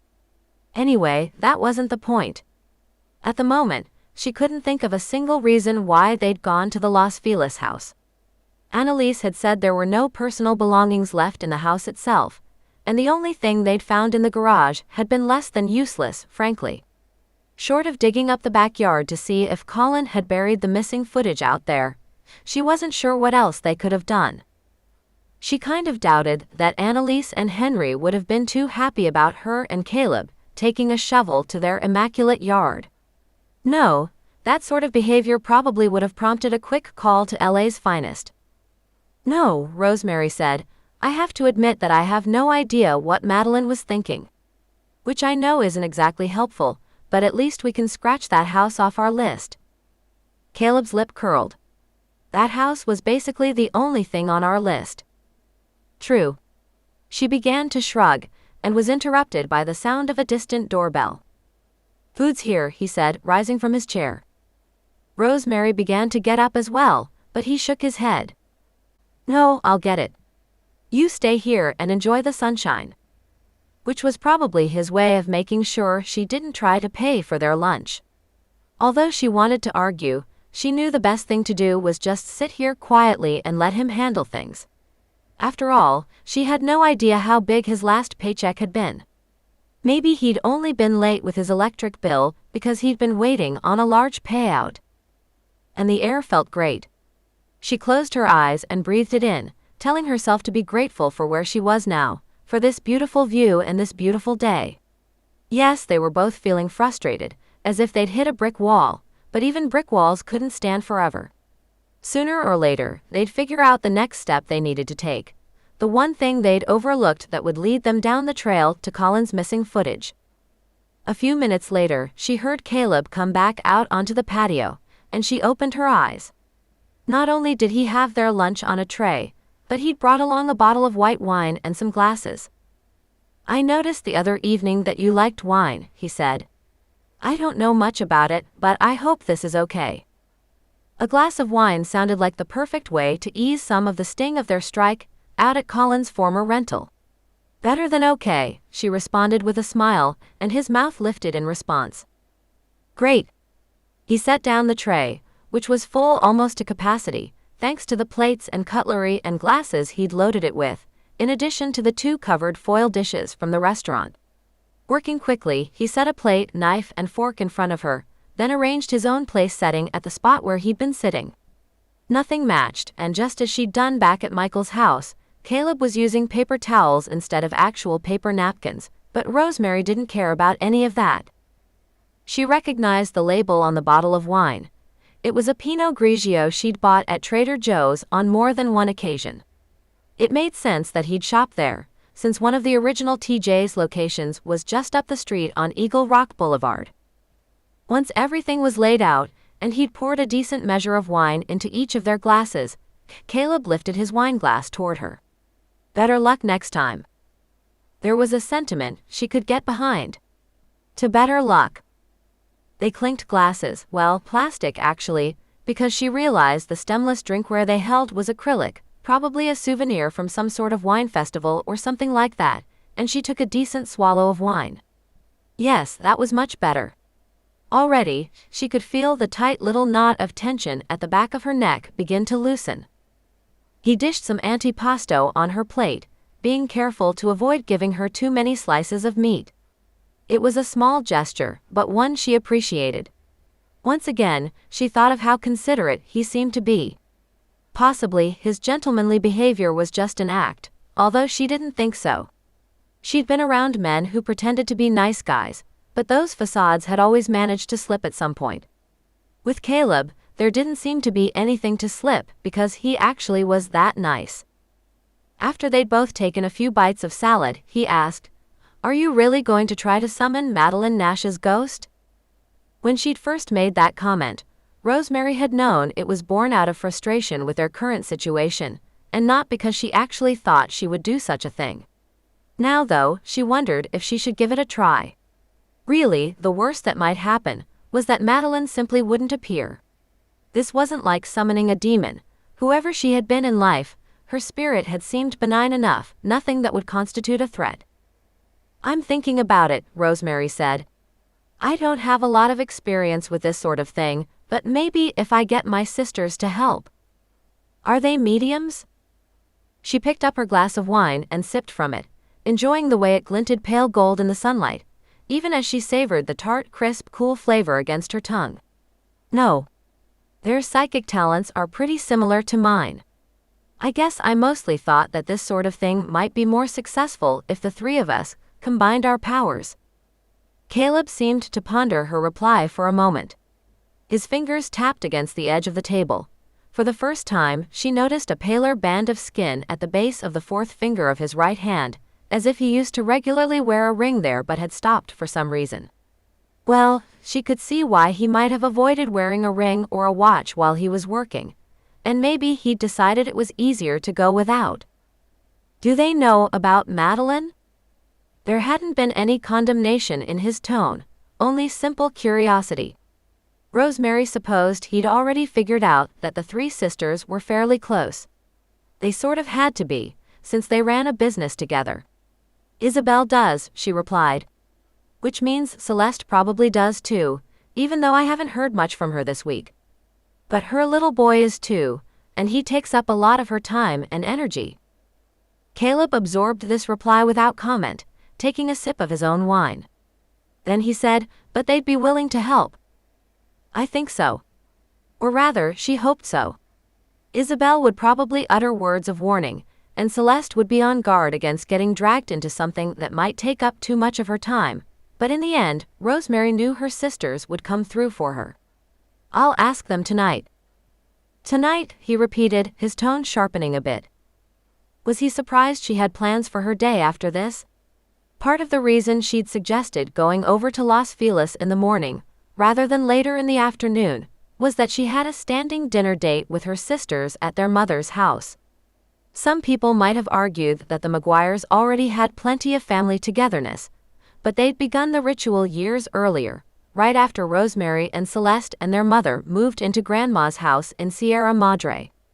After their grandmother died and their mother inherited the house, they kept up the practice. Easy enough, since Isabel had gone to college at Cal State LA and could easily make it back for their Sunday dinners. We always have dinner at my mother's house on Sunday evening, she said, hoping he wouldn't think it too strange. But then, he'd grown up in Indiana, in a place she guessed was a lot more conservative and family-oriented than Southern California tended to be. Surely, he'd understand this kind of familial ritual.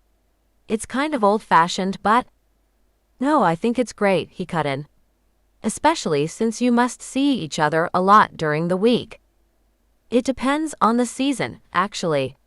When it's slow, a lot of the time it's just one of us working at the store, except on Saturdays. During the holidays, all three of us usually end up there 6 days a week. So it was a slow day when I came in? Rosemary lifted her glass and felt her mouth curve slightly in a smile. Well, it was slow until you came in. His eyes met hers, warm brown, inviting. Before she'd met Caleb, she would have said she preferred men with lighter eyes just because of their infinite variations in color. Even when she'd thought he was an ass, she'd been forced to admit that Michael Covenant had amazing eyes. But now she realized she might have been too narrow in her thinking. Caleb's eyes were gorgeous as well, the bright sunlight picking out shimmering shades of amber and chocolate and deep, deep gold. I'm glad to hear it, he remarked. I mean, not that it was slow, but that things got better after that. She almost said that they'd gotten much better, but she didn't want to sound desperate or over-eager. They might have kissed, but a few kisses weren't all that much of a commitment when you got right down to it. They've been looking up, she said lightly. He chuckled and reached for the container that held their pesto chicken pasta. Ready for the main course? She nodded, and he dished some chicken pesto for both of them. As they ate, he talked a little about the new show for Netflix he was hoping to get hired for, some kind of detective thing, which wasn't really her deal at all, but of course, she still wanted him to get the job, and she spoke some more about the store, about how the people in Glendora were first a little skeptical about a woo-woo kind of venture like a metaphysical bookstore, but then came to embrace the shop as a vital part of their downtown scene, a place that attracted shoppers from all over the San Gabriel Valley because of its carefully curated collection of books.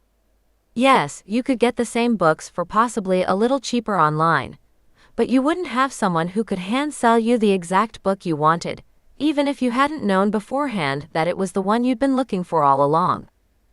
As they talked, they ate as much of the excellent food as they wanted, and managed to make their way through the whole bottle of Pinot Grigio as well. Rosemary wasn't exactly sure how that had happened, but she found she didn't care all that much.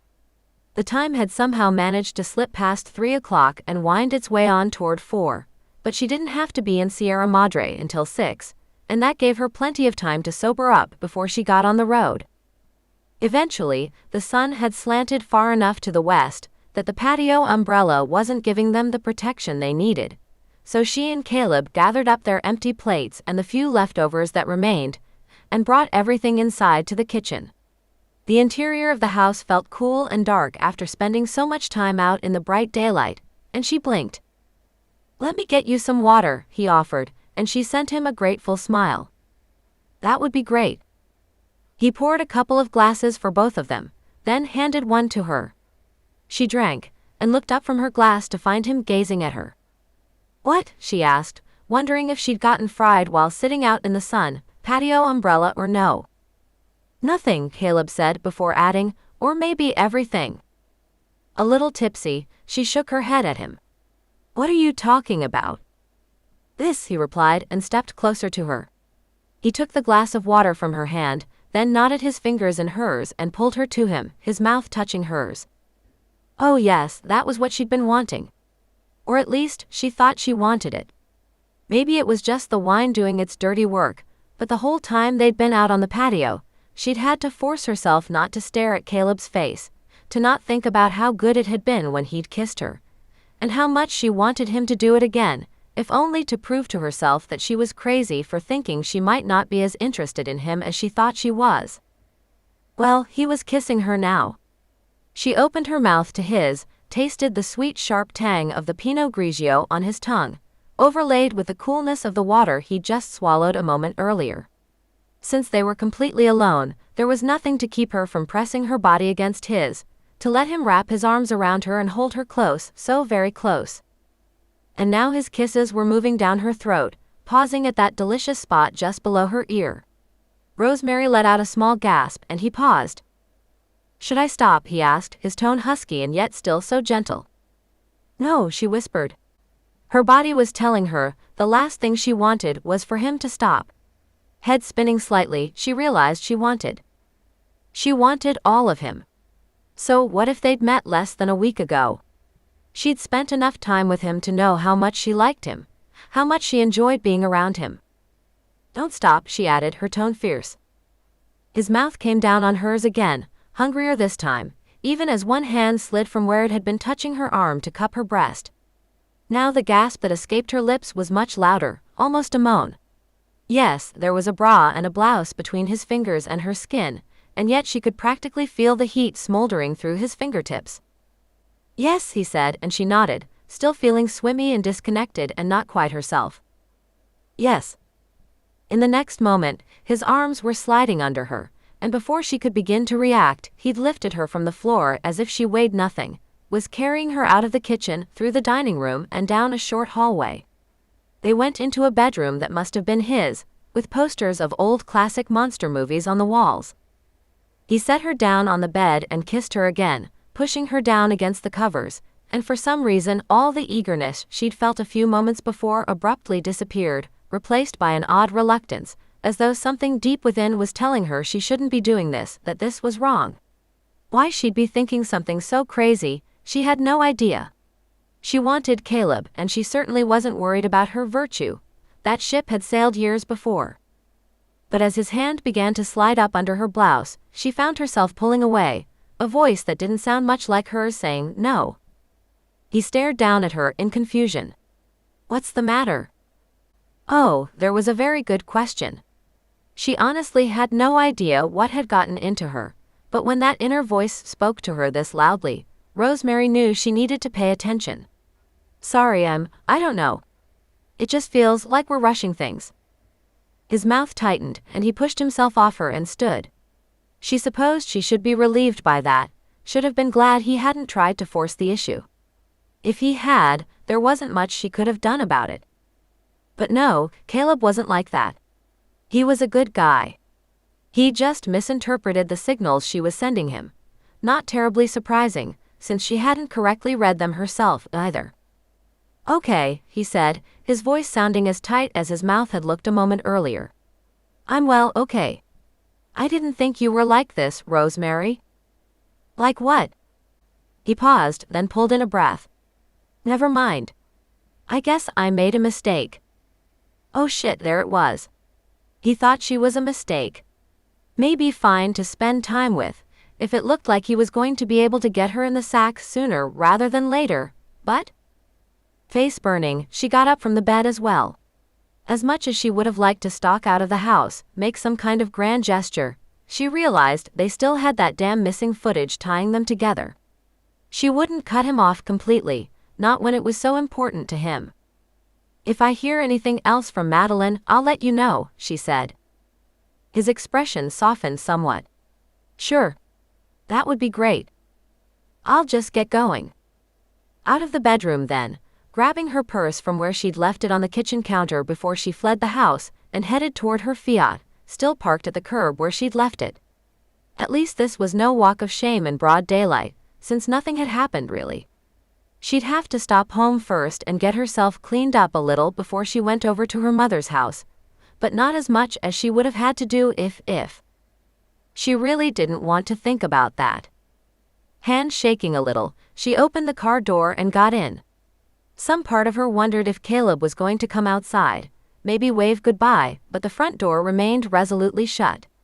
Probably it was better that way.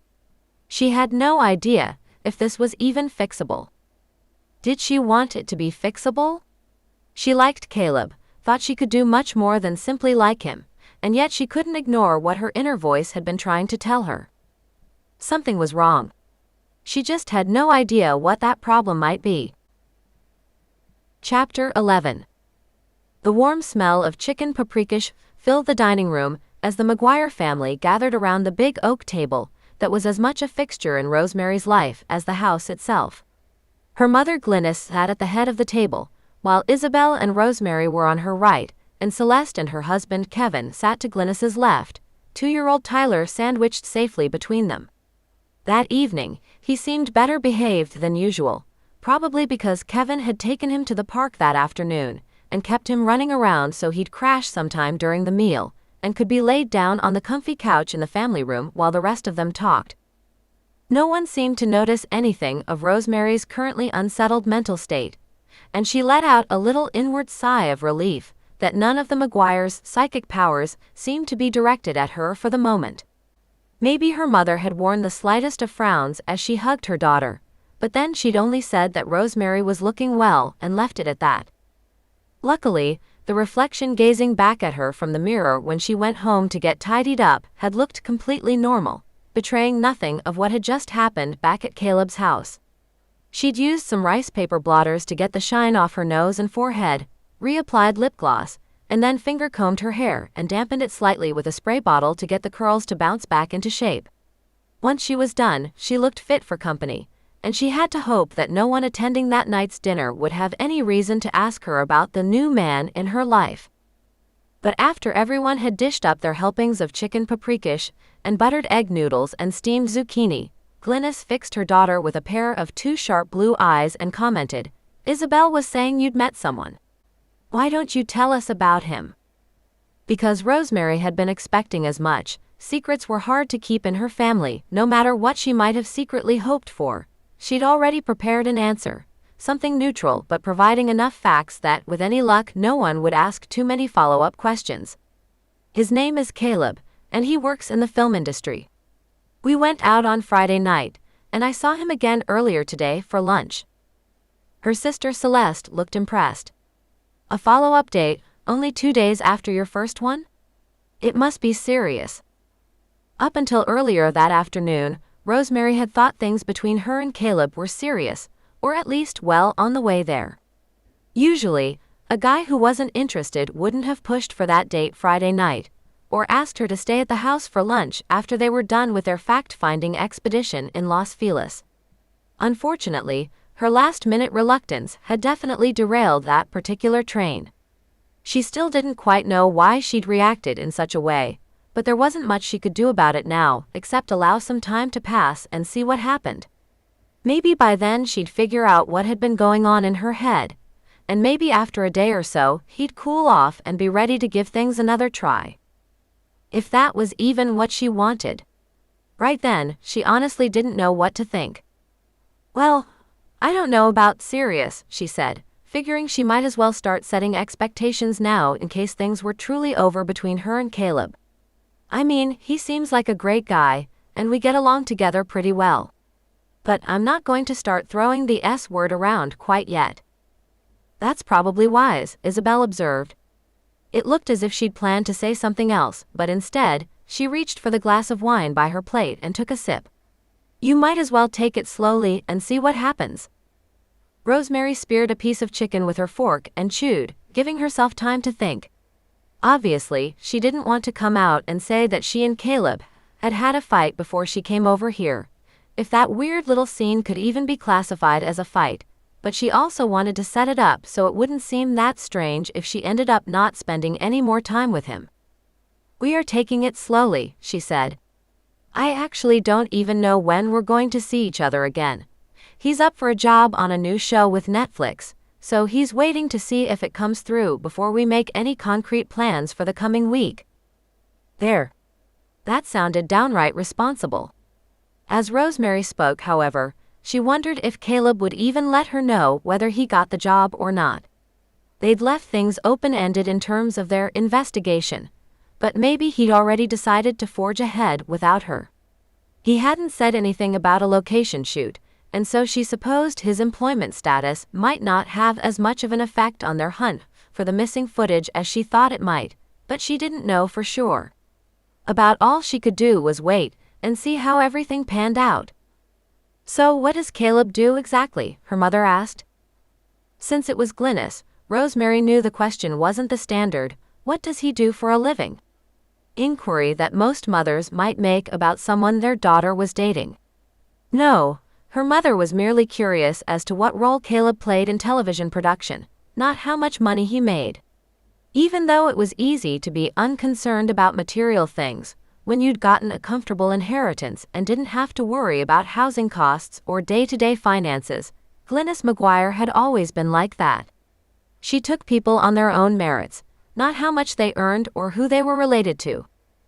Honestly? Rosemary lifted her shoulders and reached for her glass of Pinot Noir. "I'm not totally sure. I got the impression that he's mostly just a PA, or general assistant. He's not a cameraman, or anything like that." Glynis didn't seem too put out by that reply. "It must be fascinating to work on a television show, though." Across the table, Kevin chuckled, then quickly reached out to grab his son Tyler's hand before it could close on the paprika-covered fork he'd left a little too close to the rim of his plate. "It's not that fascinating. I worked as an extra a couple of times when I was in college. Mostly, it's a lot of standing around." "So is working in a bookstore," Celeste pointed out with a grin. He smiled back at her. "True. But with fewer paparazzi." Everyone chuckled then, and the conversation moved on to different topics, for which Rosemary was grateful. While what she'd been doing probably couldn't be classified as lying, she still didn't like having to misrepresent the situation to her family. And as time went on and she didn't mention Caleb again, they'd probably figure out that the relationship had gone nowhere after all and wouldn't ask. That was what she hoped for anyway. Eventually, things began to wind down, and Celeste and Kevin started to look as though they were ready to get up from the table and head home. Tyler had conked out about a half hour earlier and was already asleep on the couch in the family room. Luckily, his parents could keep an eye on him from where they sat, but it was almost 9 o'clock, the time when these get-togethers usually started to break up.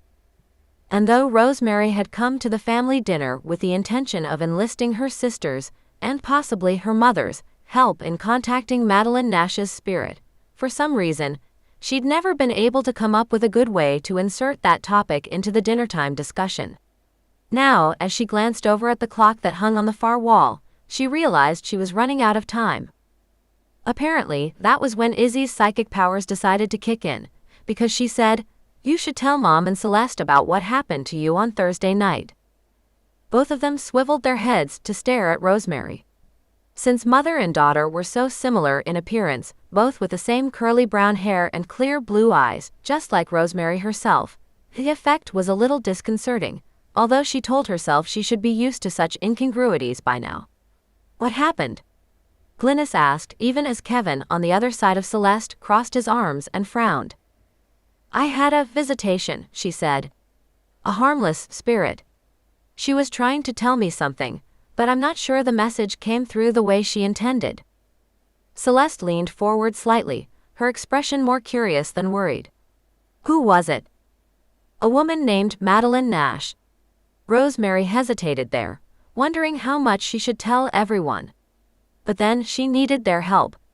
It wouldn't be fair to withhold information from the very people she was going to ask for assistance. Actually, it turns out she was once involved with Colin Turner, the man who was producing Project Demon Hunters. "The man who was murdered," Isabel said. It wasn't a question. "Yes, him." Rosemary toyed with the base of her wine glass and wished they hadn't drunk all of the Pinot Noir during dinner. She could have used a few fortifying sips right then.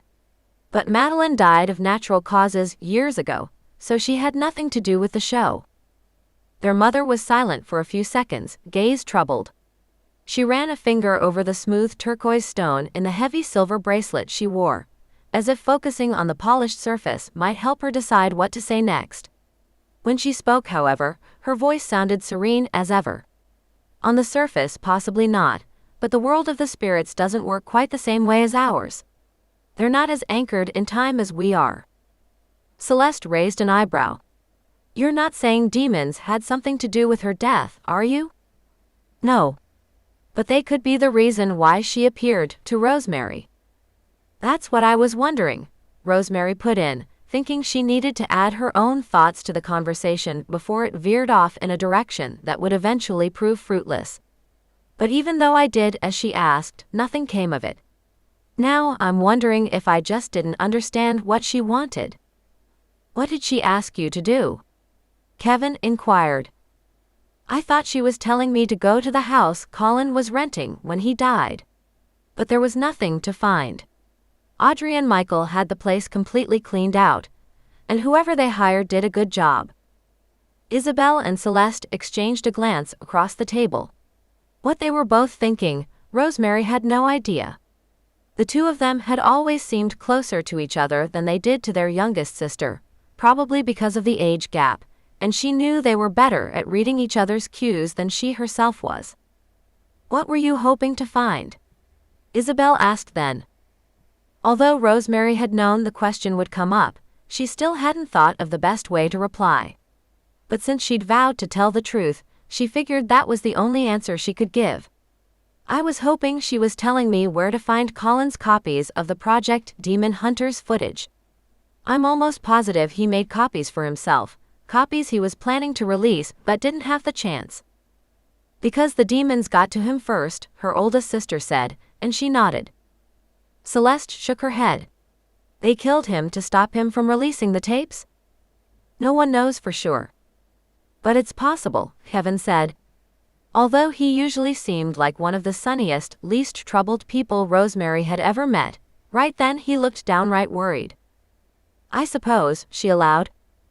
Then it's probably a good thing you didn't find what you were looking for, even if a spirit told you to go and find it, Isabel remarked. She was also fiddling with the base of her wine glass, as if she wished there had been more to go around as well. Frankly, you should probably take a step back from all of this. Rosemary sent a beseeching glance in her mother's direction, but Glynis also didn't appear to be very enthusiastic about her youngest daughter's latest quest. I have to agree with Isabel, she said quietly. While I can understand wanting to solve a mystery, it's not worth putting your life at risk. It's not at risk, she protested, but even as she spoke, Rosemary honestly didn't know whether her assertion was true or not. All right, no one had attacked her yet, or had done anything to make her feel less than safe, and yet she couldn't argue that Colin had lost his life over that footage and his plans to spread it all over the internet. Or at least, Michael and Audrey thought that was why he had died, and they had a better idea as to what the demons were capable of than anyone else she knew. As Rosemary looked at the worried expressions her mother and both her sisters wore, she realized that asking them to help her summon Madeline's spirit wouldn't do any good. Most of the time, they were extremely supportive, but in this case, they would only think she was doing something dangerous and would do what they could to stop her. That didn't mean she was going to abandon the quest she and Caleb had been pursuing. It only meant that she knew she couldn't expect her family to provide any assistance. Well, she went on before any of them could speak, I've pretty much hit a dead end anyway, so it isn't like there's much more I can do. Good, Isabel said, her expression one of grim satisfaction. That project seemed doomed from the start. Rosemary protested, that's a hell of a thing to say. Glynis said quietly, girls. Only the one word, but it was enough. Rosemary knew that arguing with Isabel about Project Demon Hunters wasn't going to change her sister's mind. Of course, she'd helped Audrey back when she'd first come into the store, looking for someone to tell her she wasn't crazy, that she really did need to find a way to protect herself from the demons that had come into her life, but all of the disasters that had befallen the show's cast and crew afterward, despite those precautions, only proved to Isabel that the entire project should have been abandoned. Which it was, only not before Audrey lost her house and Colin lost his life. Fine, Rosemary said. It's getting late. I need to get home since I'm opening tomorrow. No one pointed out that the store didn't open until 10, and it was only a little after 9 now. They all realized she wanted an excuse to get herself away before she said something she might regret later. As she rose from the table, Celeste and Kevin murmured something about fetching Tyler, and Isabel said she'd finish clearing the table. Once they were alone, Glynis looked over at her daughter and touched her arm. I know you're trying to do the right thing, Rosemary, she said, her tone quiet. I think I can even understand why it's so important to you to find Colin's missing tapes. But none of us want any harm to come to you. Although she was still annoyed, Rosemary knew that her mother and sisters loved her and were just trying to make sure she stayed safe. The knot of tension at the base of her neck eased itself slightly, and she let out a very small sigh. I know. Isabel warned me. She said she felt as if she could sense something dark on the horizon, although she didn't know what it was. To Rosemary's surprise, her mother nodded. I've been feeling something similar these past few days, but I couldn't think of what it might be, since everything seemed to be going well with you girls and I've been doing just fine too. It's out there though, like storm clouds building up behind the mountains. You really need to take care, Rosemary. I am, she said, although she didn't know whether that was the actual truth. If she'd actually been as careful as she claimed, she probably wouldn't have even allowed Caleb Dixon into her house that first time, let alone spent so much time with him. Michael's house is safe, Mom. I know I told you that. Yes, her mother replied, still with that faint frown line etched into the fair skin between her brows. But you can't be home all the time. Although it was nearly 9:30 by the time she got back to Pasadena, Rosemary fought a losing battle with her pride and checked her phone once she was safely inside the house and had the alarm turned back on. It was probably stupid to look. Even if Caleb had decided to relent and get back in touch with her, he probably wouldn't have contacted her so soon. Only she had missed a text from him. It was very brief, time-stamped a little after 8 o'clock. Call me when you have a chance. Now she sat on the couch in the family room, staring down at the phone and wondering if she had the guts to call or not. Maybe it would be better to leave it until the next day. Or maybe never. Or maybe she'd overreacted. He hadn't tried to force her, had backed off as soon as she told him no. Had she created a crisis because she liked him too much, and was trying to keep herself from getting hurt the way she invariably did? For all she knew, Will Gordon's intrusion into her thoughts was only the other side of the same coin. Letting another man draw focus from Caleb could be yet another defense mechanism. That explanation seemed distinctly possible. She also guessed she was still trying to shake off the negativity she'd experienced at dinner. Honestly, she hadn't expected that kind of reaction from her family, had thought her sisters or at least her mother would understand what she was trying to do. But it was pretty clear they all thought she'd gotten in over her head. If her family wasn't going to support her, then it seemed obvious that she needed to reach out to the only person who might. She touched the screen and made the call. Caleb picked up on the third ring. Hi, he said. I was beginning to wonder if I was going to hear from you. He sounded completely normal, as if they hadn't had their little spat at all. Quite possibly, he was the kind of guy who preferred to ignore that sort of thing and move on. While Rosemary was all for avoiding confrontations whenever she could, she wondered if that kind of behavior was precisely healthy. But then, this was definitely not the time to bring it up. Also, it seemed clear enough that he'd been worried whether she was going to blow him off. It was always nice to know she wasn't the only one battling a host of insecurities. Dinner went later than I thought, she replied, which was true enough. A pause, and then he said, I'm sorry. I guess I didn't do as good a job of picking up on your signals as I thought I had.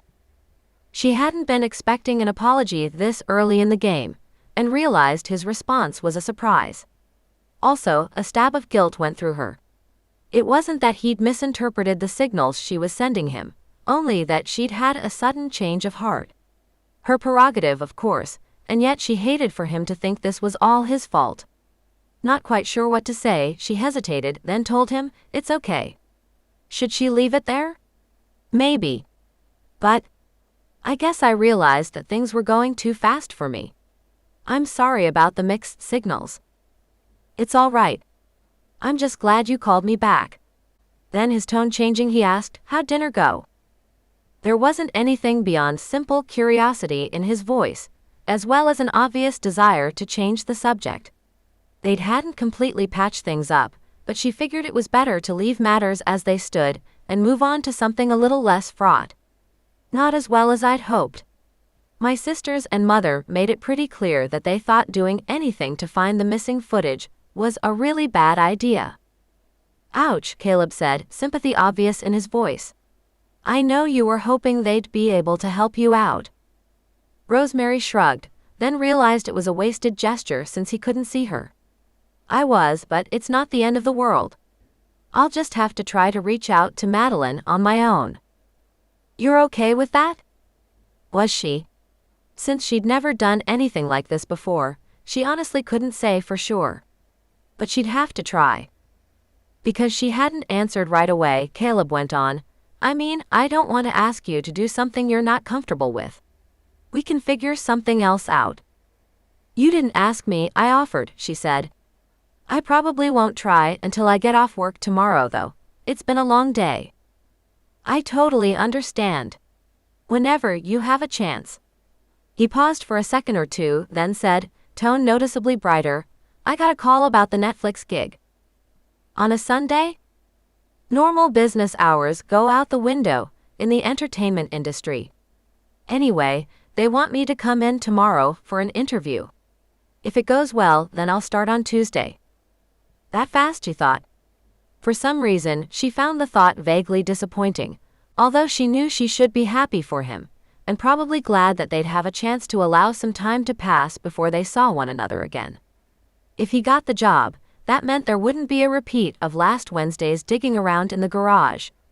Not that they really had anything to dig at the moment, unless Madeline decided to show up and be a little more helpful in providing actionable information than she had on the first go-round.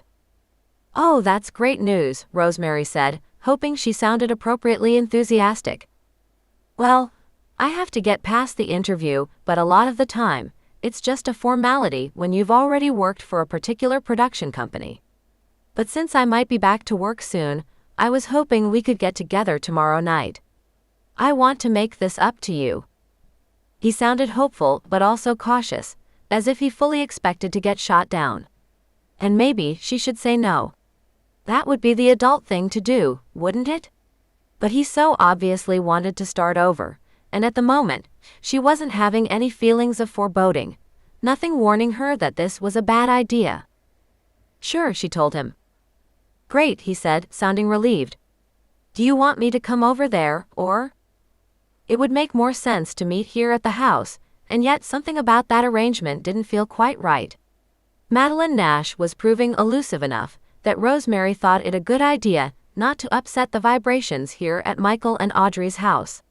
With the unresolved tension between her and Caleb right now, meeting in Pasadena probably wasn't a very good idea. However, there wasn't any reason why he couldn't meet her at her own house in Glendora. If they met there, she wouldn't have to drive all the way back to Pasadena, and it wouldn't matter as much if she got stuck late at the store for some reason. Also, by the time Caleb came by, the construction workers at the house next door would have called it quits for the day, and it should be fairly quiet in her neighborhood. She wouldn't quite admit to herself that having him come there would be an extra olive branch, a way to show that she'd forgiven him and trusted him enough to let him know where she lived when she wasn't house-sitting for Audrey and Michael. "Actually, why don't you meet me at my place in Glendora?" she asked. "There's nothing wrong with the house except that there's a construction zone next door. But that won't matter by the time you get there. Is around 7 okay?" "Sounds great," he said. "I'd like to see your place." "Perfect."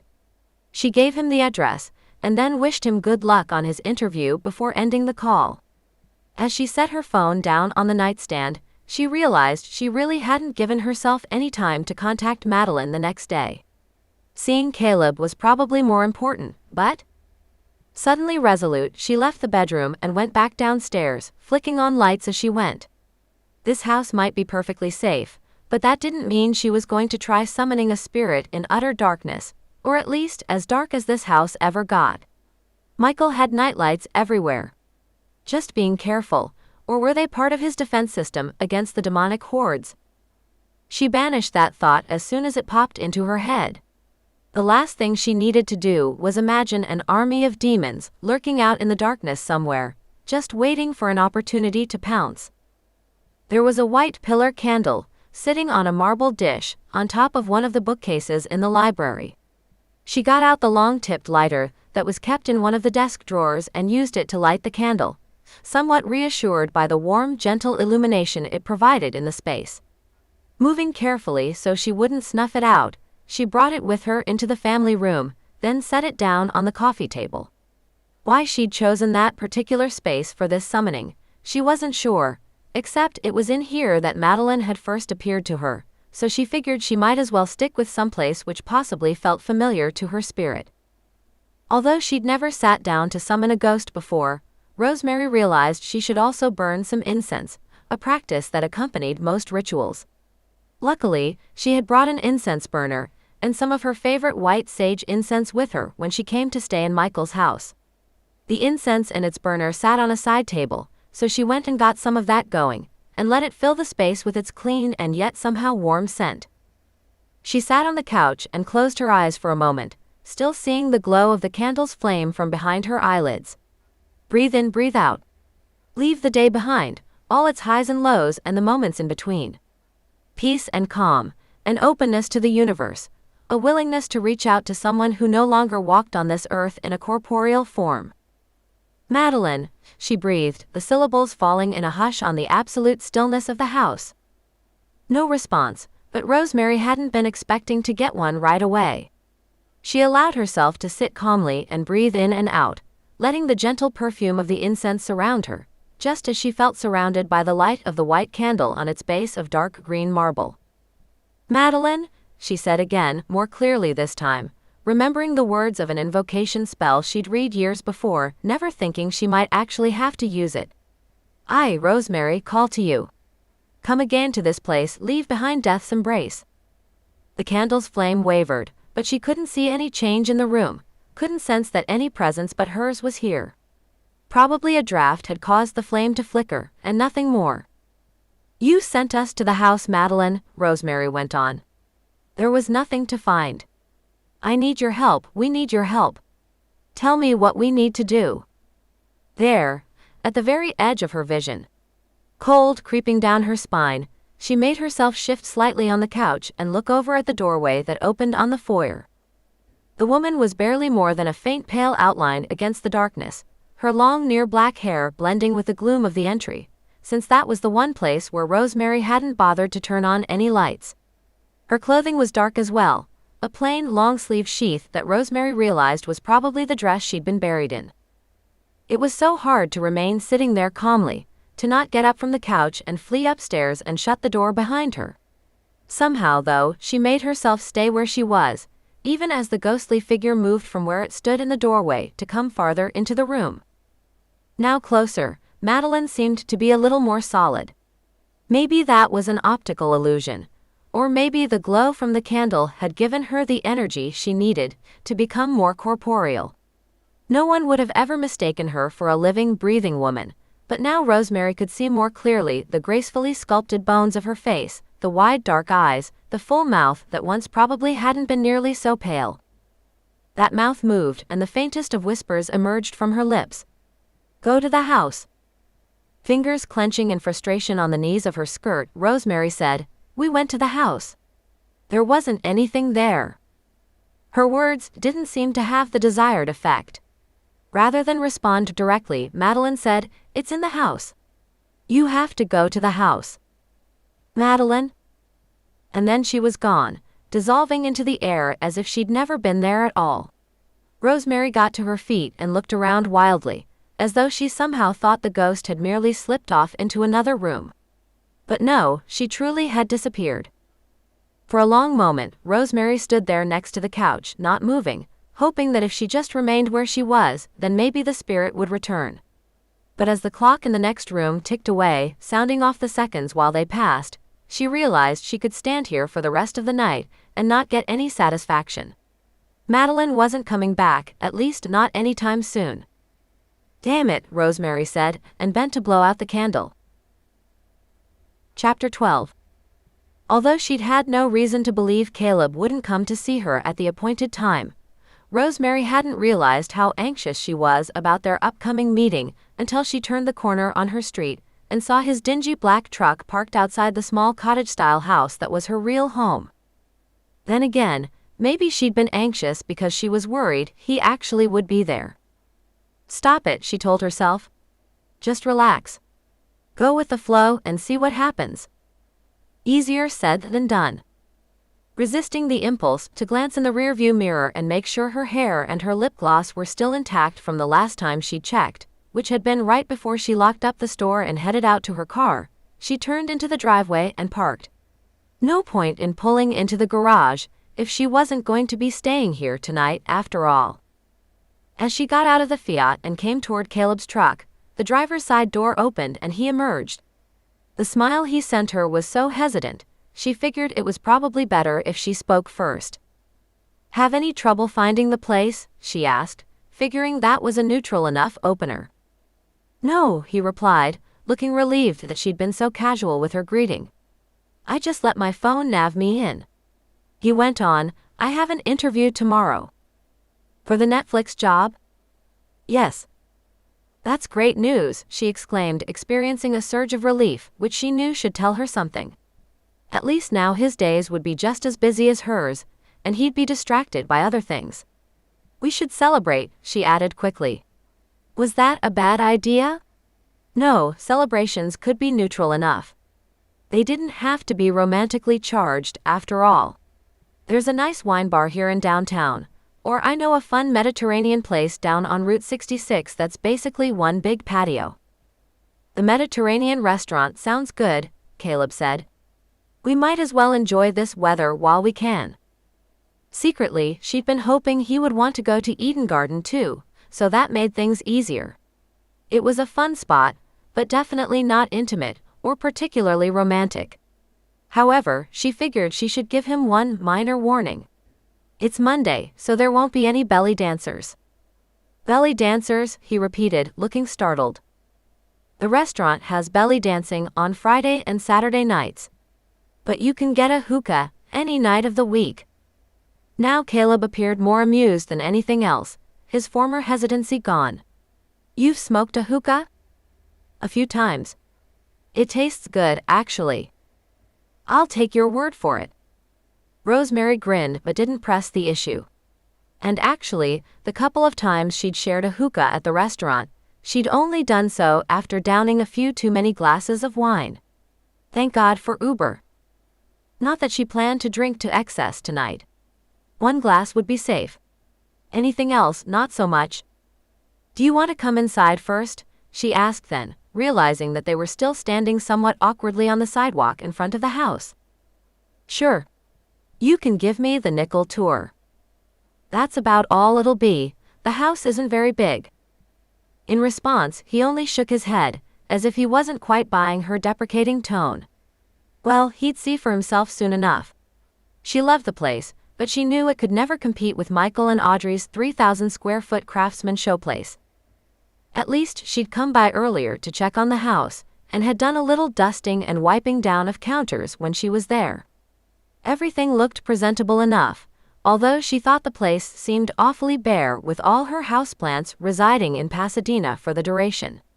Still, Caleb had never seen the house before, so he didn't have any basis for comparison. "I like the purple couch," he remarked as they came inside. "Thanks," she said. Should she take that as a good sign, that they meshed better than she wanted to admit right now? Even her mother, who tended to be pretty relaxed about that sort of thing, had worried that Rosemary might get tired of the sofa after a while, but she'd had it for almost 2 years now and still smiled every time she saw it. "Obviously, this is the living room. Dining room over there." She pointed toward the cramped space off to one side, which was barely large enough for a small round table and 4 chairs, And there's the kitchen. Down here is the guest bath in case you need it, and my office. And the room at the end of the hall is the master bedroom. He nodded. It's nice. Homey. Thanks, she said. She'd always thought so, thought the house walked the line between being cozy and a little too boho, but it was nice to hear he felt the same way. And here, she went on, then stepped over to the French doors that opened on the backyard, is the back patio and the yard. I don't quite have your view, unfortunately. No, she didn't. But she'd had the yard professionally landscaped, and since the house was oriented north and south, she had the San Gabriel Mountains, framed nicely between the slender silver-dollar eucalyptus trees that had been planted along the back wall. I like it, he said. Do you entertain much? Sometimes I'll have my sisters over, they live close enough that they can walk. The place really isn't big enough for too many more people than that. What she really didn't feel like telling him was that she actually didn't have any close friends outside her family. Lots of acquaintances, people she'd met while working at the store, or fellow psychics who worked the various shows and fairs and expos. But someone she could confide in, someone she'd allow to see the worst of her, knowing that they'd still be her friend? Not really. She'd thought she and Audrey might get to that point one day, although their friendship had been interrupted by Audrey's necessary relocation to Tucson for the duration of her doctoral program. Anyway, confessing any of that to Caleb didn't feel right. If their relationship managed to progress from where it currently resided, then she'd let him find out how narrow her circle of friends really was, how she tended to feel like an outsider when she wasn't around her immediate family. The last thing she wanted was for him to feel sorry for her, or even worse, worry about possibly being with someone who might come to depend on him too much because she didn't have anyone else in her life. Luckily, he seemed to accept her explanation. No one could argue that her house and its accompanying yard weren't very large, and after that, they went back outside and got into his truck, with her giving him directions to the restaurant. Since it was still relatively early, the place wasn't all that crowded, and they were given a prime table at the far end of the patio, near a water feature that splashed gently in the background. It's different, Caleb said as he glanced around, apparently taking in the expansive trellis overhead, woven with faux greenery, the concrete walls that had been formed to look like rough-hewn rock. Lively Middle Eastern dance music played in the background, although not so loudly that it threatened to overpower their conversation. It's not the kind of place I'd expect to find in Glendora. His gaze warmed as he went on, but then you're not the kind of girl I'd expect to find in Glendora either. Oh, she said, figuring she should take the remark as a compliment, even as she wondered whether they should really be back at the compliment stage after what had happened between them the day before. Still, she thought she'd play along for the time being. What kind of girl would you expect to find here? His shoulders lifted, and he picked up his menu. I don't know, someone a little more prosaic. I'm not prosaic? He chuckled. Hardly. Good. A waiter came by and asked if they wanted drinks, and Caleb ordered a bottle of Shiraz. Rosemary felt her eyebrows lift slightly, then decided if she protested, she'd only prove to him that she was still uncomfortable with the situation. As long as she only had the one glass of wine that she'd promised herself, she'd be fine. I thought you had an interview tomorrow, she said as the waiter departed, promising he would be back in a few minutes with their wine. I do, Caleb replied, looking unperturbed. But it's not until the afternoon. That'll give me plenty of time to recover. Anyway, half a bottle of wine isn't quite enough to put me over the edge. She supposed she should be reassured by that. Anyway, she wasn't his mother, he could do what he liked. Also, they could have the waiter cork the unused portion of the bottle, and Caleb could take it home for later. They were silent then, both of them perusing their menus. Once he'd set his aside though, he looked across the table at Rosemary and said, I went through the box of DVDs. What? She said, taken off guard. She put down her menu as well, figuring she'd go with chicken shawarma since she hadn't had it for a while. The box of DVDs we got from the garage at Colin's rental house. Caleb looked as if he wanted to say more, but the waiter returned right then with the bottle, and they both had to wait until he'd opened it, poured some wine for both of them, and then took their orders. Eventually, though, they were left alone again. Because the conversation had already been derailed somewhat, Rosemary lifted her glass. To the new job. Job interview? Caleb corrected her with a slight curl at the corner of his mouth, but he went ahead and clinked his wine glass against hers anyway. So the DVDs. Right, he said. The box was still sitting in the back of my truck, so I pulled it out and brought it inside. Then I started thinking, what if Colin hid the footage in plain sight? He could have burned a couple of DVDs that contained everything he'd shot, then put them in the cases from an entirely different show. That made some sense, but I thought they were all shrink-wrapped, Rosemary pointed out. They were, but someone like Colin would have known where to get them wrapped. And Caleb expelled a disgusted-sounding breath and drank some of his wine. Nothing. I opened up all 24 of those DVDs and put them in my Blu-ray player one by one, and they were all the same old Haunted Cemetery special. So much for my Hardy Boys impersonation. It was a good idea, though, Rosemary said.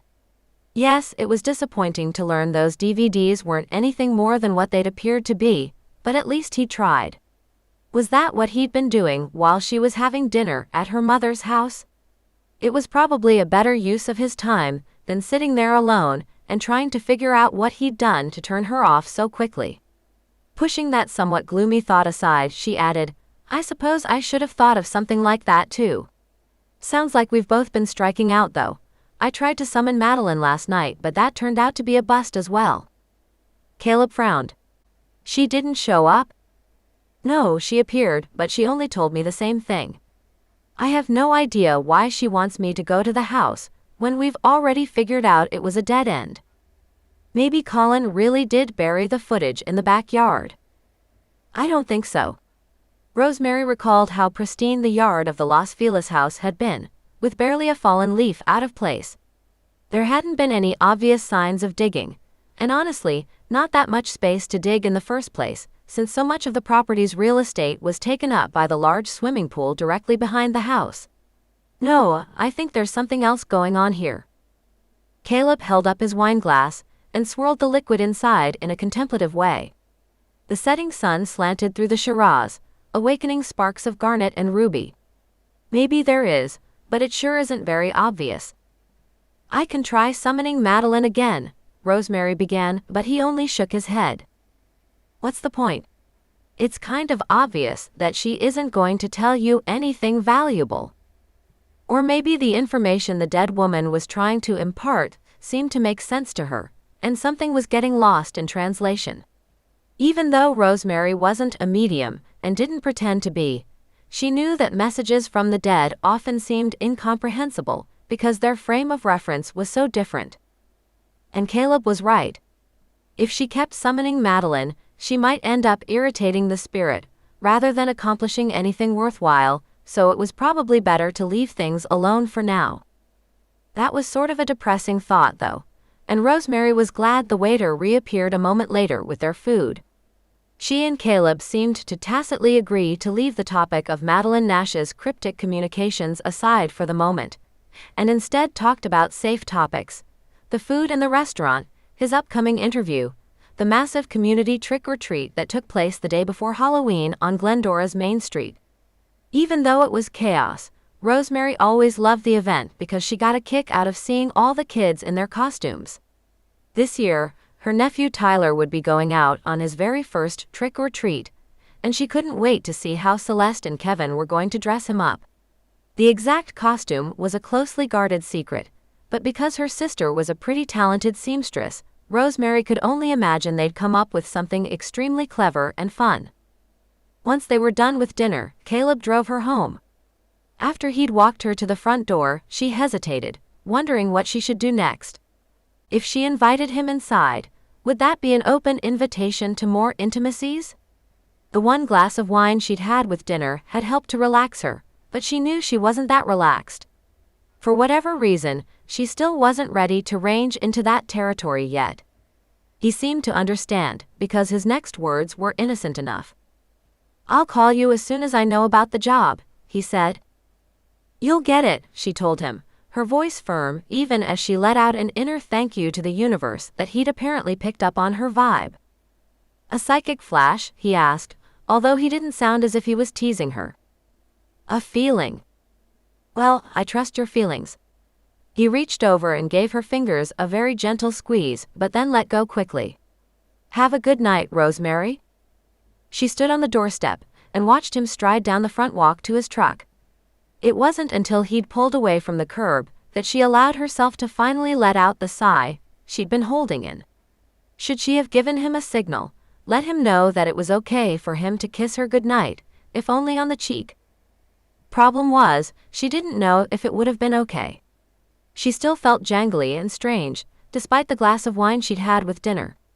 Maybe that strangeness stemmed from standing here on the front porch and wondering whether she should even go inside or not. Yes, she'd thought she'd come back to the house and test the lights, make sure everything was still working okay, since she hadn't been here after dark since she moved into Michael and Audrey's place. Now though, she couldn't decide what to do. "Well, standing on the doorstep like an idiot isn't helping," she scolded herself. "Either go inside, or get in your car and go back to Pasadena." All right, she'd go inside.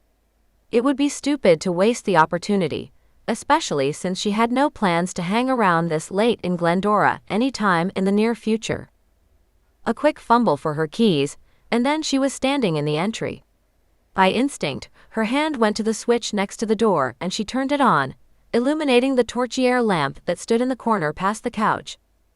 After that, she went into the kitchen and checked the overhead fixture there, then headed down the hall toward the backyard and looked outside. The outdoor lights were all solar-powered and seemed to be functioning just fine. Just as she'd thought, everything seemed okay here, and she realized she'd been worried for no reason. Since she figured she could use a little extra time to let the wine from dinner wear off before she got on the road, she went to her purse and got out her phone. It wouldn't hurt to check and make sure she hadn't missed any messages while she was out with Caleb, since she'd put the phone on vibrate to keep it from interrupting their dinner. There was one missed call from Audrey's number and a new voicemail.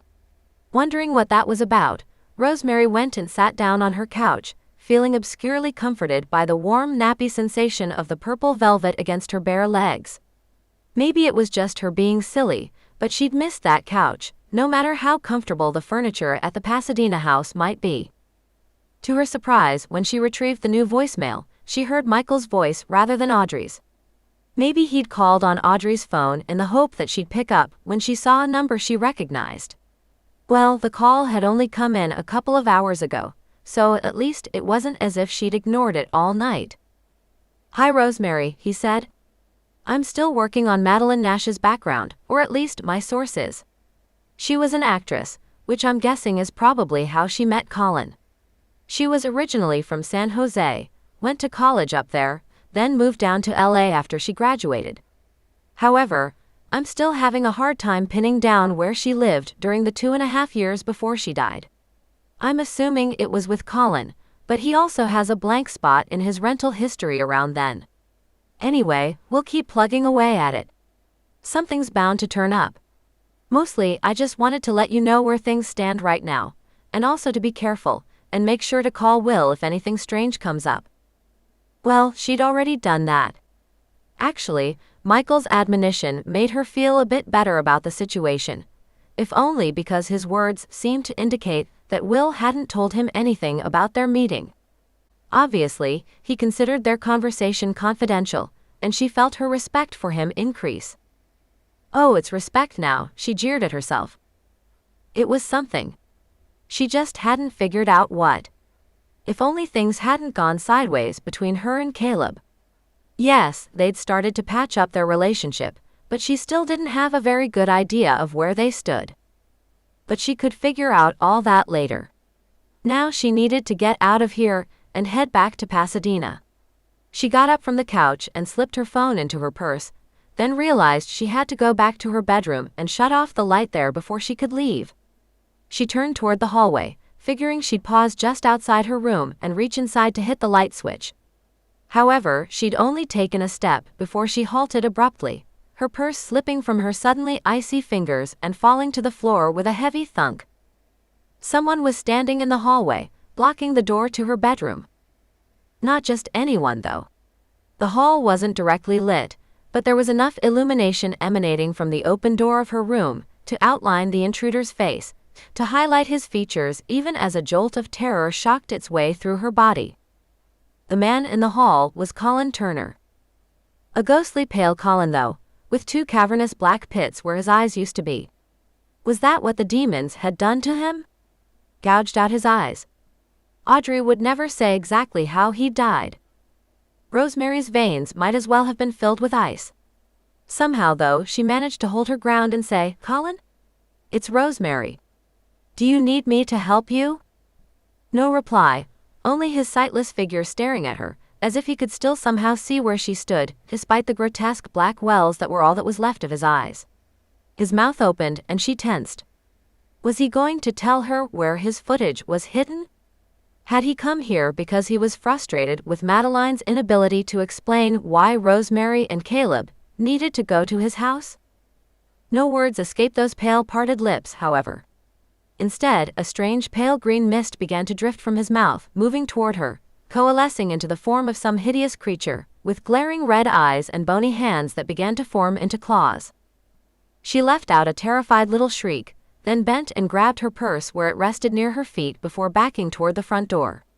The thing emanating from Colin's mouth snarled, clawed fingers reaching toward her, but somehow she managed to wrench open the door and slam it behind her, not bothering to lock it, thinking only of her car a few yards away in the driveway. Once she was outside, she bolted for the little green Fiat, scrabbling inside her purse for the key fob, pressing down on it. While she was still a few feet away, she heard the reassuring clunk of the door unlocking and threw herself forward with a sob. Her fingers closed on the handle, and she yanked it open, then fell into the seat and pressed the lock with her left hand while her right touched the starter button. A pale greenish mist was beginning to ooze its way around the front door, as if that was the only way the creature or entity or whatever it was could get past a physical barrier. She sure as hell wasn't going to wait to see what it might do next, though. No, she mashed her foot on the accelerator and felt the car jump backward, and she reversed out of the driveway at a speed the Fiat's engineers had probably never intended. Once out on the street, she quickly shifted into drive and peeled out of there, leaving a few whiffs of smoke and the acrid scent of burned tires behind her. She risked a glance in her rearview mirror as she left, but the green mist didn't appear to be following her. Still, she wasn't going to slow down until she got back to Pasadena and was safely barricaded behind the doors of Michael's demon-proof house. And then she'd try to figure out what the hell she should do next. First, though, she needed to call Will. Chapter 13. All Saints was a large Gothic-style church on the outskirts of Pasadena's downtown. Even though Rosemary had never been there before, she knew exactly where it was located, mostly because its grounds backed up to an open plaza it shared with a California pizza kitchen of all places. By some miracle, she was able to find a parking space right out in front, thus saving her from having to park in the price-gouging public garage under the restaurant. The night before, she'd had to convince Will that she was all right, that he didn't need to come charging over to the house to check on her. Okay, he hadn't exactly used the word charging, but she could tell he was very worried about her. However, as soon as she stepped into the Pasadena house, she'd known she was safe. Whatever that thing was back in Glendora, it couldn't follow her there. And she'd been feeling rattled enough that having Will over hadn't felt like a very good idea. She managed to talk him down, but only by promising to come see him the next morning. She fed $1's worth of quarters into the meter, then paused on the sidewalk for a moment, trying to get her bearings. Although she'd managed to get some sleep, she still felt exhausted and yet on edge, starting at every stray sound, every odd movement caught in her peripheral vision, despite her reassurances to herself that nothing could pass Michael's wards. And as much as she hated to bail on the store, she knew she was feeling way too rattled to go into work that day. Luckily, Isabel said she would cover for her, and didn't even ask what important business had come up to prevent her younger sister from being at work the way she was supposed to. Maybe she felt a bit guilty about not being more supportive at dinner on Sunday night. But whatever the reason, Rosemary was just glad she didn't have to come up with any explanations for her unexpected absence. Right then, she honestly wasn't sure what she could have said. She hadn't called Caleb either. The last thing she'd wanted to do was upset him right before his job interview. They'd talk after he was done with the interview and knew he'd gotten the job. Since she'd taken what precautions she could, she'd turned on the alarm system, smudged every damn room in the house, and left white candles burning everywhere as well. She didn't see the point in upsetting Caleb when there really wasn't anything he could do. No specters had appeared, and no monsters had crawled out from under the bed or from inside the closet. As Michael had said, his house was safe. Obviously, her own place was an entirely different matter. A pause as Rosemary stared up at the facade of the church, at the square tower and the intricate stained glass window that faced out on Euclid Avenue where she stood. She hadn't been raised to find any particular comfort in a church, and yet something about the elegance and strength of the building reassured her, as if something was telling her that she'd done the right thing by coming here. She hoped so. Deep down, she couldn't help wondering if this was a huge mistake, considering the way Will Gordon had been haunting her thoughts ever since she first met him. Problem was, she didn't know what else to do. Her psychic abilities couldn't exactly protect her from specters or demons or whatever the hell that thing had been inside her house. With Michael and Audrey nearly 500 miles away, the only recourse Rosemary had was to reach out to the one person in the area who possessed the expertise she needed. A deep breath, and she smoothed the folds of her flowing embroidered skirt, a half-nervous, nearly unconscious gesture. Today was a little cooler than the weather had been for days, so she'd put on a short-sleeved wrap top rather than the tanks she'd been wearing lately. Hopefully, that would be appropriate enough attire for a church. Or at least church grounds. There was no need for her to go into the chapel. Will had told her to come around the side, to the wing of the building where the actual offices were located. Feeling more hesitant with every step, she made her way to the back of the large structure, following the signs that directed her to the rectory. When she entered the building, she was a little surprised to see how institutional it looked, with very little of the Gothic style shown in the chapel itself. She walked slowly down the hall, reading the signs placed next to each door. When she got to the end of the hall, she heard her name. Rosemary. Will stood in the last doorway on the left. Just like the last time she'd seen him, he was wearing a dark shirt and pants, no priestly collar in evidence. Her heart made an odd little skip at the sight of him. "Hi, Will," she replied, glad that she sounded relatively normal. Too bad there really wasn't anything normal about the situation, or, apparently, the way she reacted to his presence. He didn't appear to notice anything wrong, thank God. "Please come in." She entered his office, which was a pleasant jumble of bookcases and tropical plants. Bright light streamed in through the open windows, offering a sunny view of the public courtyard area outside. The setting helped put her a little more at ease. It was hard to imagine getting attacked by anything supernatural in such a warm, friendly place. "Let me get those out of the way for you," he went on, his tone a little apologetic, as he bent down to pick up a stack of books from where they'd been resting on the room's only visitor's chair. "Thanks." She sat down and watched him put the books on top of one of the bookcases. There clearly wasn't any room on the shelves themselves. Instead of taking a seat behind his desk, which was also littered with books and an alarming number of file folders, he perched on one corner, hands resting on the dark oak surface as he regarded her. "I'm glad you're all right. I was worried about you." "Oh, I'm fine," she replied, even as her voice gave the lie to her words. Damn it, she really hadn't planned to sound quite that shaky. The whole morning, she'd held herself together as well as she could, but there was something about the sympathetic light in William Gordon's clear gray eyes that made her fragile self-control feel as if it was about to fall apart like a house of cards. "You're sure?" She nodded. "Yes, the house was quiet. Nothing happened, just as I knew it wouldn't." That was also a lie. She'd hoped everything would be okay, but she hadn't known. Not completely. His expression was very serious. "I still wish you'd let me come over to check on things." About all she could do was manage a lift of her shoulders. "Once I was back at Michael's house, I figured I was as safe as I would be anywhere."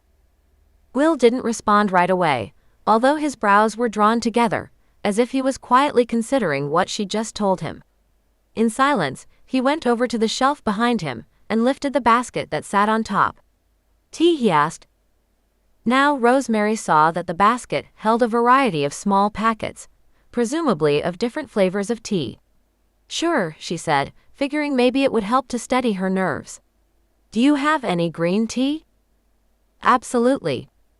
He busied himself for a moment, fetching a couple of mugs from the shelf below the one where he'd gotten the tea, then pausing to lift an electric kettle from where it sat on top of an old gray metal file cabinet. Obviously, he'd been expecting to offer her some refreshment, and so had gotten the kettle going some time before the hour when she was supposed to arrive. Once he'd handed her a heavy brown glazed mug with her green tea steeping inside, and had gotten his own drink as well, he settled back against the desk. "Tell me again what happened." It was too soon to drink her tea. Too bad, because her throat felt suddenly dry. She really didn't want to relive those terrifying moments all over again. But she could understand why he wanted to hear her story once more, if only to get it from her when she wasn't on the phone and stammering, as she tried to relate what she'd seen at the Glendora house. His eyes were fixed on her, filled with sympathy. "It's okay," he said, his tone gentle. "This is a safe place. Nothing can harm you here." Rosemary had already gotten that feeling from the rectory, but it was nice to have her impressions corroborated, especially since she'd had the awful thought as she drove over here that maybe the entity in her house couldn't follow her to Michael's, but it just might be able to get her if she was someplace that wasn't warded. She wrapped her hands around her mug and inhaled the fragrant steam, hoping that doing so would give her some courage even though the tea itself was still far too hot to drink. Another breath, another reminder that she'd survived last night's encounter, terrifying as it had been, and so she didn't need to fear talking about it now. As calmly as she could, she explained how she'd gone out for dinner, and that after her date had said goodnight and gone home, she listened to her messages and decided to check the house one last time before she headed back to Pasadena. Then she went on to explain to Will how she'd seen what at first she thought was Colin Turner's ghost, but had realized soon enough it was no benign entity like Madeline Nash's spirit had been. Maybe the terrifying apparition was the dark energy her sister Isabel had sensed. That seemed to make sense because whatever the thing truly was, she knew it had to be evil. "And that's when I ran," Rosemary said simply. "Just bolted and got the hell out of there." Heck, I mean. Sorry." One corner of Will's mouth lifted in what looked like a hastily smothered smile. "It's okay if you swear, Rosemary. We're not in church." No, but close enough to one that she figured she'd better be on her best behavior. He went on, "Did you get any sense of evil from the entity you saw, or was it only that you were so startled, you figured it was better to get out of there and try to figure out what was going on once you were safely away?" She frowned at that question. What had she felt from the entity? Well, besides being scared shitless at the very sight of the thing. "I felt cold," she said at last. "Maybe that was just my own fear talking to me, but I remember feeling as if all the blood in my veins had turned to ice." That response made Will nod, as though in comprehension. However, he didn't speak right away, but instead lifted his mug of tea to his lips and took a slow, deliberate sip. Which meant her own tea was probably safe to drink as well. Rosemary brought the heavy mug to her mouth and allowed herself a small swallow. It was still fairly hot, but not at a tongue-burning level of heat. Besides, its warmth felt good going down, reassuring her that at least everything here in this cluttered office seemed relatively normal. "That's often how people react to the presence of demons," he said after a moment. "A sensation of overwhelming cold." "I thought hell was supposed to be hot," she quipped, and he tilted his head at her, as though he'd taken her comment seriously rather than viewing it as the half-joke she'd intended it to be. "Do you believe in hell?" he asked. "Well." She let the word trail off, then glanced down at the mug she held, not quite sure she wanted to meet his eyes. "A few months ago, I would have said no. I'm not exactly what you'd call a Christian." Will didn't seem particularly perturbed by this revelation. What changed your mind? Another sip of tea, and then she leaned over and set her mug down on a stone coaster that apparently had been put on the bookshelf near her chair for that very purpose. Seeing what Audrey and Michael went through. I mean, if demons exist, then I guess the place they're supposed to come from has to exist too, right? Right. Unlike her, Will didn't seem inclined to abandon his tea, but took another swallow. Demons are very real, unfortunately. Most people can allow themselves to doubt their existence because their paths will never cross, but once you've had an encounter with demons, even one by proxy like you have, thanks to being friends with Michael Covenant and Audrey Barrett, then it's a lot more difficult to fly below the radar, so to speak. Great. So her very friendship with Michael and Audrey had made her more vulnerable to demonic intervention. Rosemary didn't like that idea, no, not one bit. However, rather than allow herself to start freaking out about an existence where demons would interfere with her life at every turn, she thought it better to focus on the problem at hand. So, that was a demon in my house last night? Very likely. A regular ghost or spirit wouldn't have behaved in such a way. You never saw Madeline Nash's ghost do something like that, did you? A shiver went through Rosemary at the very thought. No, she always seemed pretty benign, although it's still unnerving to have a ghost popping in and out of your immediate vicinity, benign or not. Rosemary paused for a moment and looked up at Will. His expression was thoughtful, but patient as well, as if he was content to stand there leaning against his desk for as long as it took to tease out the important threads of her story. She hadn't mentioned the missing video during their first conversation, but she figured there was no point in trying to avoid the topic any longer. Did Michael tell you about the footage? A nod, and then Will drained the rest of the tea in his mug and set it down in one of the few clear spaces on his desktop. He did. I can see why you'd be trying to track it down. It's immensely valuable. Which was pretty much what Caleb had said, even if he hadn't used those exact words. She refrained from mentioning that, though, mostly because she preferred to keep him out of this if at all possible. All right. He was the one who'd roped her into looking for the lost footage in the first place, but despite that, she didn't want him getting tangled up with demons and ghosts and God knows what else. No, he was going to get that new job and, with any luck, be safely away from anything that might put him in danger. Because if what Will had just said was correct, then she'd been in trouble long before Caleb came on the scene. She'd already been pinging the demon's radar, and it didn't seem as if there was much she could do about that unfortunate fact. I suppose it is worth a lot, she conceded, not wanting to commit to anything more than that. But I haven't been able to come up with any leads, so it looks like the footage is going to stay missing. Will spread his hands, as if to indicate he wasn't going to say one way or another what his own opinion on the matter might be. We can leave that aside for now, I suppose. Right now, I want to go take a look at your house. Although she'd been fearing he would make such a request, she couldn't quite keep herself from shooting him an alarmed look. Do we have to? To her surprise, he smiled. If you ever want to live there again, then yes. I assume that Michael and Audrey will want their own house back at some point. True. Rosemary played with the amethyst ring she wore on her right hand, twisting it around nervously. Not looking up, she added in a low voice, I'm scared to go back there. Which is completely understandable. Will straightened then and gazed down at her, again with a slight smile touching his lips. But it's broad daylight right now, and I'll be there with you. The circumstances are very different. She supposed she could protest that some pretty scary shit had gone down at the Whitcomb mansion in the middle of the day, and at Audrey's house for that matter. But Will was right, she'd have to go home sooner or later, and better to check it out now while she had some expert assistance. Okay, she said, then got up from her chair and brushed at her skirt. Do you want to follow me?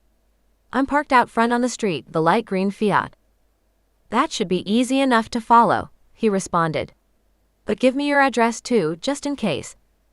He went around the back of his desk and got a post-it note and a pen out of the middle drawer. Rosemary told him her address, along with the nearest cross street. I'll pull in the driveway, and you can pull in behind me, she added. It's about 15 minutes from here. Got it, he said, and tucked the little yellow slip of paper in his breast pocket. I'll come around on Euclid and meet you there. I'll be driving a black Dodge Challenger. She nodded. So that's what that impressive-looking muscle car was. Again, she wondered what he was doing driving a vehicle like that, but she supposed it probably didn't matter one way or another. There wasn't much to do after that except go back outside and wait while he locked the door to his office, then wave as she headed out to Euclid Avenue, and he went in the opposite direction, presumably to wherever the staff at All Saints had their designated parking spaces. When she got back out to the street, she saw that the time on her meter had already run out, but luckily, no overzealous meter maid had yet descended to give her a ticket.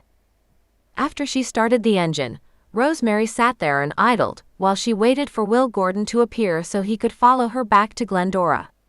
His sleek black muscle car came around the corner, and she could feel her eyes widen as it approached. Up close like this, it was even more impressive, the restrained thunder of its engine audible even through the rolled-up windows of her own car. With a slight shake of the head, she turned on her signal and pulled out from her spot at the curb, heading north so she could pick up the frontage road that ran parallel to the 210 freeway, and eventually get on at the Lake Avenue on-ramp, since there wasn't any freeway access closer than that. The whole time, Will Gordon's car stayed right behind her, not too close, but close enough that even an aggressive driver would have had a hard time inserting himself between the two of them. Then they were safely on the freeway, heading east. As the miles passed and they got closer and closer to the Grand Avenue off-ramp in Glendora, Rosemary could feel her fingers tensing on the Fiat steering wheel, could feel a lump of dread begin to form in her stomach.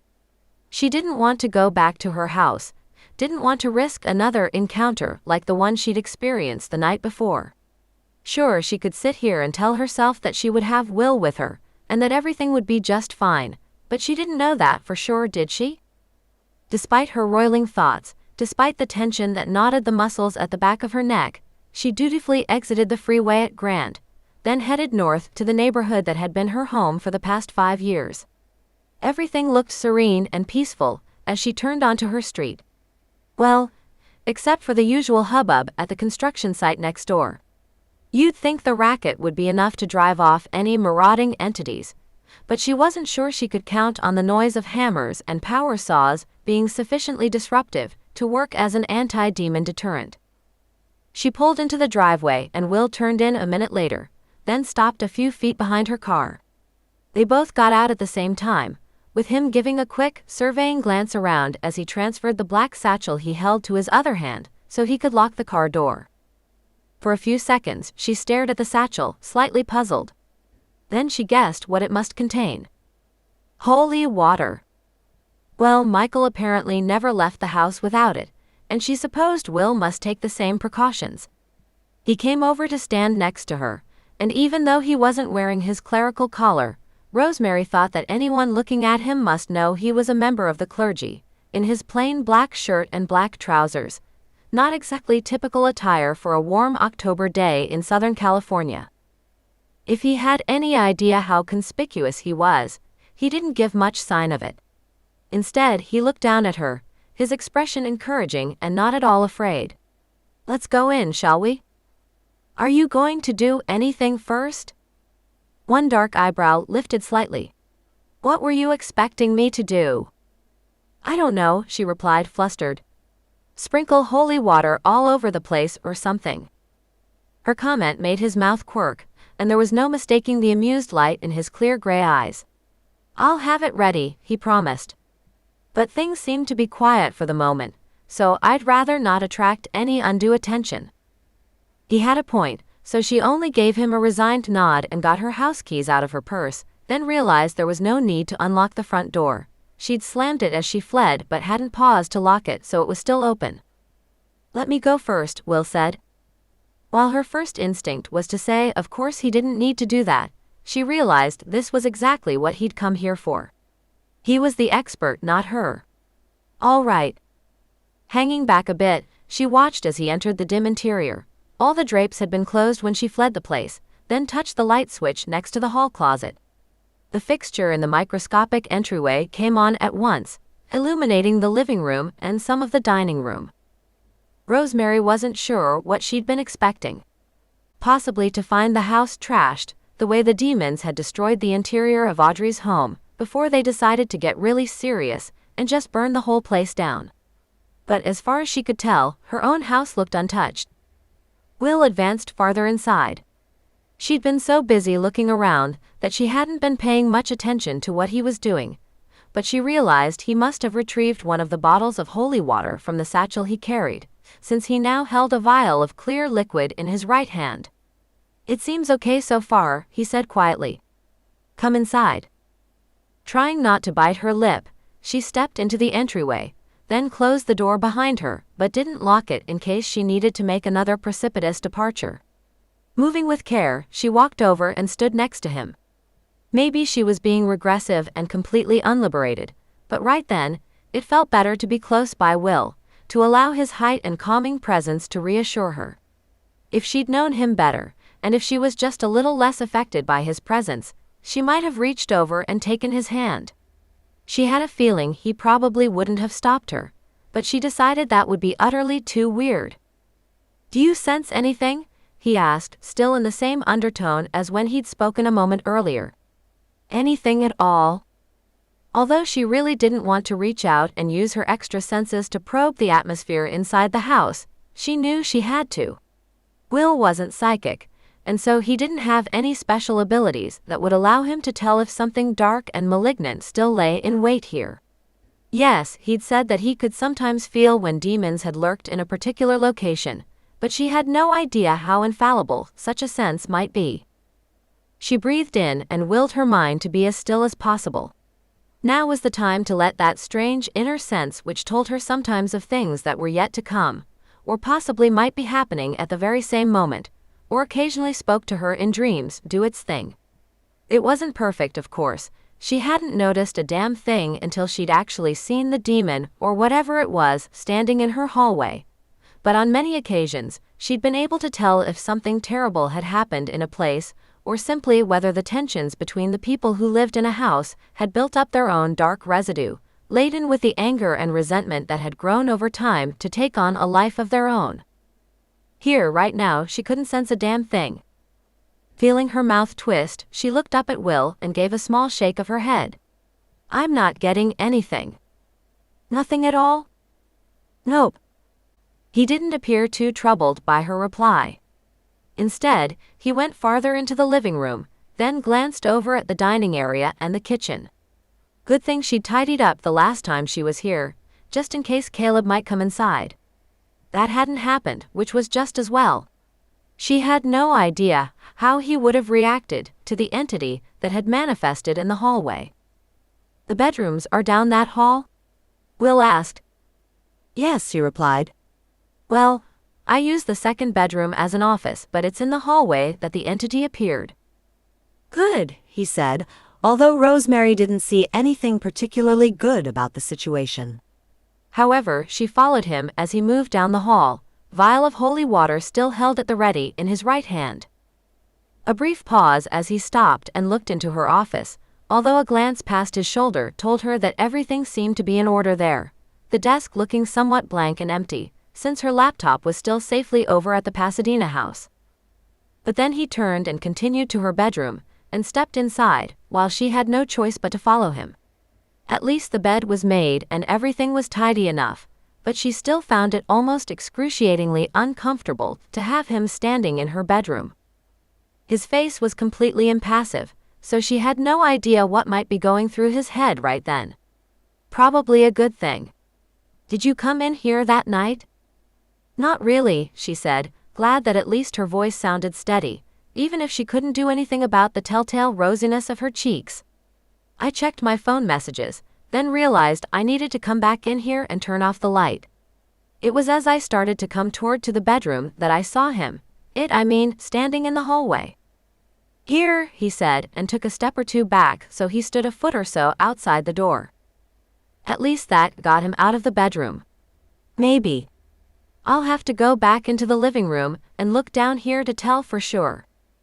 "Go ahead and do that then." She moved past Will, doing her best not to brush against him, although she felt a fold of her skirt touch his pant leg as she went. Maybe he'd felt it, maybe he hadn't, but he didn't react either way, for which she was grateful. She still wasn't quite sure how to act around him. All right, there wasn't any harm in thinking someone was attractive, but it felt wrong in some way, as though she was betraying Caleb.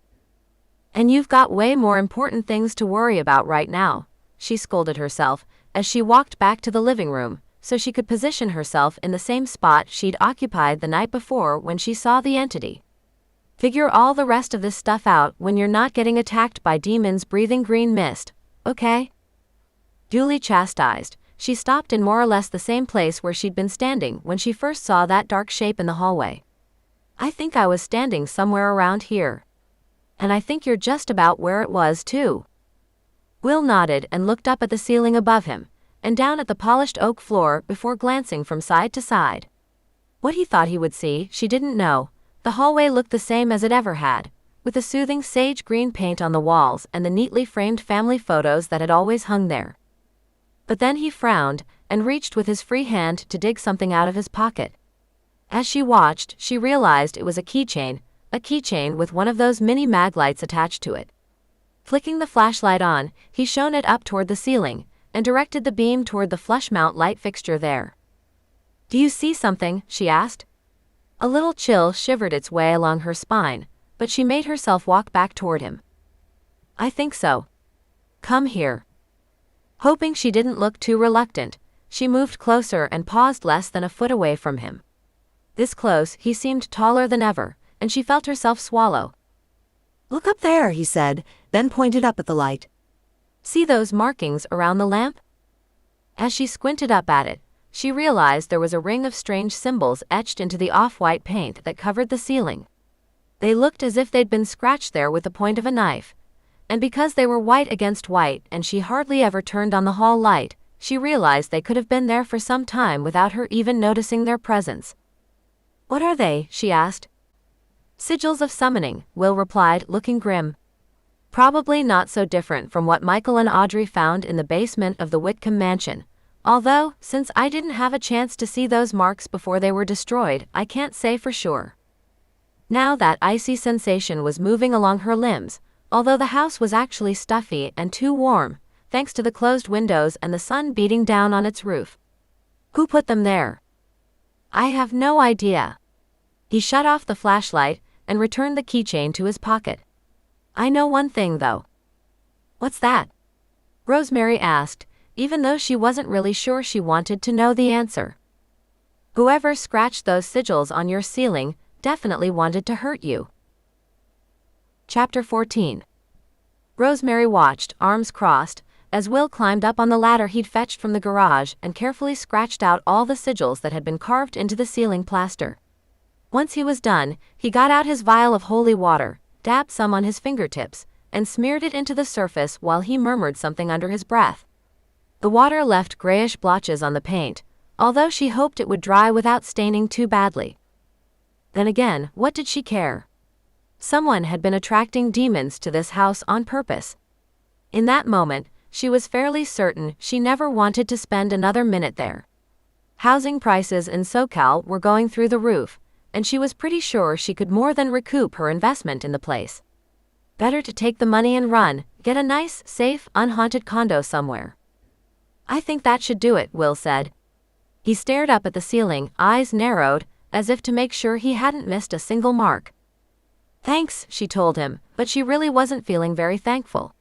No, the emotions bubbling inside her were a toxic mixture of anger and fear.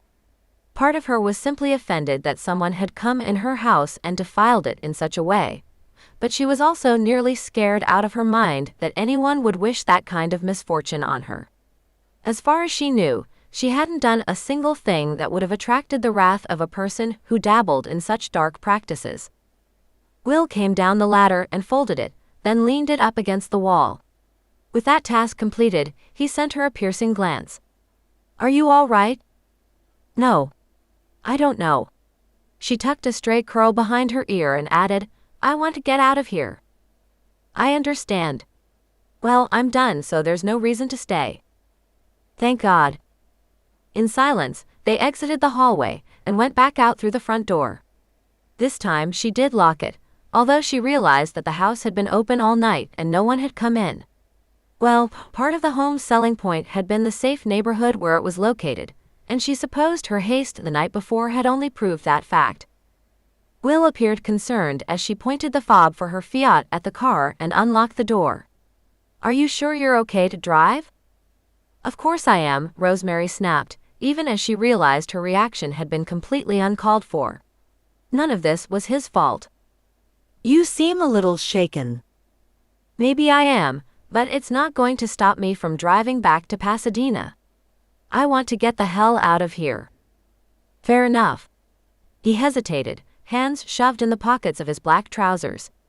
Tone gentle, he went on, "I think this house is safe now." "Maybe it is," she returned. "But I don't have any reason to be here, so there's no point in my hanging around." Something was nagging at her, although she guessed that having this discussion while standing in her driveway maybe wasn't the best idea. But they were here now, and she had to ask. "Why though? I mean, anyone who's this invested in sending the demon hordes after me has to know that I'm not even living here right now. It seems like kind of a crapshoot." His keen gray gaze rested on her for a moment. She didn't know him well enough to guess what might have been going through his mind. Was he considering responses and then discarding them when he feared she might react negatively? Or did he simply not know what to say? When he spoke, however, his voice sounded sure enough. "I think whoever it is probably knows you're staying at Michael and Audrey's house, and are therefore protected. This was, as you said, a crapshoot. They also probably know you come back here somewhat regularly, to check on the property. You're always alone when you do that, aren't you?" "Yes," she said, still feeling cold all over in spite of the warm sun that shone down on them both. Vaguely, she realized it wasn't even noon yet. If she wanted to, she could head over to the shop and still put in a full afternoon's work. Not that she would. She'd told Isabel she needed the whole day off, and she figured that finding out someone had just put a demonic hex on her property was a good enough excuse for taking a mental health day. "And the demon didn't appear last night until after your date left for the evening." Well, to be perfectly accurate, he'd never even come inside the house, but she had a feeling that if she'd invited Caleb in, if they'd talked or kissed or gotten even more intimate, the demon still would have stayed away while he was there. "You're right," she said. "So, the demon wanted to make sure I was alone?" "It's just a guess, but it seems plausible." "But I'll be fine at Michael's house." It was a statement, not a question. After all, she'd survived the night before without any further demon encounters. Still. Will nodded. "Yes, but I want to follow you back there, just to be safe." Rosemary opened her mouth, a protest bubbling to her lips, but then she realized it was probably better that way. For all she knew, the unknown person or persons who'd scratched those sigils into the ceiling in her hallway had also put the whammy on her car, although probably if the Fiat really had been hexed in some way, it would have acted up before now. Still, having Will follow her to the Orange Heights house seemed the safest thing to do. Besides, the route wasn't horribly out of his way, since he had to go back to Pasadena to return to All Saints anyway. "Okay," she said. "I'm not sure it's necessary, but thanks." He offered her a reassuring smile, and then headed over to his own car so he could get behind the wheel. Once again, she had to wonder at a clergyman driving such an impressive piece of muscle. Probably a story there. Would they ever know each other well enough that she would find it safe to ask? She climbed into the Fiat and waited for Will to back out of the driveway so she could exit as well, then drove with exaggerated care through the quiet residential area that surrounded her house and onto the larger street leading to the freeway. Just as on the drive over here, he stuck fairly close behind and didn't let anyone cut in between the two of them. Was he also worried that her car might have been tampered with, in some way? To her relief, though, it performed flawlessly as ever on the short drive back to Pasadena. Will pulled up to the curb in front of the big brown Craftsman house, watching as she made her way up the driveway and parked in the garage. Normally, she would have gone through the side door and headed into the house through the entrance in the kitchen, But this time she let herself out through the gate and came around to the front door so he could see that she'd gotten safely inside. Once there, she entered the code for the alarm and just as quickly re-engaged it. When she looked back out through the window, she saw that the shiny black Challenger was gone. For some reason, a little stab of disappointment went through her. That was ridiculous, though. Will had done his duty, had figured out why the demon had entered her house, had come back here with her to make sure she got home safely. Only this wasn't really home, was it? Just a borrowed refuge, one she was all too glad to have, but she couldn't say it was actually hers.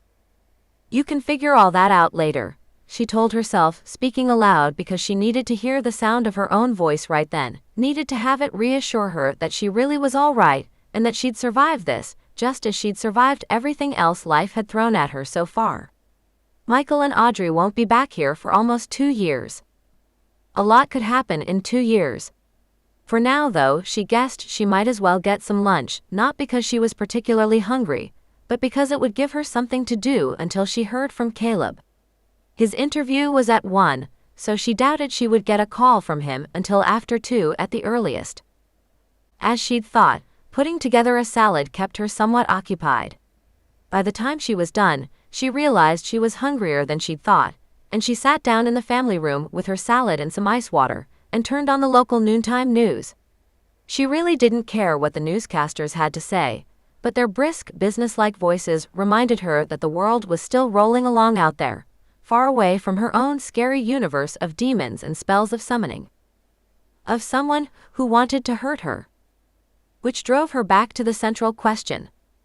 Why? She'd lived her life as blamelessly as she could, had never wittingly or willingly hurt anyone. Sure, like almost any other female in her 20s, she had a couple of messy breakups in her past, but they weren't the sort of thing that would have made any of her exes thirsty for revenge. Not that any of them were exactly the demon summoning type, either.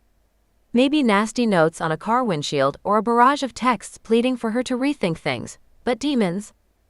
Not really. Rosemary wondered if Will had stopped for lunch on his way back to the church, or if he'd had to hurry over to his office because he had an appointment with a parishioner. She realized then that she didn't know much about what a minister really did from day to day. True, Michael Covenant was a minister as well, but he didn't practice or have a congregation. It was more like he'd gotten ordained because he thought it would help him in his demon-hunting vocation, and not the other way around. Whereas Will must have felt a true calling, or why would he have gone into what she couldn't help seeing as a pretty thankless profession? She wasn't sure what to think about that. Overly religious people had always made her uncomfortable, mostly because she feared that they'd start trying to convert her as soon as they found out she was a self-proclaimed pagan who didn't believe in God. Not that Will had tried anything like that, and actually seemed fairly laid back for an Episcopal minister, but there was still a chance he could bust out with the proselytizing at any moment. He won't, she told herself as she picked up the remote for the television and began idly flipping through the channels. Michael probably told him you wouldn't buy what he was selling if he tried anything like that anyway. The thought reassured her a little. At the same time, she realized she was slightly annoyed with herself for continuing to think about Will Gordon when she really should have been focusing on Caleb, if only to send some good vibes out into the universe so he'd get the job and wouldn't have to worry about his finances for the next few months. And if he didn't get the gig, well, something else would come along. Of course, he hadn't confessed all that much to her about his money situation, and so she honestly didn't know how much of a cushion he had to fall back on if his unemployed period stretched out for too long. It sounded as if his current housing situation was pretty solid, though. She guessed that he might be able to skate along for a bit before things got too bad. Her thoughts darted this way and that. Rosemary knew she was distracting herself with Caleb's imaginary troubles because it was easier than dwelling on her own, but she didn't know what else she should do. Just as she was wondering whether she should go out and do some shopping, more because the thought of being surrounded by people was obscurely comforting than because she needed anything in particular, her phone rang. Since she'd put it down on the coffee table as she was eating her lunch, All she had to do was reach over and pick it up. Caleb's number. "Hey," she said. "Good."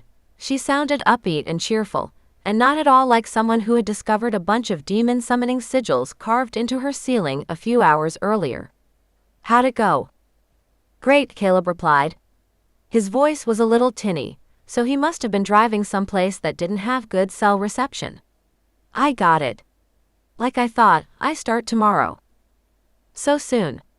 Yes, he'd warned her that such a thing was distinctly possible, but she still had to hold back a stab of disappointment. If nothing else, she wanted to see him so she wouldn't have to sit here by herself and obsess over who might be calling up demons to kill her. "Congratulations," she said, doing her best to drive that unpleasant thought out of her head. "You'll have to let me take you out to dinner to celebrate." He chuckled. "I thought we were celebrating last night." "That was just for the interview. This would be for the job itself. And it's my treat." "You don't have to do that." "Maybe not, but I want to. Anyway, I'm in Pasadena, so we can pick someplace around here, or I can meet you at your place." "Pasadena?" Caleb repeated, his tone slightly confused. "I thought you had to work today." Damn it. She'd been so eager to get things set up for dinner this evening, she'd let that particular tidbit slip right out. Even though she really hadn't wanted to get into this over the phone, she knew if she tried to hem and haw, he'd guess right away that something was wrong. "Well, there was an incident last night after you dropped me off." Immediately, his voice sharpened. "An incident? What happened? Are you okay?" "I'm fine," she reassured him. "Nothing happened to me. I had a sort of visitation, I guess. Madeline Nash's ghost." "I wish." "No," she said carefully. "Something else. Something that looked like Colin but wasn't. I got out and came back to Pasadena, since I knew I'd be safer here." "Jesus." He sounded shaken. "But you're sure you're okay?" Once again, she decided it was better not to mention Will Gordon, or his visit to the Glendora house and what he'd found there. Maybe at some point she'd have to explain to Caleb why she had no plans to go back to her home in the near future, but that could wait. "I'm okay," she said. "Honestly, I'd rather forget about it. But now you know why I'm not at work. I wish I could have been there for you. Why didn't you call me?" A very good question. However, she doubted Caleb would be too happy to have her tell him that she'd called an Episcopalian minister to come to her assistance instead, because she'd had a feeling that an indie filmmaker from Indiana wasn't exactly the best person to help out with marauding demons. "I was sort of on autopilot," she confessed. "I just bolted and came back here. But nothing else happened or has happened. Everything's okay."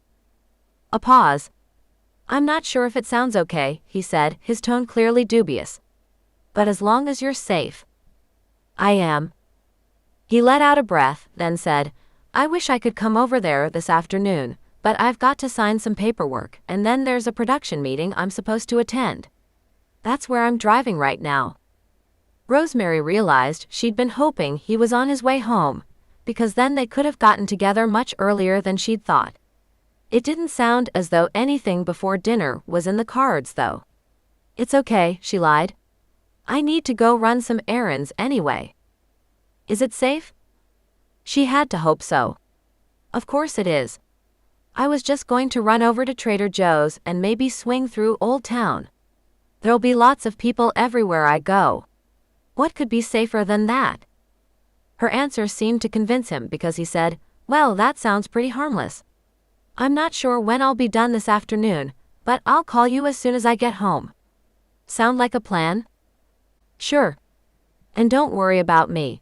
Everything's been quiet over here, and I don't see any reason why it won't stay that way. Have fun at your meeting." "I will.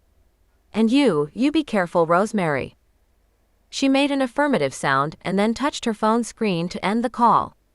A small sigh escaped her lips as she bent to put the phone back down on the coffee table. It looked as though she was going shopping after all.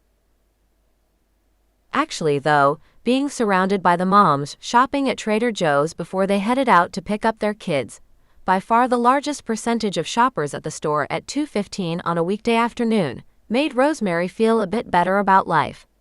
It was all so relentlessly normal, something she thought she could use in her world right about then.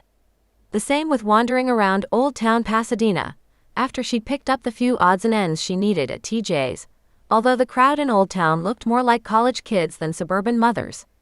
She spent way too much money on a pair of dark teal blue flats, but allowed her better judgment to steer her away from a shocking orange sweater in another store, then hiked back to the parking garage where she'd left the Fiat and got her car out of hock.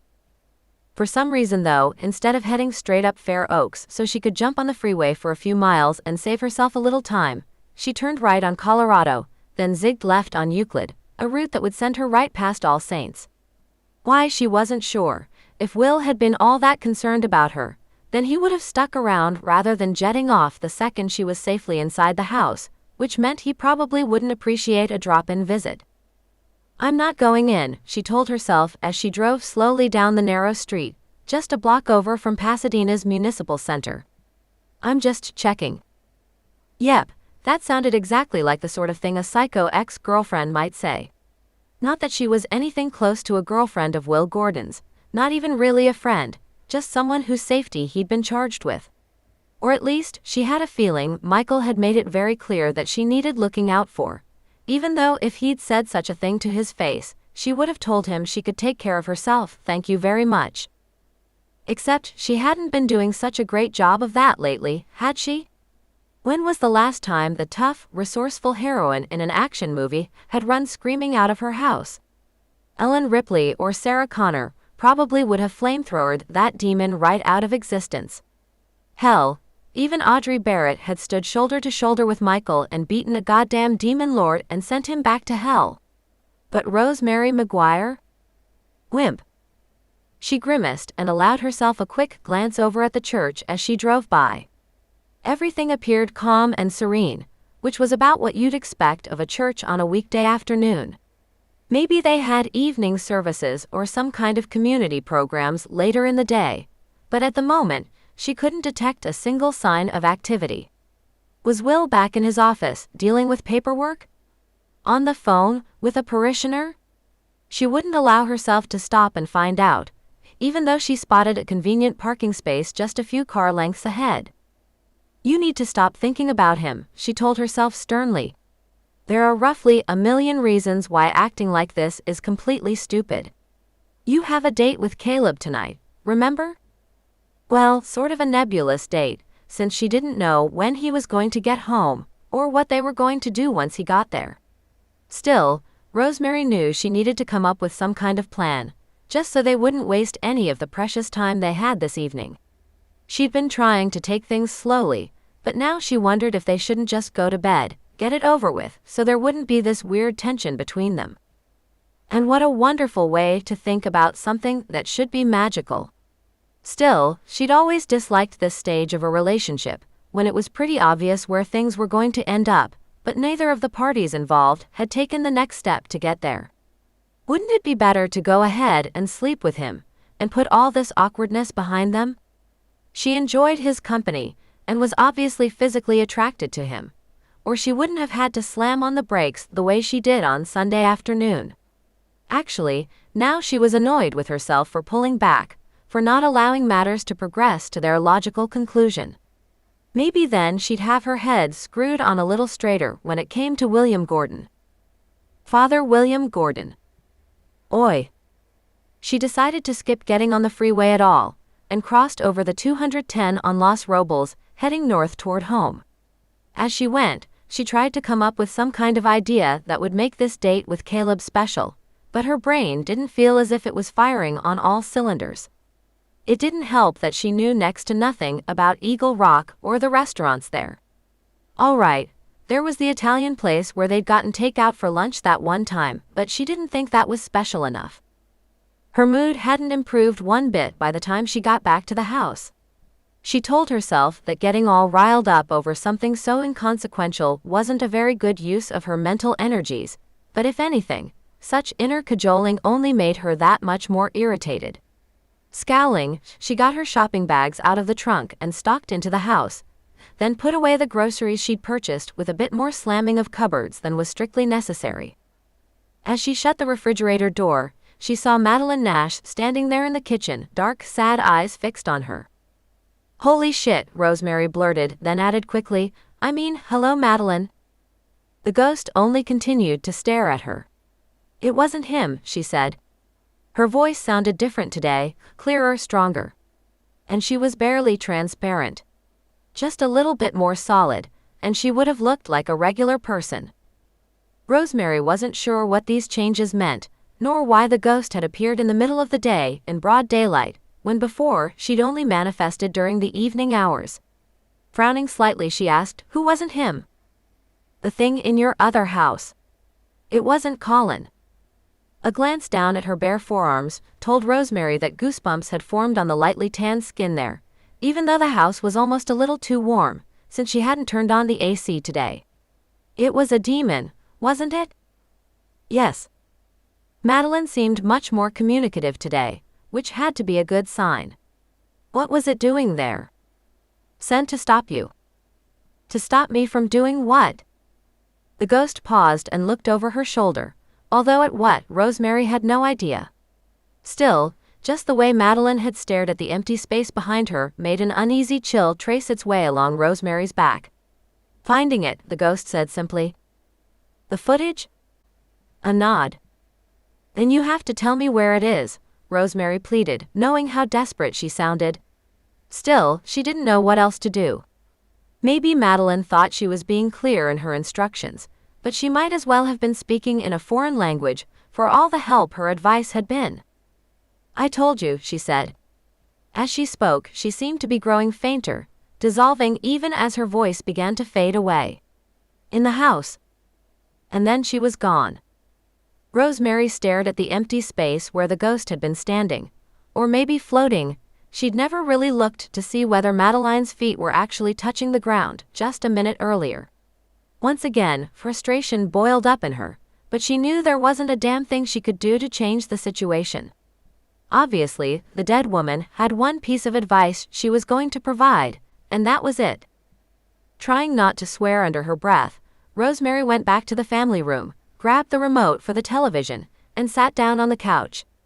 If the universe intended to throw up roadblocks for her, then fine. She'd sit here on her ass until she heard from Caleb, and then she could try to salvage this wreck of a day. What other choice did she have? Chapter 15. "I'm really sorry," Caleb said, sounding breathless as if he'd run out to his car to make the call, which, Rosemary reflected, was probably exactly what had happened. "But the meeting sort of turned into a dinner thing with the crew, and I can't really beg off." "It's fine," Rosemary told him, even though she knew it wasn't really fine. But what else was she supposed to do? It wasn't as if she was going to tell him to inform his director that he already had plans for dinner and needed to leave.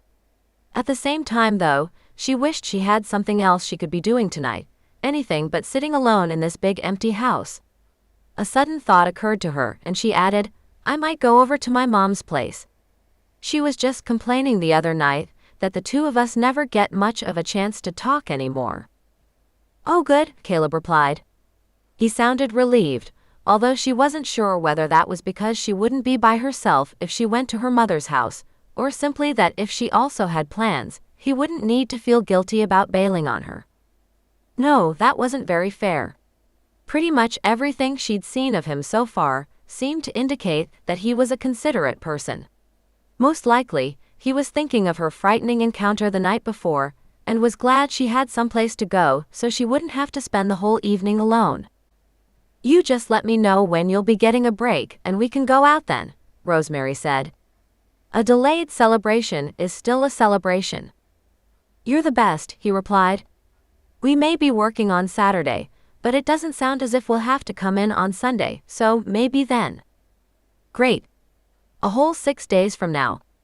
But she told herself she'd gotten along just fine for the past year without much of a social life, unless she counted the various family dinners and other McGuire get-togethers she'd attended, so it wasn't as if she couldn't survive another week without male companionship. And you might see Will Gordon somewhere in there anyway, her brain told her, although she tried to push that traitorous thought out of her mind. Yes, it was possible she might need Will's assistance over the next few days if any more weirdness cropped up, but asking him to protect her from the next demonic visitation wasn't exactly the same thing as going out on a date. No problem, she said blithely. I work pretty much every Saturday anyway. So just give me a call when you can. I will. Gotta go, talk to you later. The call ended there, but she remained where she was, staring down at the phone for a moment long after the screen had gone dark. Once again, she had to push back the urge to curse out loud. Unfortunately, swearing wouldn't change anything, and would only put more negative energy out into the universe. She had enough of that to deal with already. Instead, she texted her mother and asked if it was okay if she came over this evening. The reply came back right away. Of course, sweetheart. Any time. I have a pot of minestrone going right now. That sounded like her mother. She loved to make big batches of soup, then keep some for herself, and send the rest home to her daughters, or give it away to neighbors if Rosemary and Isabel and Celeste weren't available to come over and pick up their care packages. But at least going to Sierra Madre tonight wouldn't be an imposition, wouldn't make her mother feel as if she needed to whip up an elaborate meal when she'd just fixed one for the whole family 2 nights before. Feeling somewhat more at ease, Rosemary went upstairs to the bathroom to get herself tidied up, then cast a suspicious glance around the hallway. Madeline Nash had never materialized anywhere except the ground floor of the house, but there was a first time for everything.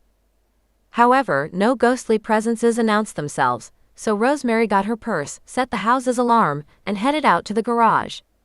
Instead of taking the freeway though, she headed east on Orange Grove, then cut up to Sierra Madre Boulevard at the east end of town.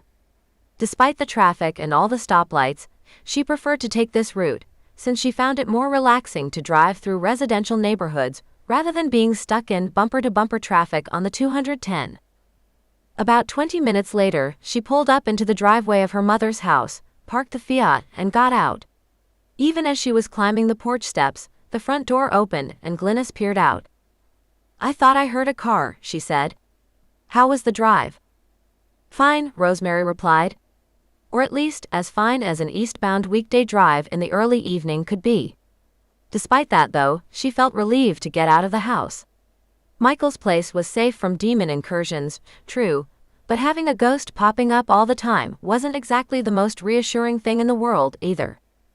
Her mother's gaze lingered on her face for a moment, as if Glynis was seeing something Rosemary would much rather have remained hidden. However, all she said was, "Come on inside," and opened the door a little wider so her daughter could enter the house. Since the weather had been cooler that day, all the windows were open to catch the breeze. A collection of antique vases held roses from the backyard garden, their colors ranging from pink-tipped white to a velvety red verging on black. Grandma's roses, as Rosemary always thought of them, even though her mother had been tending the bushes for the past 6 years, ever since this house had come to her. Something about being here, about being surrounded by the familiar jumble of antiques and pictures and knickknacks, made the tense little knot she'd been carrying inside her for the past few days gradually begin to loosen. She couldn't say why the house was having this effect on her now, when she certainly hadn't felt this way when she'd been here on Sunday night, but maybe it was simply that she was alone with her mother now, rather than having the entire family here.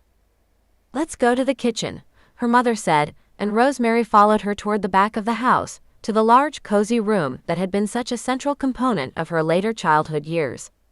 Yes, Glynis had finally updated all the appliances a couple of years ago, and they were now gleaming stainless steel instead of the brown 1970s relics that used to occupy the space. But the creamy tile with its red and green accents was the same, as was the enormous wrought iron pot rack that hung over the island in the center of the space. An enticing aroma filled the room, its source the large stock pot that sat on a back burner of the big Viking stove, the gas flame turned down to its lowest setting. Without saying anything else, Rosemary's mother went over to a cupboard and extracted a pair of wine glasses, then lifted an already opened bottle of Chianti that had been waiting on the counter. Planning ahead, I see, Rosemary remarked, and her mother smiled. I knew you'd be over soon enough, and I knew you probably would need this. Sometimes, having a psychic parent could be a good thing. Rosemary took the glass of wine her mother handed her and said, "To surviving Tuesdays." "And all the rest of the week, I hope," Glynis responded as they clinked glasses. "I guess I'll just have to see how it goes." That remark made her mother lift an eyebrow. "That bad?" "I don't know." Another sip, and then the words seemed to pour out of her in a rush. That terrifying encounter with the not-Colin demon in the Glendora house, the sigils she and Will had found in the hallway ceiling, the completely unhelpful ghost of Madeline Nash. Rosemary's mother listened to all this, her finely arched brows, the same brows all her daughters had inherited, pulled together in a slight frown. When she spoke, however, her comment seemed to come from out of left field. "I noticed you didn't say anything about Caleb. The other night at dinner, you seemed very impressed with him."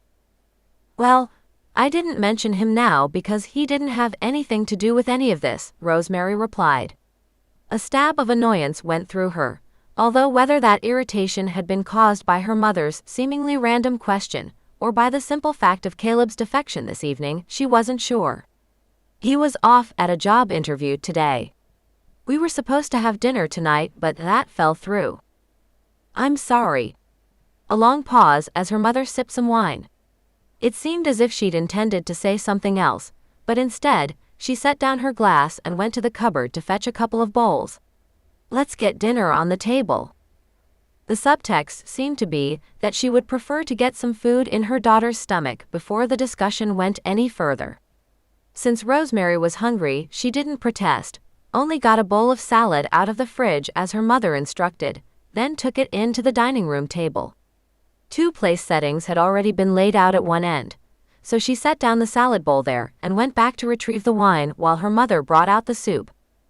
Once they were both seated, however, Glynis fixed her daughter with a very direct look. "Why don't you tell me some more about this William Gordon?"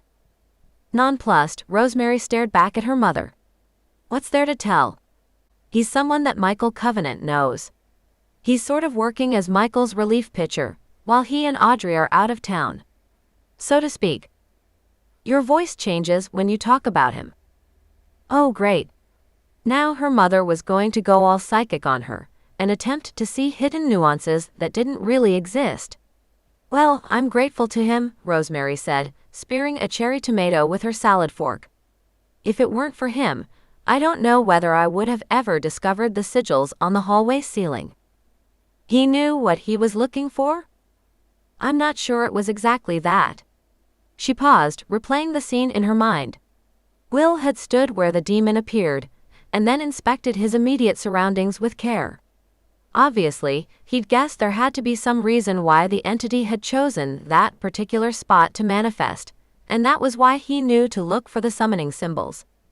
Or rather, he's probably encountered things like this before and so had a checklist of things to try. Honestly, I really didn't ask him. I was just glad he was able to figure it out. And then he scratched out all the sigils, so they couldn't be used for another summoning.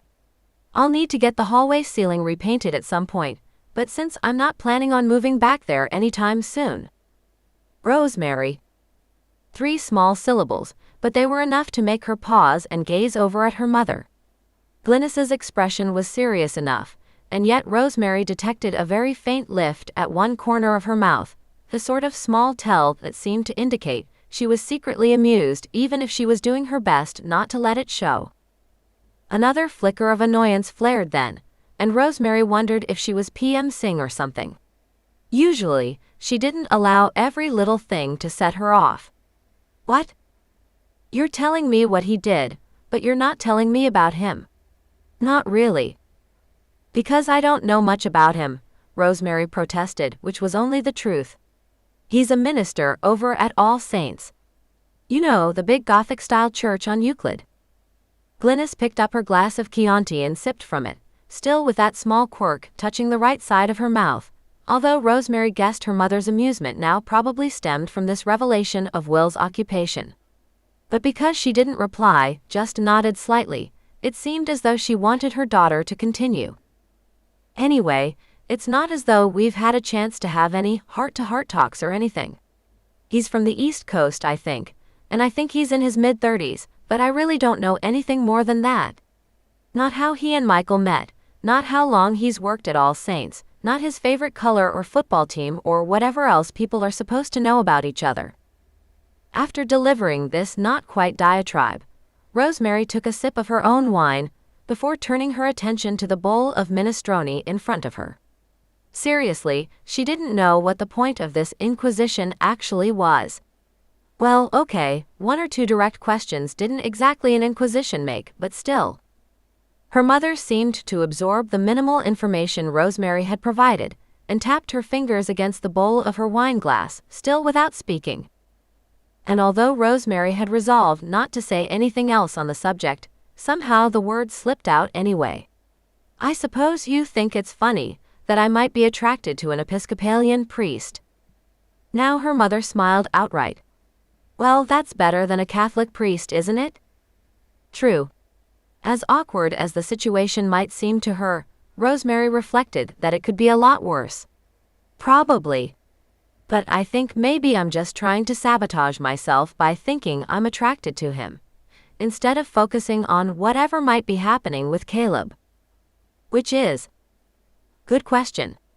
Everything had seemed to be going well, maybe too well, until she got cold feet after their dinner at the Eden Garden Cafe, and decided to slow things down. But just because she'd been going through an awfully long dry spell, it still didn't mean she should have jumped right into bed with Caleb Dixon. Or at least, that was what she'd tried to tell herself, although once again she thought it might be easier if they just did they deed and moved on from there.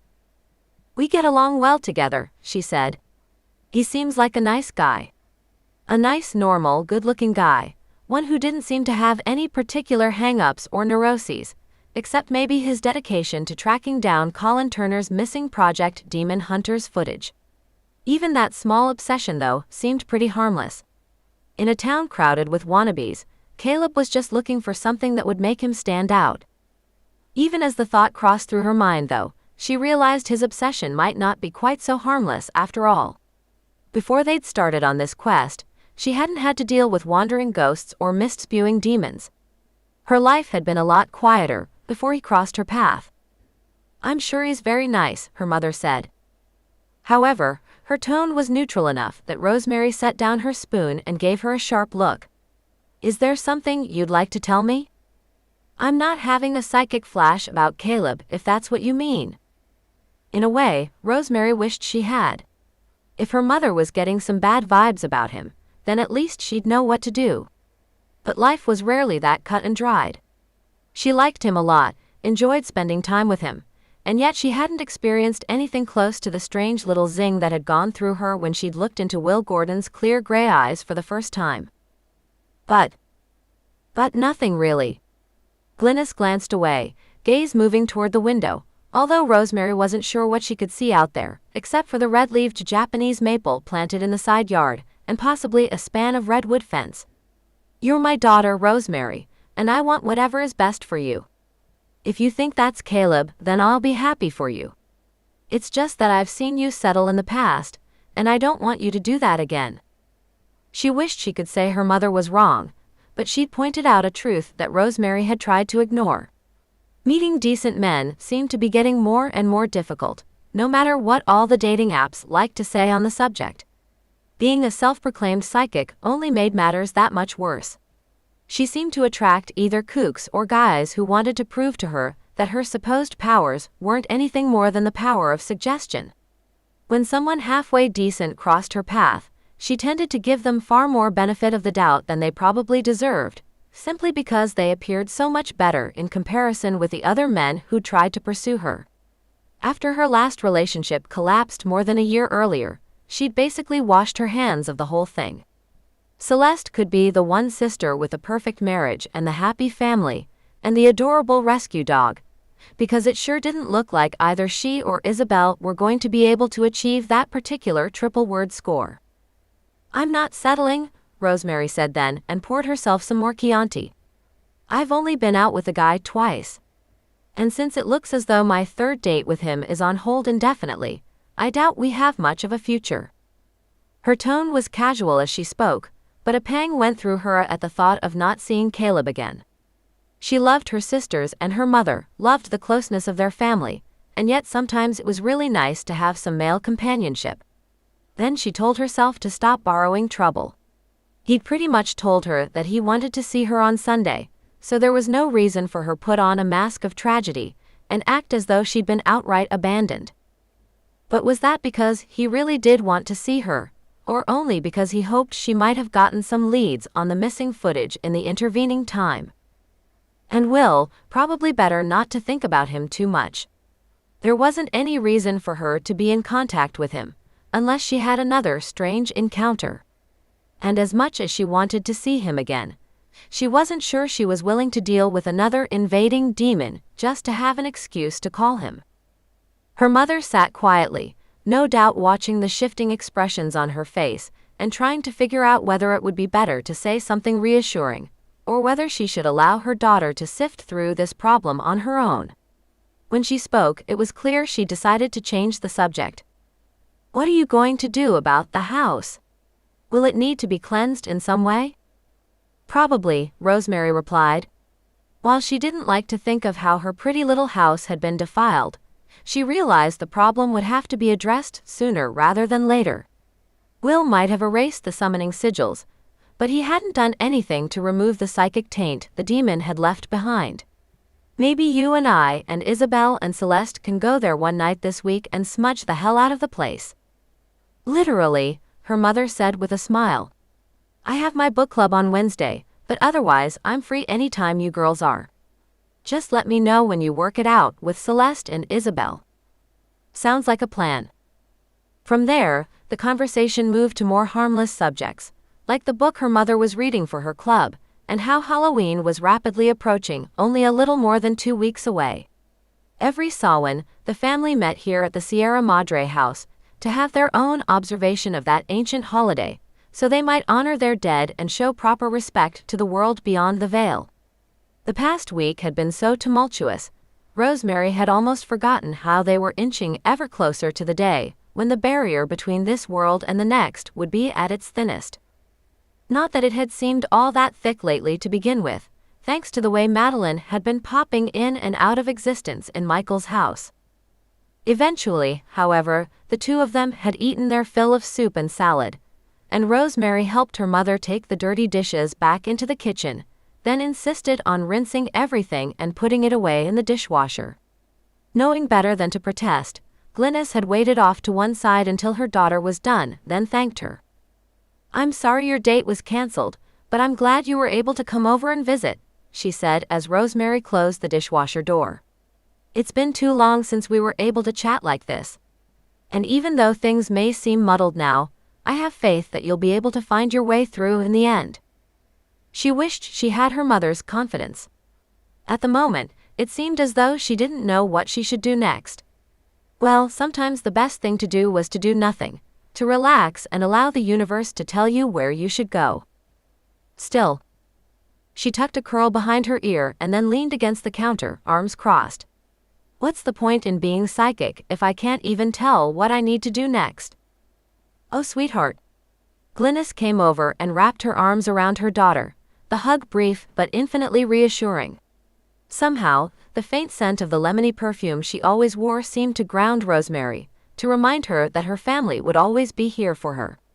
Too often lately, living alone as she did, she'd allowed herself to forget that very important fact. Just because we've been gifted with heightened perception doesn't mean we can see everything, and I'm glad we can't. Would you really want that kind of power? Even though she knew the correct answer to that question, Rosemary gave a helpless little lift of her shoulders. "I don't know. I mean, would you have married Dad if you'd known he was going to leave you the way he did?" For a long moment, her mother was silent. Then, to Rosemary's surprise, she smiled a little. "Of course I would have. Because even though that relationship wasn't meant to last, my marriage to your father gave me you girls, and you know I wouldn't give you up for anything in the world. We're all on the path we're meant to be on. Always remember that." Rosemary gave a reluctant nod.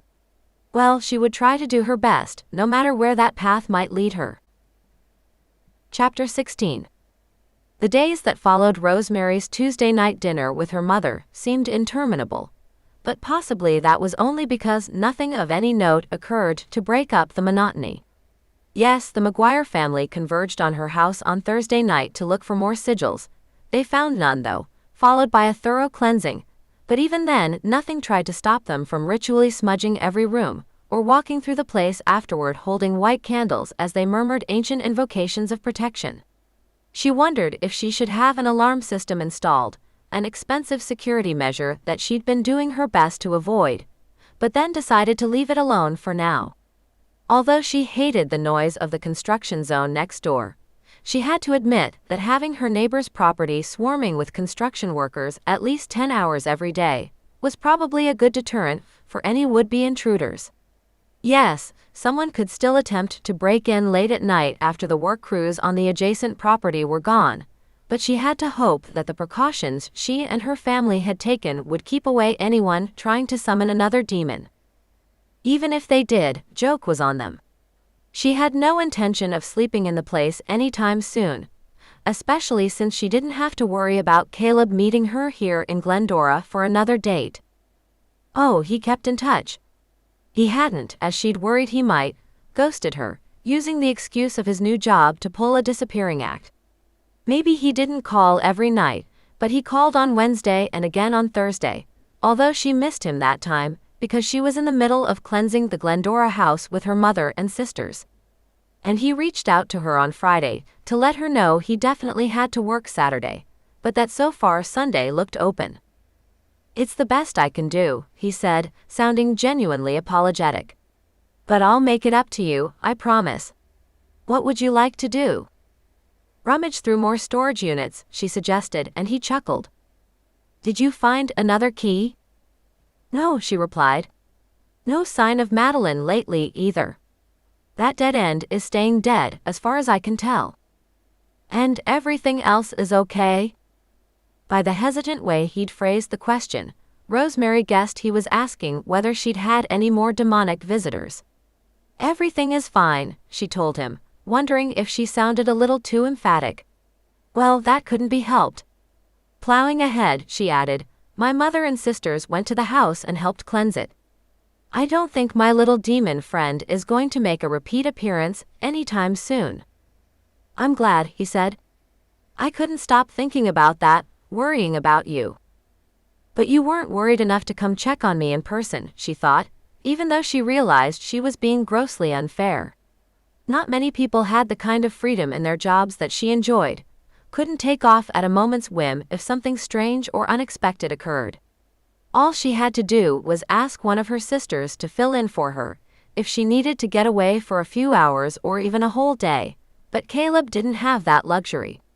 He had to make sure he stuck with this production until it wrapped, and do well enough at it that he'd be recommended for another one, if at all possible.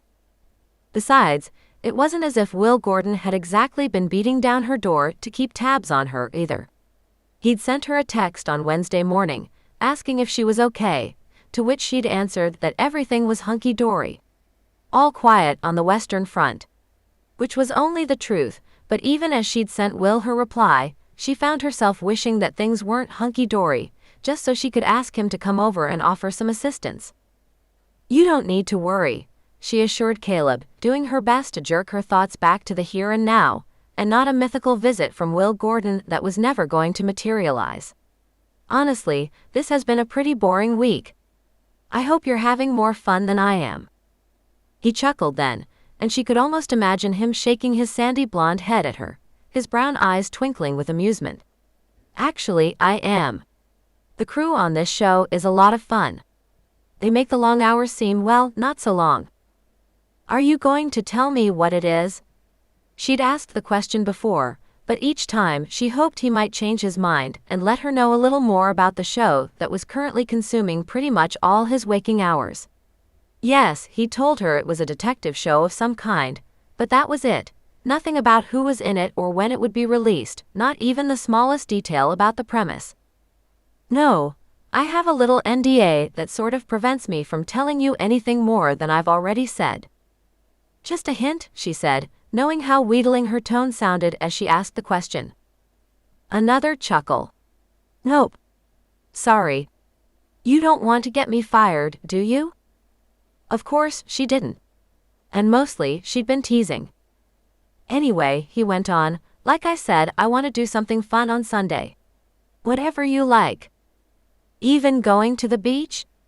Rosemary wasn't sure why that idea had popped into her head, but it had been ages since she'd seen the ocean, and the thought of getting far, far away from Pasadena and Glendora and all the other landlocked places she'd been hanging out lately was sounding better and better. Isn't it kind of cold? The water, I mean. Now it was her turn to chuckle. Not to go swimming. Just to go. Have you ever been to the Santa Monica Pier? No, he said. I've lived in LA for 3 years, but I still haven't made it much farther west than Century City. Then the beach it is. Sounds like a moral imperative to me.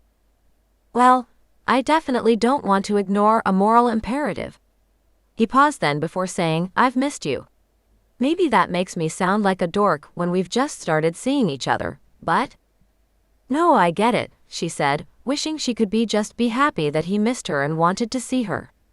Absolutely nothing had happened between her and Will Gordon, and yet she couldn't quite rid herself of a feeling of guilt.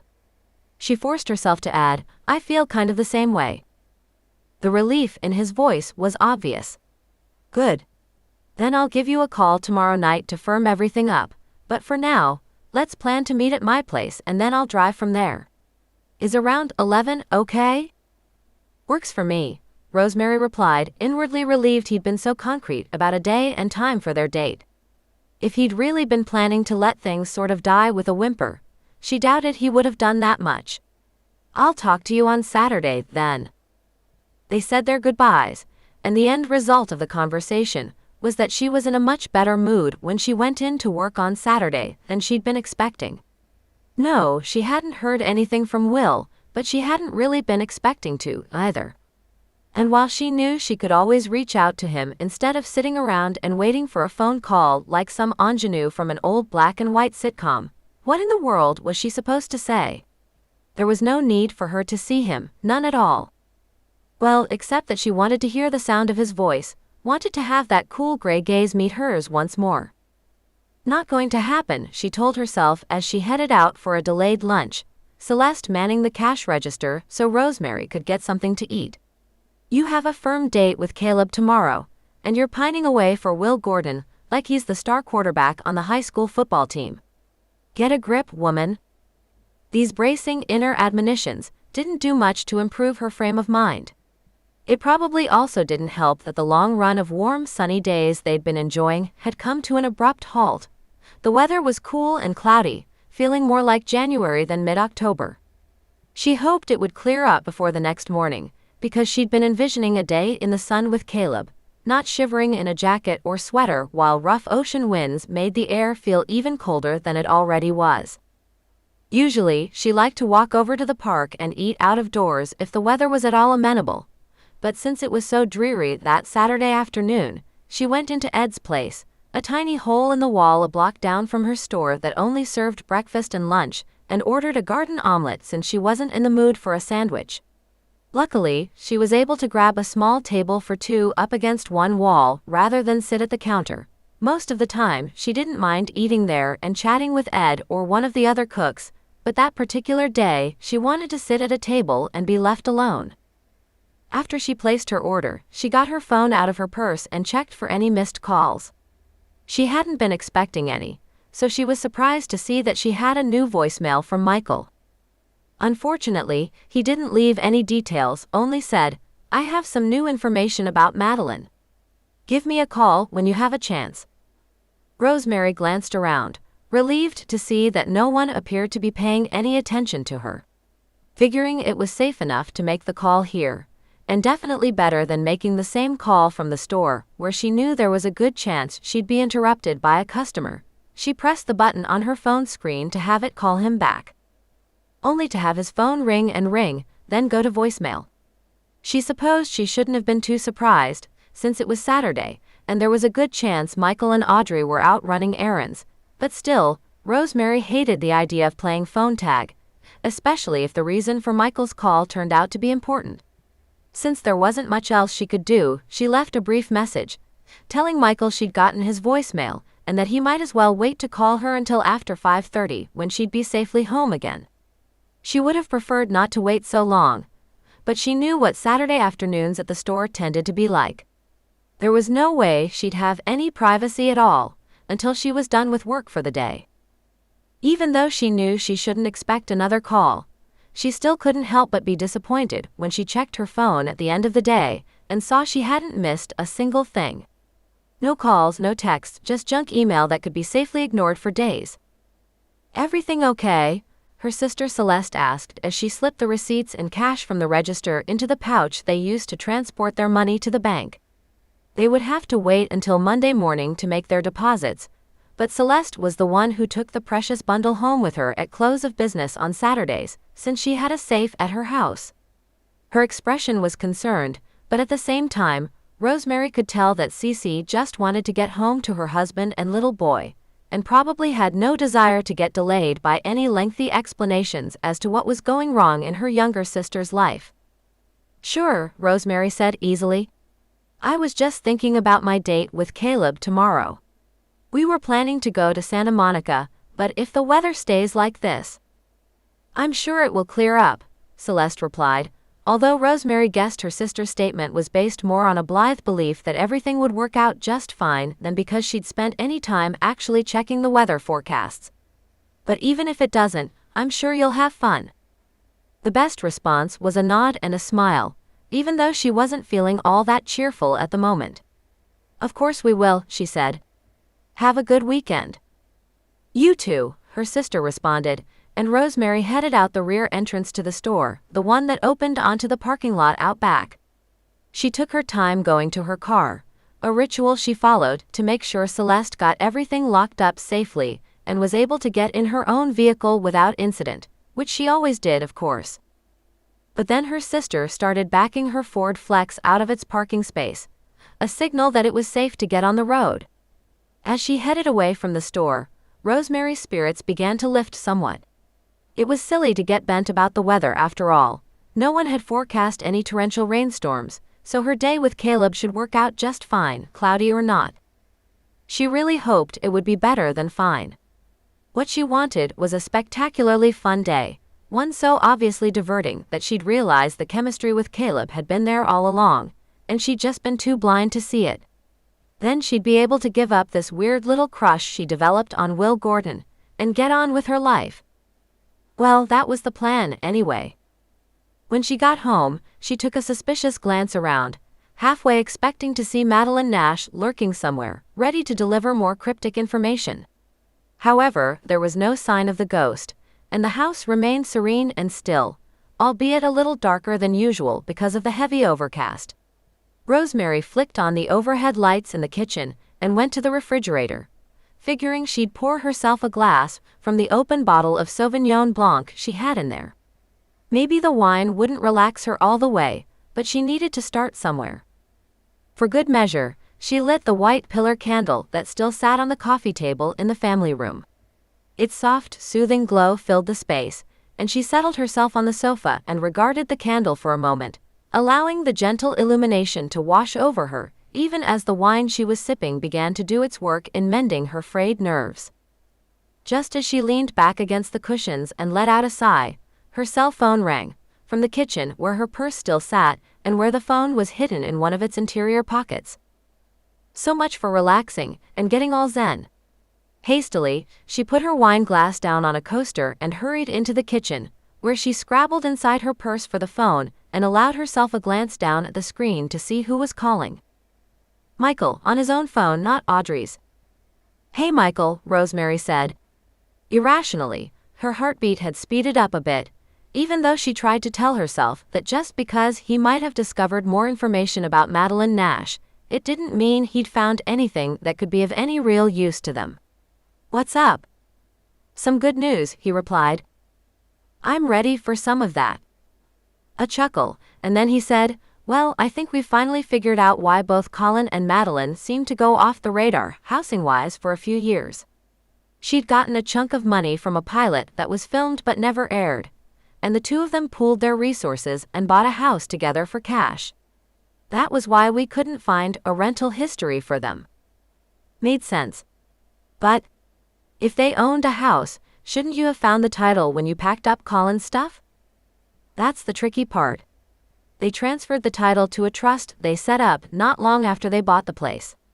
Protecting their assets, I guess, but that would be why neither of their names came up in any of the usual searches you can perform when you're trying to find out if someone owns property.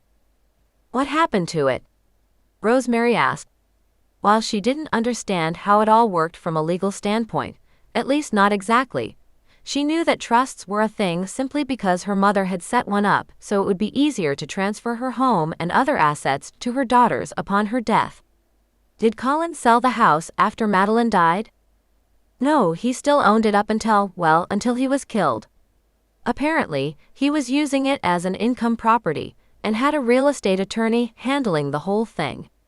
Another pause, and then Michael went on, sounding somehow grim and partially amused at the same time. The guy he'd been working with didn't even know Colin was dead.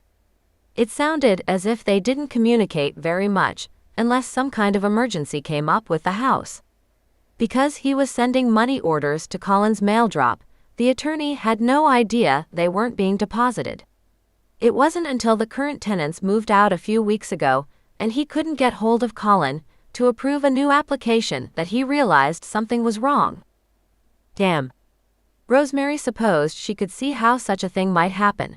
Since the house was paid for, and presumably Colin paid the property taxes once a year, no one would necessarily know that its owner was dead until those became delinquent. What happens with the house now? I suppose that's something Colin's sister has to decide, since she's the executor of the estate. The house is still vacant, obviously, because Colin's attorney can't rent it out, with things in limbo as they are. In a way, that's probably a good thing. I have a feeling that Emma will want to sell it, unless she'd rather keep Colin's arrangement with a real estate attorney in place. But I only just notified her about the house earlier today, so she hasn't really made a decision yet. I think she's just trying to absorb this latest revelation. Rosemary nodded, even though she realized Michael couldn't see her, and such a gesture was basically useless. At the same time, a sudden thought struck her, one that seemed so obvious. She wondered why it hadn't occurred to her the minute he'd mentioned the house Colin and Madeline had bought together. Michael, where is this house? She asked. In Glendale, not too far from the community college. Can I have the address? Why? Because, Rosemary said, her voice shaking with excitement, I think I know where Colin hid the missing footage. Michael had been reluctant to give her the information.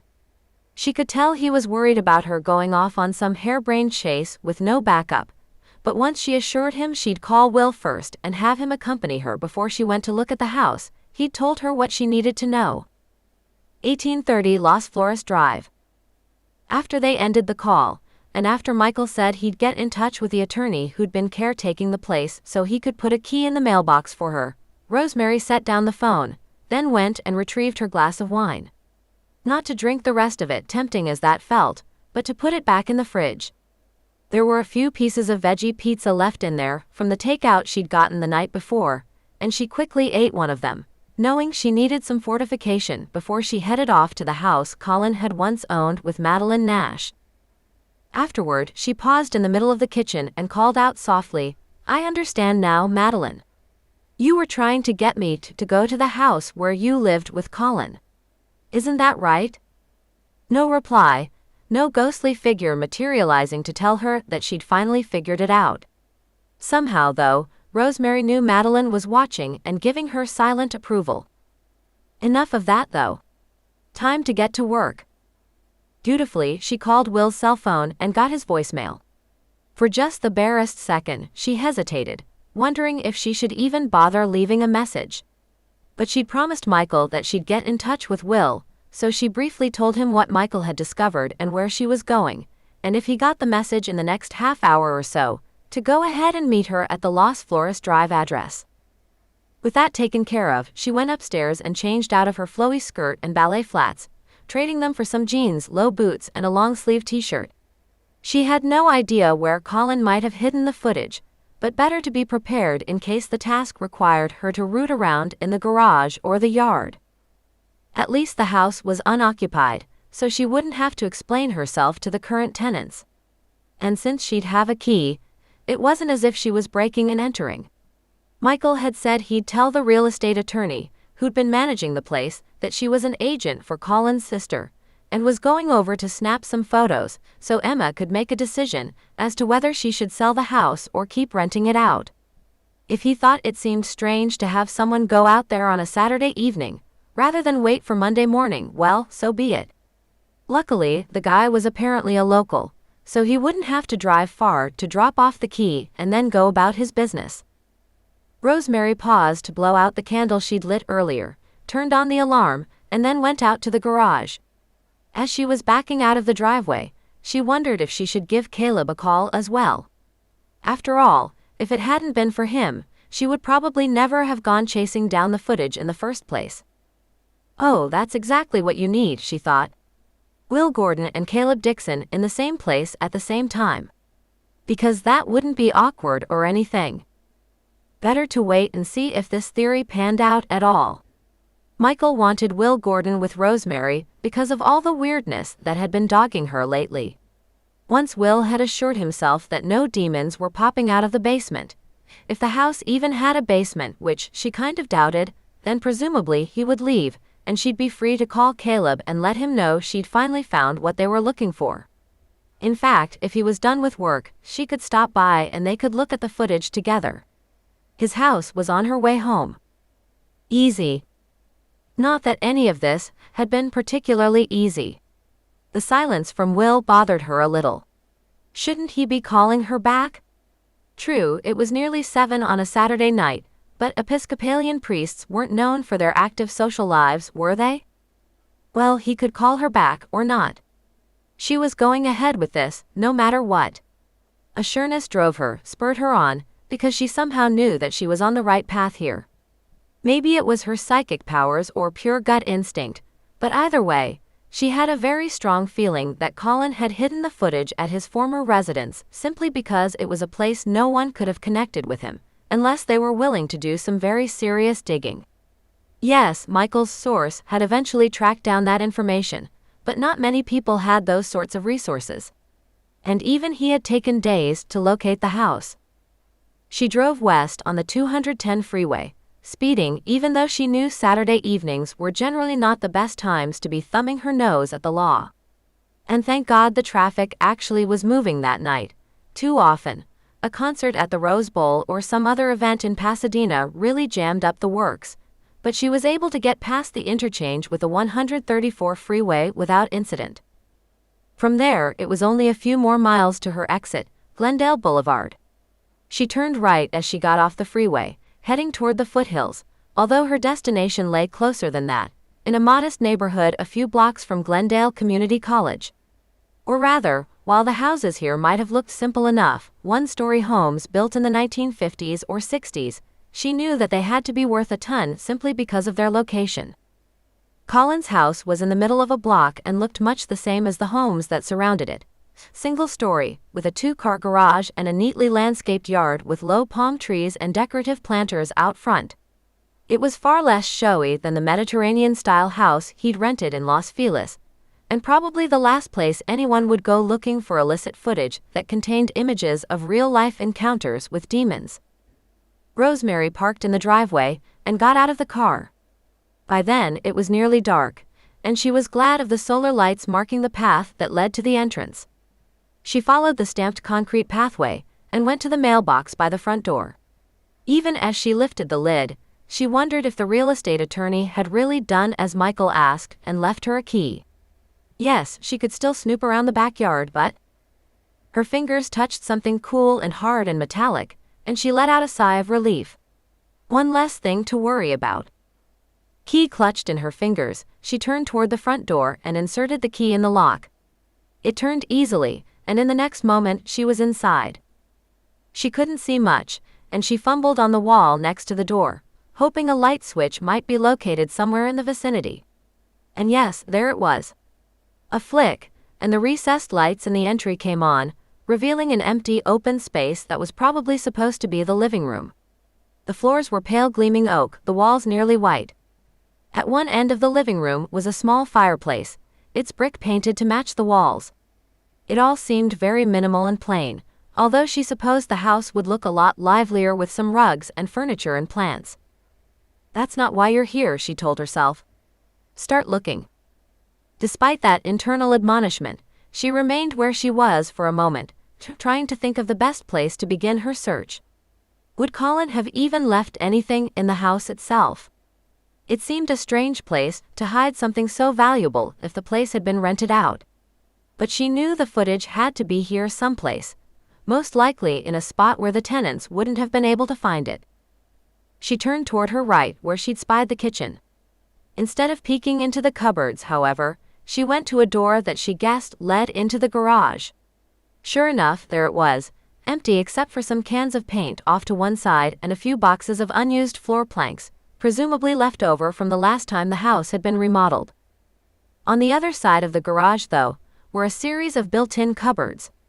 While those seemed like too obvious a hiding place, Rosemary carefully opened each one and looked inside. They were all empty, just as she'd feared. And there weren't any overhead storage areas, so it looked as though the garage was a bust. Frowning a little, she went back inside and began poking through the kitchen cabinets. The same story here, although she found a wine bottle opener someone had left behind, and a couple of rubber bands and paper clips in what had probably been the catch-all drawer for the former tenants. "All right, Colin," she said aloud. "Where'd you put it? Is it hidden in the backyard? Stuck in a waterproof container, in one of the toilet tanks?" She sincerely hoped not. While hiding the footage in a toilet seemed like just the sort of thing Colin might do as a joke, such a hiding place had to be far too risky. One toilet that wouldn't stop running, and the game would be up. As she stood there, wondering where to go next, her phone rang from inside her purse.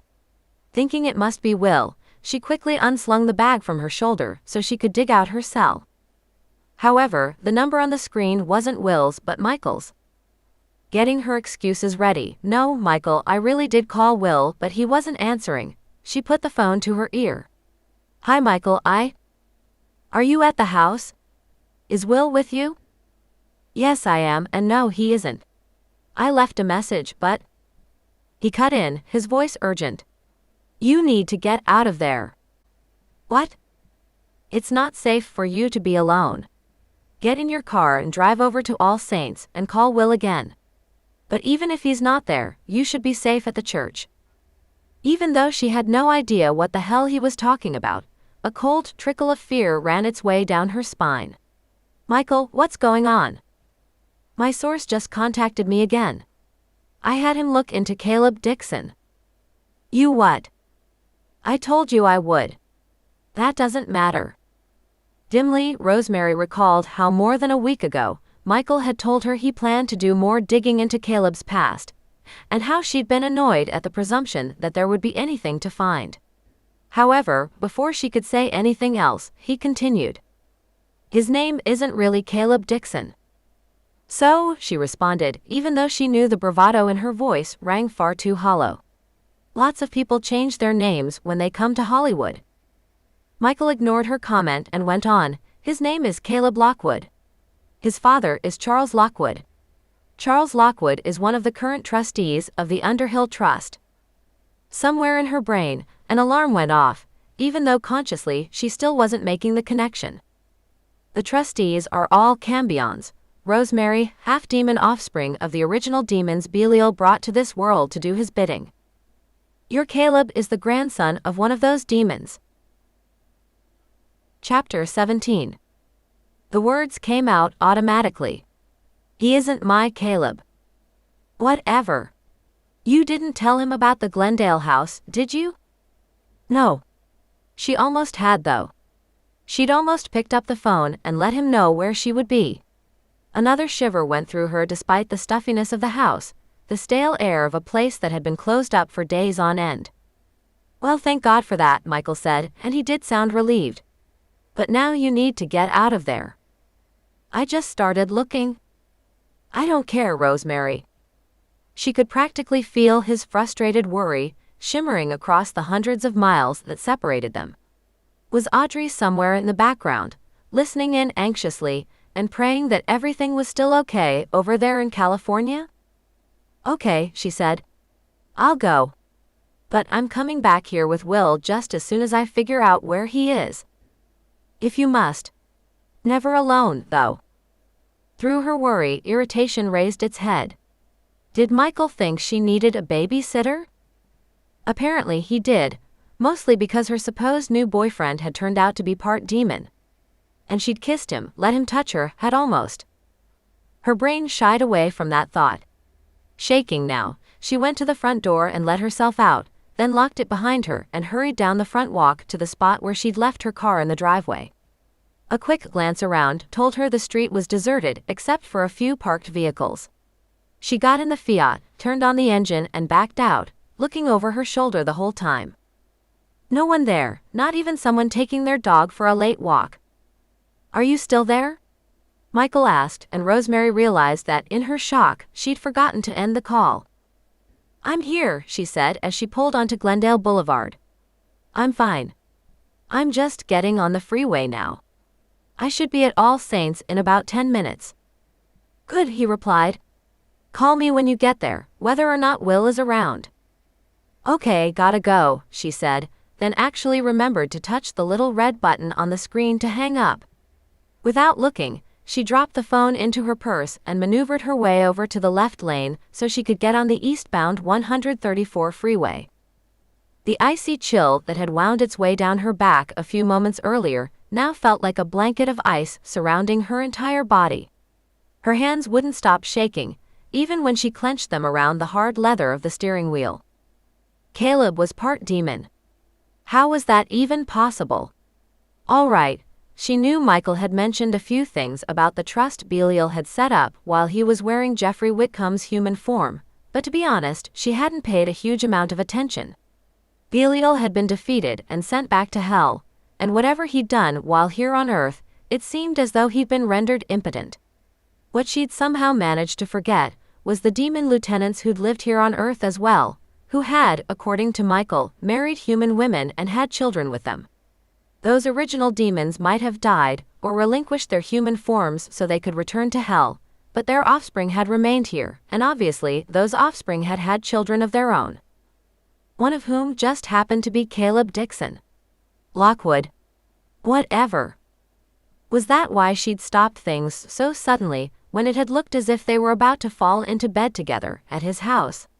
Had something in her recognized his otherness and recoiled, even though at the time she couldn't have said exactly why she hadn't wanted matters to progress to their natural conclusion? Possibly. Because even as shaken as she felt at the moment, she realized the situation could have been a whole lot worse. How would she be feeling right now if they actually had slept together? He seemed so normal. So much like a regular guy. It had to have all been an act, though. He must have approached her because he needed to get his hands on the footage, and he figured she was the best way to go about it, a convenient loose end in need of a tug. Had he simply not believed she was psychic, or did he have a few demon tricks up his sleeve that made her powers useless around him? She didn't know. There was just so damn much she didn't know. However, now she knew for sure what Isabel had been talking about. Caleb himself was the dark force that had entered her orbit. Fingers still clenched on the steering wheel, Rosemary got off the freeway at Fair Oaks before heading south so she could cut left on Walnut Street and then turn onto Euclid.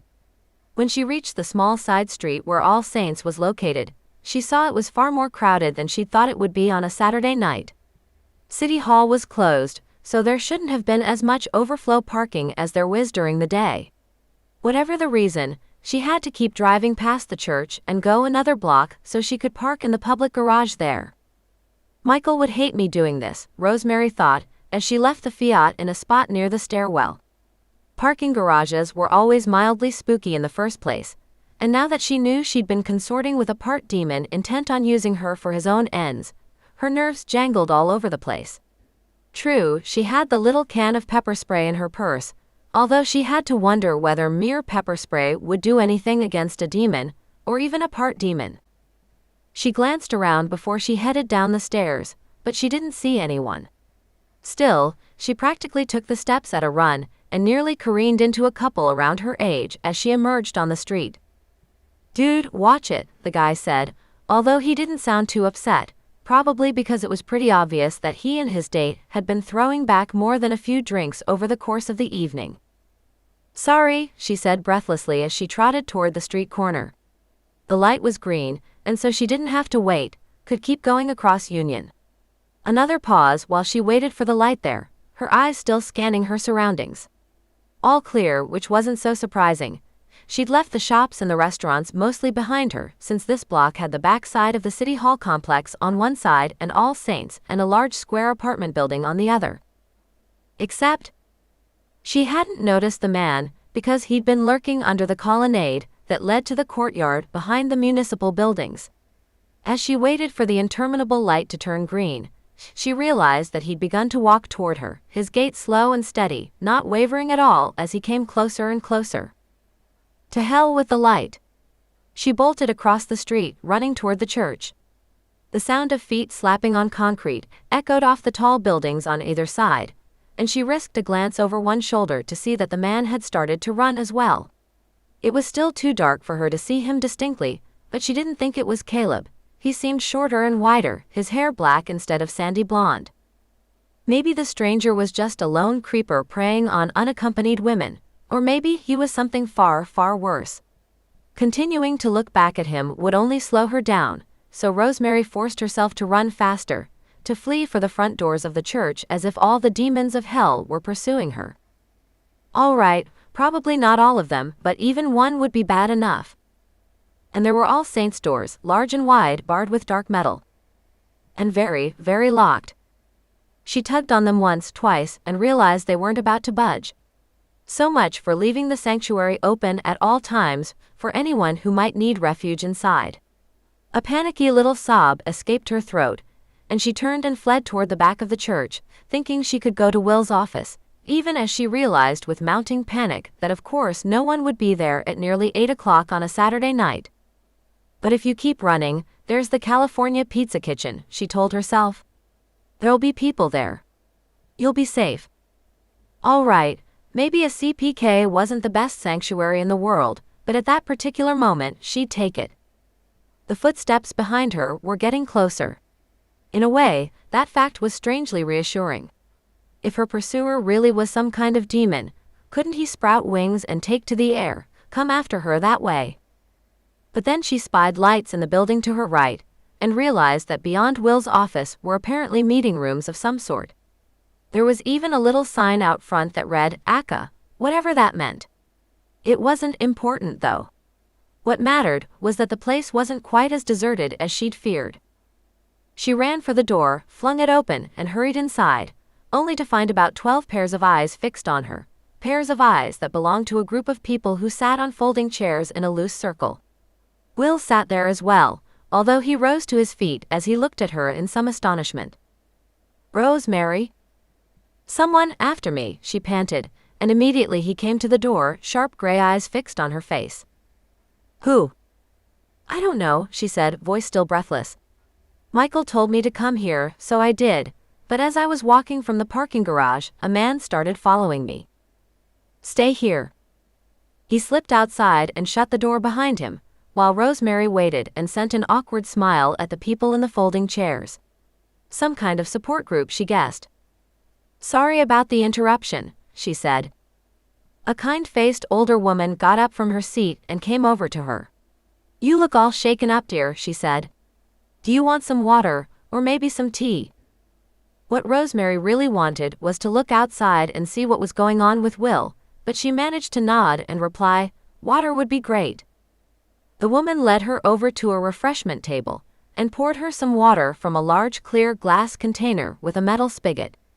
As she sipped at it, Rosemary saw the door open and Will come in.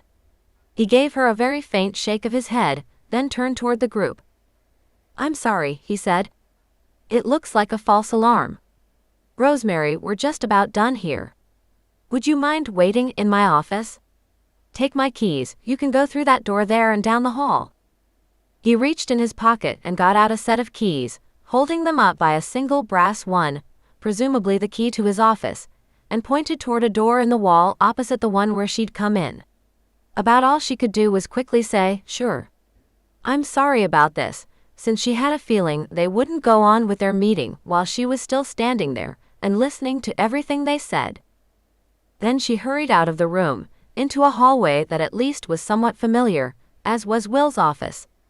When she unlocked the door, she saw that he'd left a desk lamp on, as though he'd been working in there before he went out to run that meeting or whatever it was. Something where people would be talking about personal subjects, which was probably why he hadn't wanted her to stay there until the meeting wrapped up. While she didn't much enjoy the thought of being by herself after what had just happened, she was glad of the light, glad of the coziness of the space. As Michael had said, it felt safe here inside the church building, although she wasn't sure whether that was the actual truth or whether she was telling herself that so she wouldn't worry so much about being by herself. At least she'd brought her plastic cup of water with her, so she sipped from it as she did her best to sit in the office's visitor chair, and tried not to think about whoever or whatever had been pursuing her. Belatedly, she realized Michael had told her to call him when she got to the church. However, she really didn't feel like talking to him right then, so instead she sent a quick text.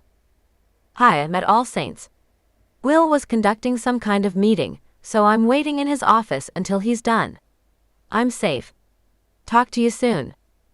There. At least that way, Michael would know she was still alive and hadn't been attacked by demons on the 134 freeway somewhere around Eagle Rock. Not too long after she'd sent the message, Rosemary heard footsteps on the linoleum in the hall outside. She stiffened, wondering what she could use in the office to defend herself if necessary, maybe the desk lamp, then let out a relieved breath as Will entered the room. "I'm sorry," she began, but he raised a hand to stop her apologies even as he reached back with the other one to shut the door behind him. "It's all right," he told her. "I'm glad you came here.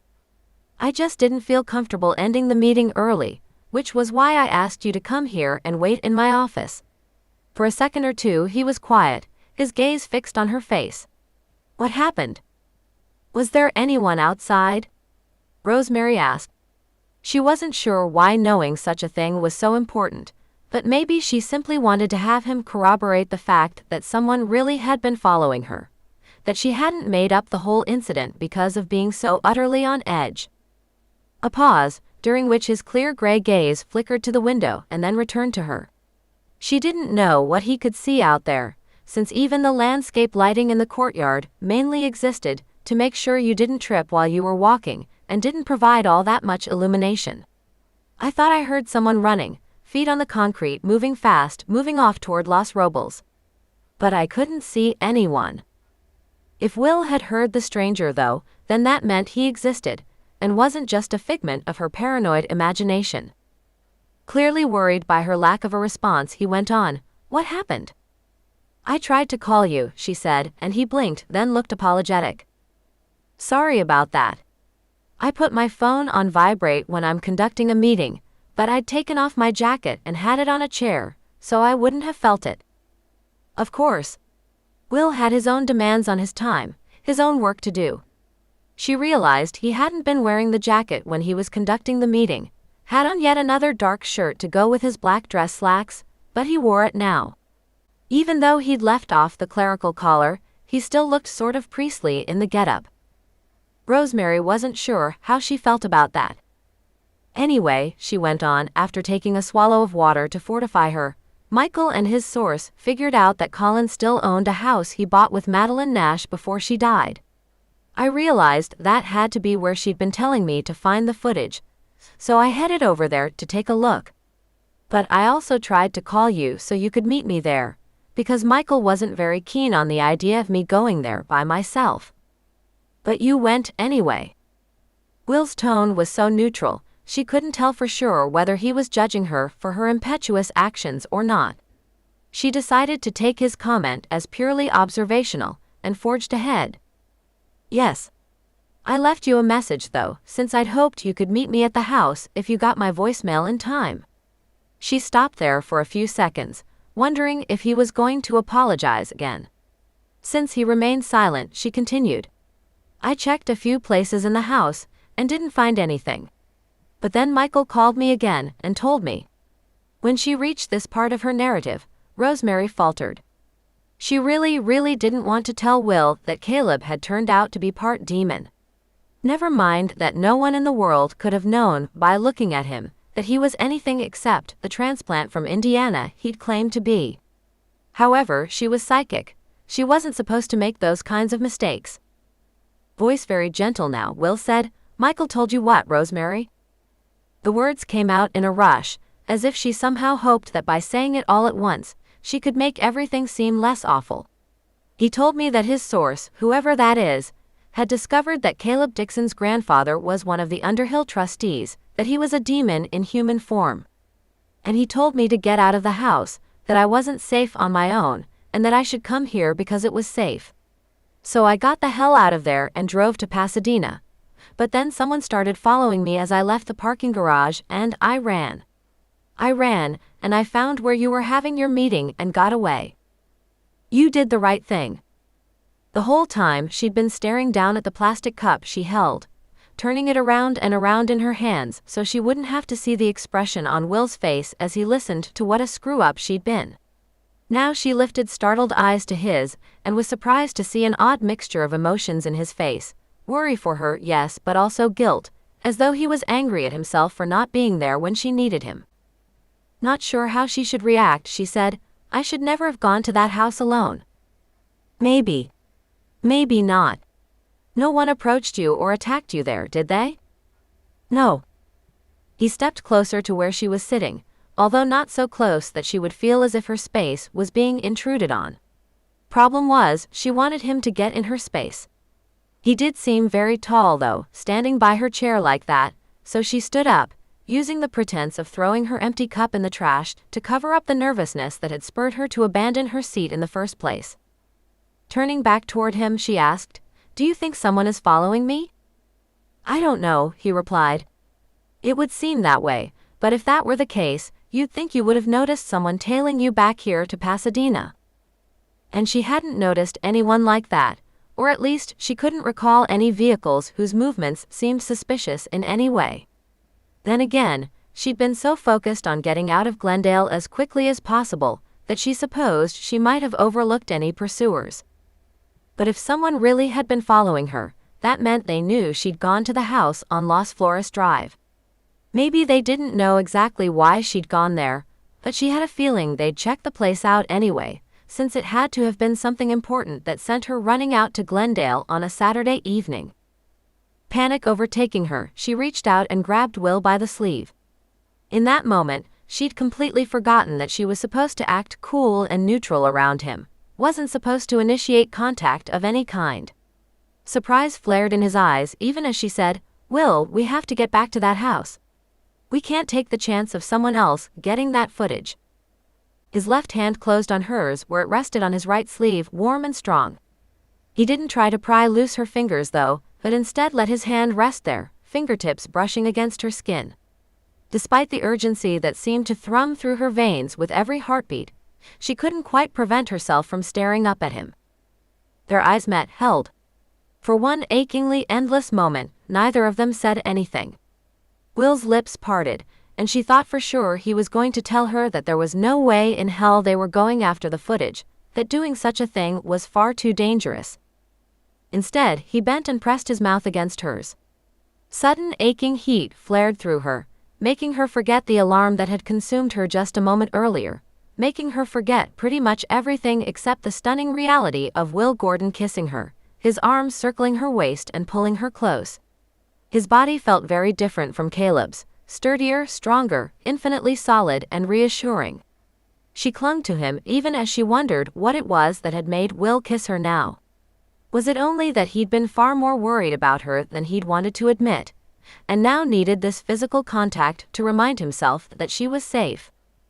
Rosemary didn't know. Maybe it didn't matter. What mattered right then was knowing something of what she felt for him must have been reciprocated, although he'd done his best to hide his feelings from her.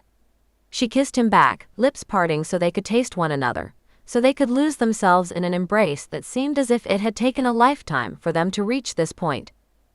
At last, however, he lifted his mouth from hers, although he reached over at the same time to brush a curl away from her face. Caleb had done the same thing, she recalled, but without any of the infinite tenderness of Will's gesture.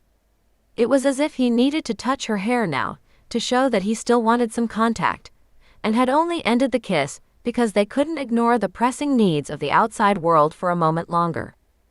And when he spoke, it was only to return the conversation to where they'd left it, with him saying what she'd expected him to tell her just a few moments earlier. "It's not safe, Rosemary."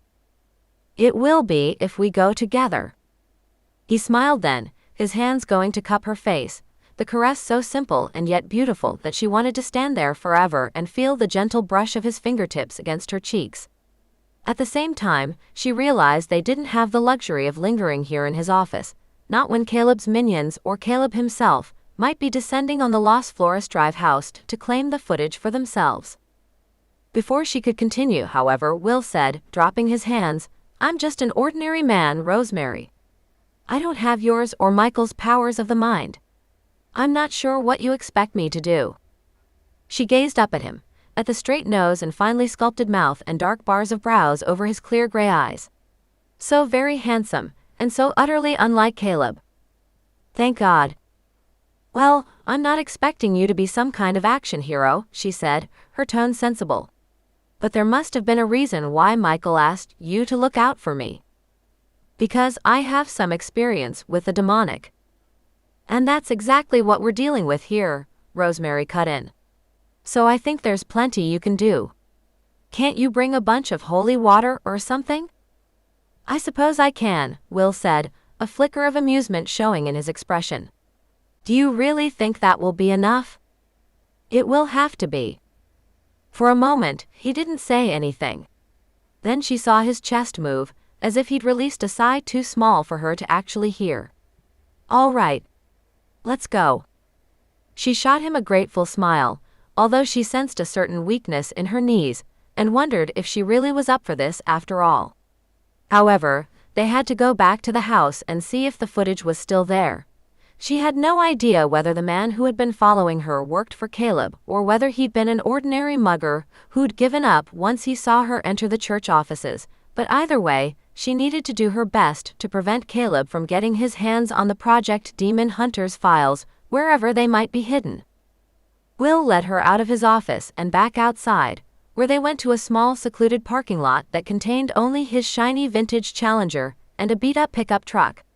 In fact, spotting that truck made her pulse accelerate for a moment, until she realized it was bigger and painted red, wasn't the oxidized black of Caleb's Nissan. They got in the Challenger and silently fastened their seatbelts. As Will was pulling out of the parking lot, Rosemary told him, "You need to take the 134 and then get off at Glendale Boulevard." He nodded. "Okay. You can guide me in the rest of the way after we get on surface streets." Once they were on the freeway and cruising along at a little over 70 miles per hour, she said, gaze focused on the road in front of her rather than over where she could see his expression, "I can't believe I didn't notice anything off about Caleb Dixon." "Don't beat yourself up about that," Will said immediately. "Remember, these demons have been able to pass themselves off as members of the regular population for decades. And Caleb isn't even a full demon, is he?" "I don't think so," she replied. "That is, Michael made it sound as if the original trustees married human women, so their children were only half-demon. And Caleb is from the generation that came after the half-demons, so he must be only a quarter." "More human than not," Will observed, and she supposed he was right. For some reason, though, his pointing out that fact didn't make her feel much better about the situation. She hated for him to think that she'd been intimate with Caleb, when nothing had really happened between them. Well, almost nothing, anyway. "We didn't," she blurted out. "I mean, he and I." "Rosemary," Will interjected in that quiet way of his, and she looked over at him. He had his attention fixed on the freeway in front of them rather than on her, but somehow she could still feel the intensity of her connection to him, the way the memory of the single kiss they'd shared had already created a bond that would be difficult to break. It doesn't matter. That's between you and Caleb. Whatever happened between the two of you, it doesn't change how I feel. Not a single bit. Some part of her wanted to ask exactly how he felt, but she knew that would be disingenuous. The intensity of their kiss should have told her everything she needed to know. For now, it was better to accept what he'd told her and know it was only the truth. He honestly didn't care that she'd been dating a half-demon. Quarter demon. Whatever the hell Caleb was. What mattered now was getting back to the house before Caleb did. She consoled herself with the knowledge that he'd been working late that night, and so wouldn't be able to leave the set whenever he felt like it. Assuming the Netflix job was real, of course, as worry began to form a cold, hard knot in her belly. Maybe that had been yet another lie. Obviously, Caleb Dixon was very good at lying. But they had to try.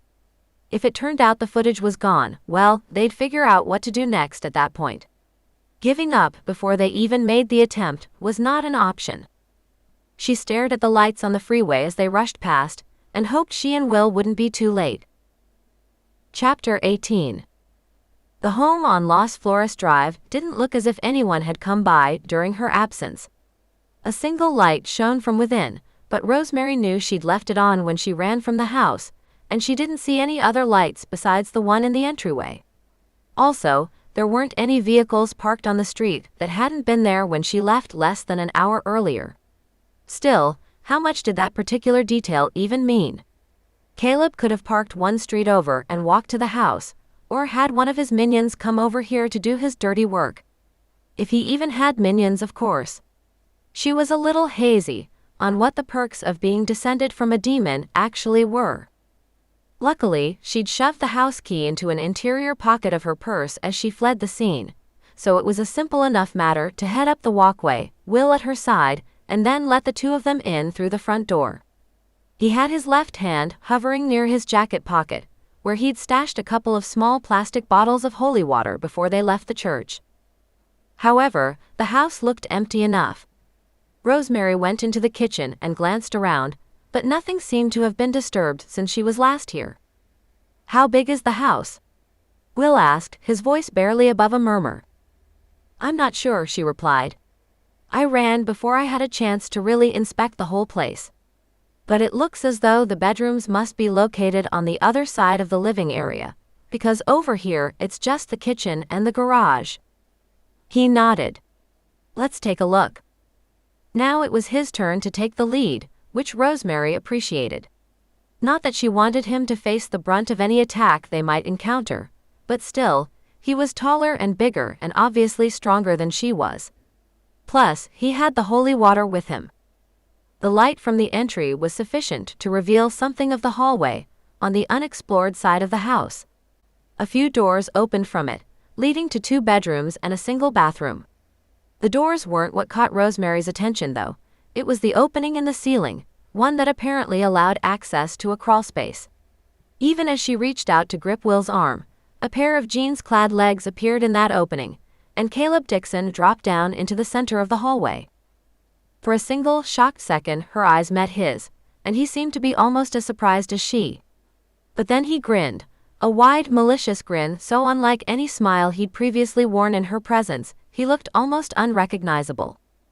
"Hey, Rosemary," he said, tone so casual, they might have just met in the produce section at Whole Foods rather than the dark hallway of a house that belonged to a dead man. His gaze flicked over at Will, clearly contemptuous. "What, have you suddenly gotten religion?" Will only raised an eyebrow. "You're trespassing," he said evenly. This statement elicited a careless shrug. "I suppose I am," Caleb replied. "But it's in a worthy cause." For the first time, Rosemary realized he was holding one hand down at his side, a hand that held a small, dark, rectangular object. The light in the hallway wasn't very good, but she thought it looked like a portable hard drive, the sort of multi-terabyte gizmo used to back up a computer. "You found it." "What this?" He held up the hard drive, still smiling. "I suppose I did." "Your own fault, Rosemary. You led me right to it and then bolted before you even figured out where it was hidden. Not very smart. No, it wasn't. But then, she'd had no idea anyone was following her, although she supposed she should have taken such a possibility into account and been a lot more careful. And if only Michael hadn't spooked her into leaving before she was done looking around the house. That's not yours, she said. Pretty feeble argument, but it was the first thing that popped into her head. It's not yours either, Caleb replied. The same smirk still twisted his mouth. How in the world had she ever thought he was good-looking? In a detached way, she was somewhat astonished by how a shift in expression could alter someone's features so radically. This obviously was who he truly was. Everything else had been an act, a mask he'd worn to get the one thing he wanted, which sure as hell wasn't Rosemary herself, but the hard drive he mockingly held before her now. That hard drive belongs to Colin's sister, Will said. His voice sounded cold and precise, and if he was at all worried about facing down a part-demon adversary, he showed no sign of it. And since we're here on behalf of her agent in this country, I'll have to ask you to hand it over. This assertion might have been something of a stretch, but Rosemary wasn't going to quibble right then. She watched Caleb, wondering how he was going to react. She should have guessed. He gave a derisive chuckle, then said, "No, I don't think so. You see, my father really wants what's on this disc, wants to make sure no one else sees it." Why not? Rosemary challenged him. I thought you demons liked feeling important. What's more important than having your existence proved beyond a shadow of a doubt? Oh, but you've forgotten one thing about you stupid humans, Caleb replied. These files might prove demons exist, but if we exist, then heaven and hell exist, and so does God. His nostrils flared as he uttered that one simple word, and he looked as if he'd just tasted something bad. And we can't have a bunch of people starting to believe in God, not when he's finally starting to lose his stranglehold on large chunks of the population. Will seemed to absorb this remark, then offered a smile of his own. I suppose that would make things more difficult for your kind. But I still have to ask you to hand it over. Caleb's lip lifted in a sneer. I don't think so. Quicker than Rosemary would have thought possible, Will's right leg snaked out and caught Caleb behind the knee. He let out an oof of pain and surprise, then stumbled, the hard drive slipping from his shocked fingers. She lunged for it, catching the device before it could hit the hardwood floor. Unfortunately, Caleb recovered himself quickly, regaining his balance in the next moment, even as he turned a baleful gaze on his unexpected assailant. He raised his hands as an odd fiery glow enveloped them, a glow that turned to angry-looking flames.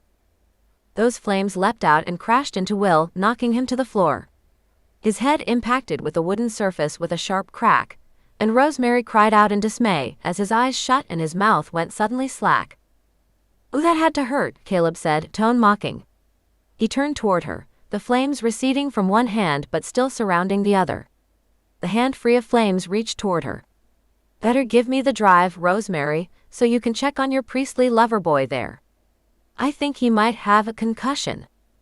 Angry words sprang to her lips, although she realized this was not the time to be arguing over whether Will was a priest or her lover. "I can't give you this," she said. "Then I'll take it." In the next second, Caleb was next to her, his flaming hand encircling her wrist, although not the one attached to the hand that held the drive, as if he knew those unholy fires could damage the precious information contained in the hard disk. The sensation was excruciating, like being clutched by molten lava, and she gasped in pain. "I really don't want to hurt you," Caleb told her, his tone almost conversational, as if they were both discussing what to do on their outing to Santa Monica the next day. His eyes narrowed, and the look he gave her made her want to take a bath. "No, there are a lot of things I'd like to do to you, but hurting you isn't one of them." Giving the lie to his words, the grip on her wrist increased. "But I'll do what I have to." "Better give me the drive, Rosemary, because if I don't let go soon, it's going to leave a scar." "Asshole," she spat, although tears of pain had begun to leak down her cheeks. "You're probably right about that," he said. He didn't look offended at all. And as if to prove that he'd been toying with her all along, he reached with his other hand to tear the hard drive from her grip, and bent to give her a quick kiss on the mouth at the same time. She gasped in revulsion and he laughed, then stepped away from her, his prize clutched firmly in his fingers. The flames that enveloped his hand cast an unholy light in his dark eyes, making them appear tinged with red. Or maybe that was what they really did look like. What, you didn't like that? I prefer kisses from men who aren't part demon, she retorted. At once, Caleb's eyes narrowed, and he looked past her to the place where Will lay unconscious on the floor. Cheating on me, Rosemary? When we had a date set for tomorrow? Guess I'll have to do something about that. He slipped the hard drive into the back pocket of his Levi's and then lifted his hands, fingers curling into claws as the flames danced around them. She had no idea exactly what he planned to do, but she knew it wouldn't be anything good. And what she was supposed to do about it, she couldn't begin to guess. She wasn't a fighter, couldn't pull a cool physical maneuver like Will had a few minutes earlier. Then again, that taekwondo move or whatever it was hadn't done him much good. But she thought of how Michael and Audrey had beaten a far worse adversary than the one she faced now, and they'd been armed only with holy water and their own faith that they'd prevail. Rosemary wasn't sure she possessed that kind of faith, but she still had to call on the powers within her to do what they could. She hurriedly backed away from Caleb and dropped on her knees next to Will's unmoving form, then reached into his pocket and pulled out one of the vials of holy water he'd hidden there. As her part-demon foe advanced on them, she unscrewed the lid from the small plastic bottle and flung its contents at him. The flames surrounding Caleb's hands went out, but otherwise he didn't seem to be affected at all. In fact, he wiped some of the liquid from his face and chuckled. Oh, you'll have to do better than that, Rosemary. I'm part human. Holy water doesn't hurt me the way it would a full-on demon. Well, shit. She remained crouching next to Will and raised defiant eyes to the man she'd once thought might make a decent boyfriend. Joke was on her. You got what you wanted. Now leave us alone. Oh, I don't think so, Caleb returned. The smile was gone, but she would rather have seen that mocking smirk than the expression of cruel anticipation he wore now. This guy is obviously trouble. I think I need to make sure he's safely out of the way. She didn't even stop to think. On one level, Rosemary wasn't quite sure what she did, not exactly. It was as if all the years of casting the spells of white light, of protection, had somehow coalesced within her, had allowed her to summon the one thing she hoped might save Will from Caleb's attack. The flames danced around his fingers and shot outward, only to bounce off a shimmering shield of pale illumination that surrounded both her and the man who lay on the floor less than a foot away. Face twisting with fury, Caleb raised his hands to strike again, and again the baleful fire that shot forth from his fingers skittered off the surface of the light she had conjured, rendering his demon-summoned flames harmless. Nice trick, he said. I didn't know you had it in you. Neither did I, Rosemary thought, still astonished that her powers, or whatever you wanted to call them, had managed to manifest in such a useful way. But I've still got this, Caleb went on, one hand patting the pocket that concealed the hard drive. So I guess that means you lose. Oh, and I'm canceling our date for tomorrow. You understand. Before she could begin to reply, he winked out of existence, disappearing before her astonished eyes in a single blink. No wonder there hadn't been any sign of forced entry. She would have to worry about all that later, though. Miraculously, her purse had remained slung over her shoulder throughout the entire confrontation. Her fingers scrabbled through it now, searching for her phone. She pulled it out and dialed 911, told the dispatcher that there was a man who'd suffered a head injury at 1830 Las Flores Drive, and then scooted closer to Will and took his wrist in one hand, feeling for a pulse. It was there, fast and light, but she had to pray he hadn't been hurt so badly that he couldn't hang on until the ambulance got there. Everything else would have to wait. Caleb. The hard drive. The rest of the world. It would all have to wait until she knew Will would live. The Project Demon Hunters series continues with Unmarked Graves. If you enjoyed this video, make sure to like and subscribe. New audiobooks are posted every week.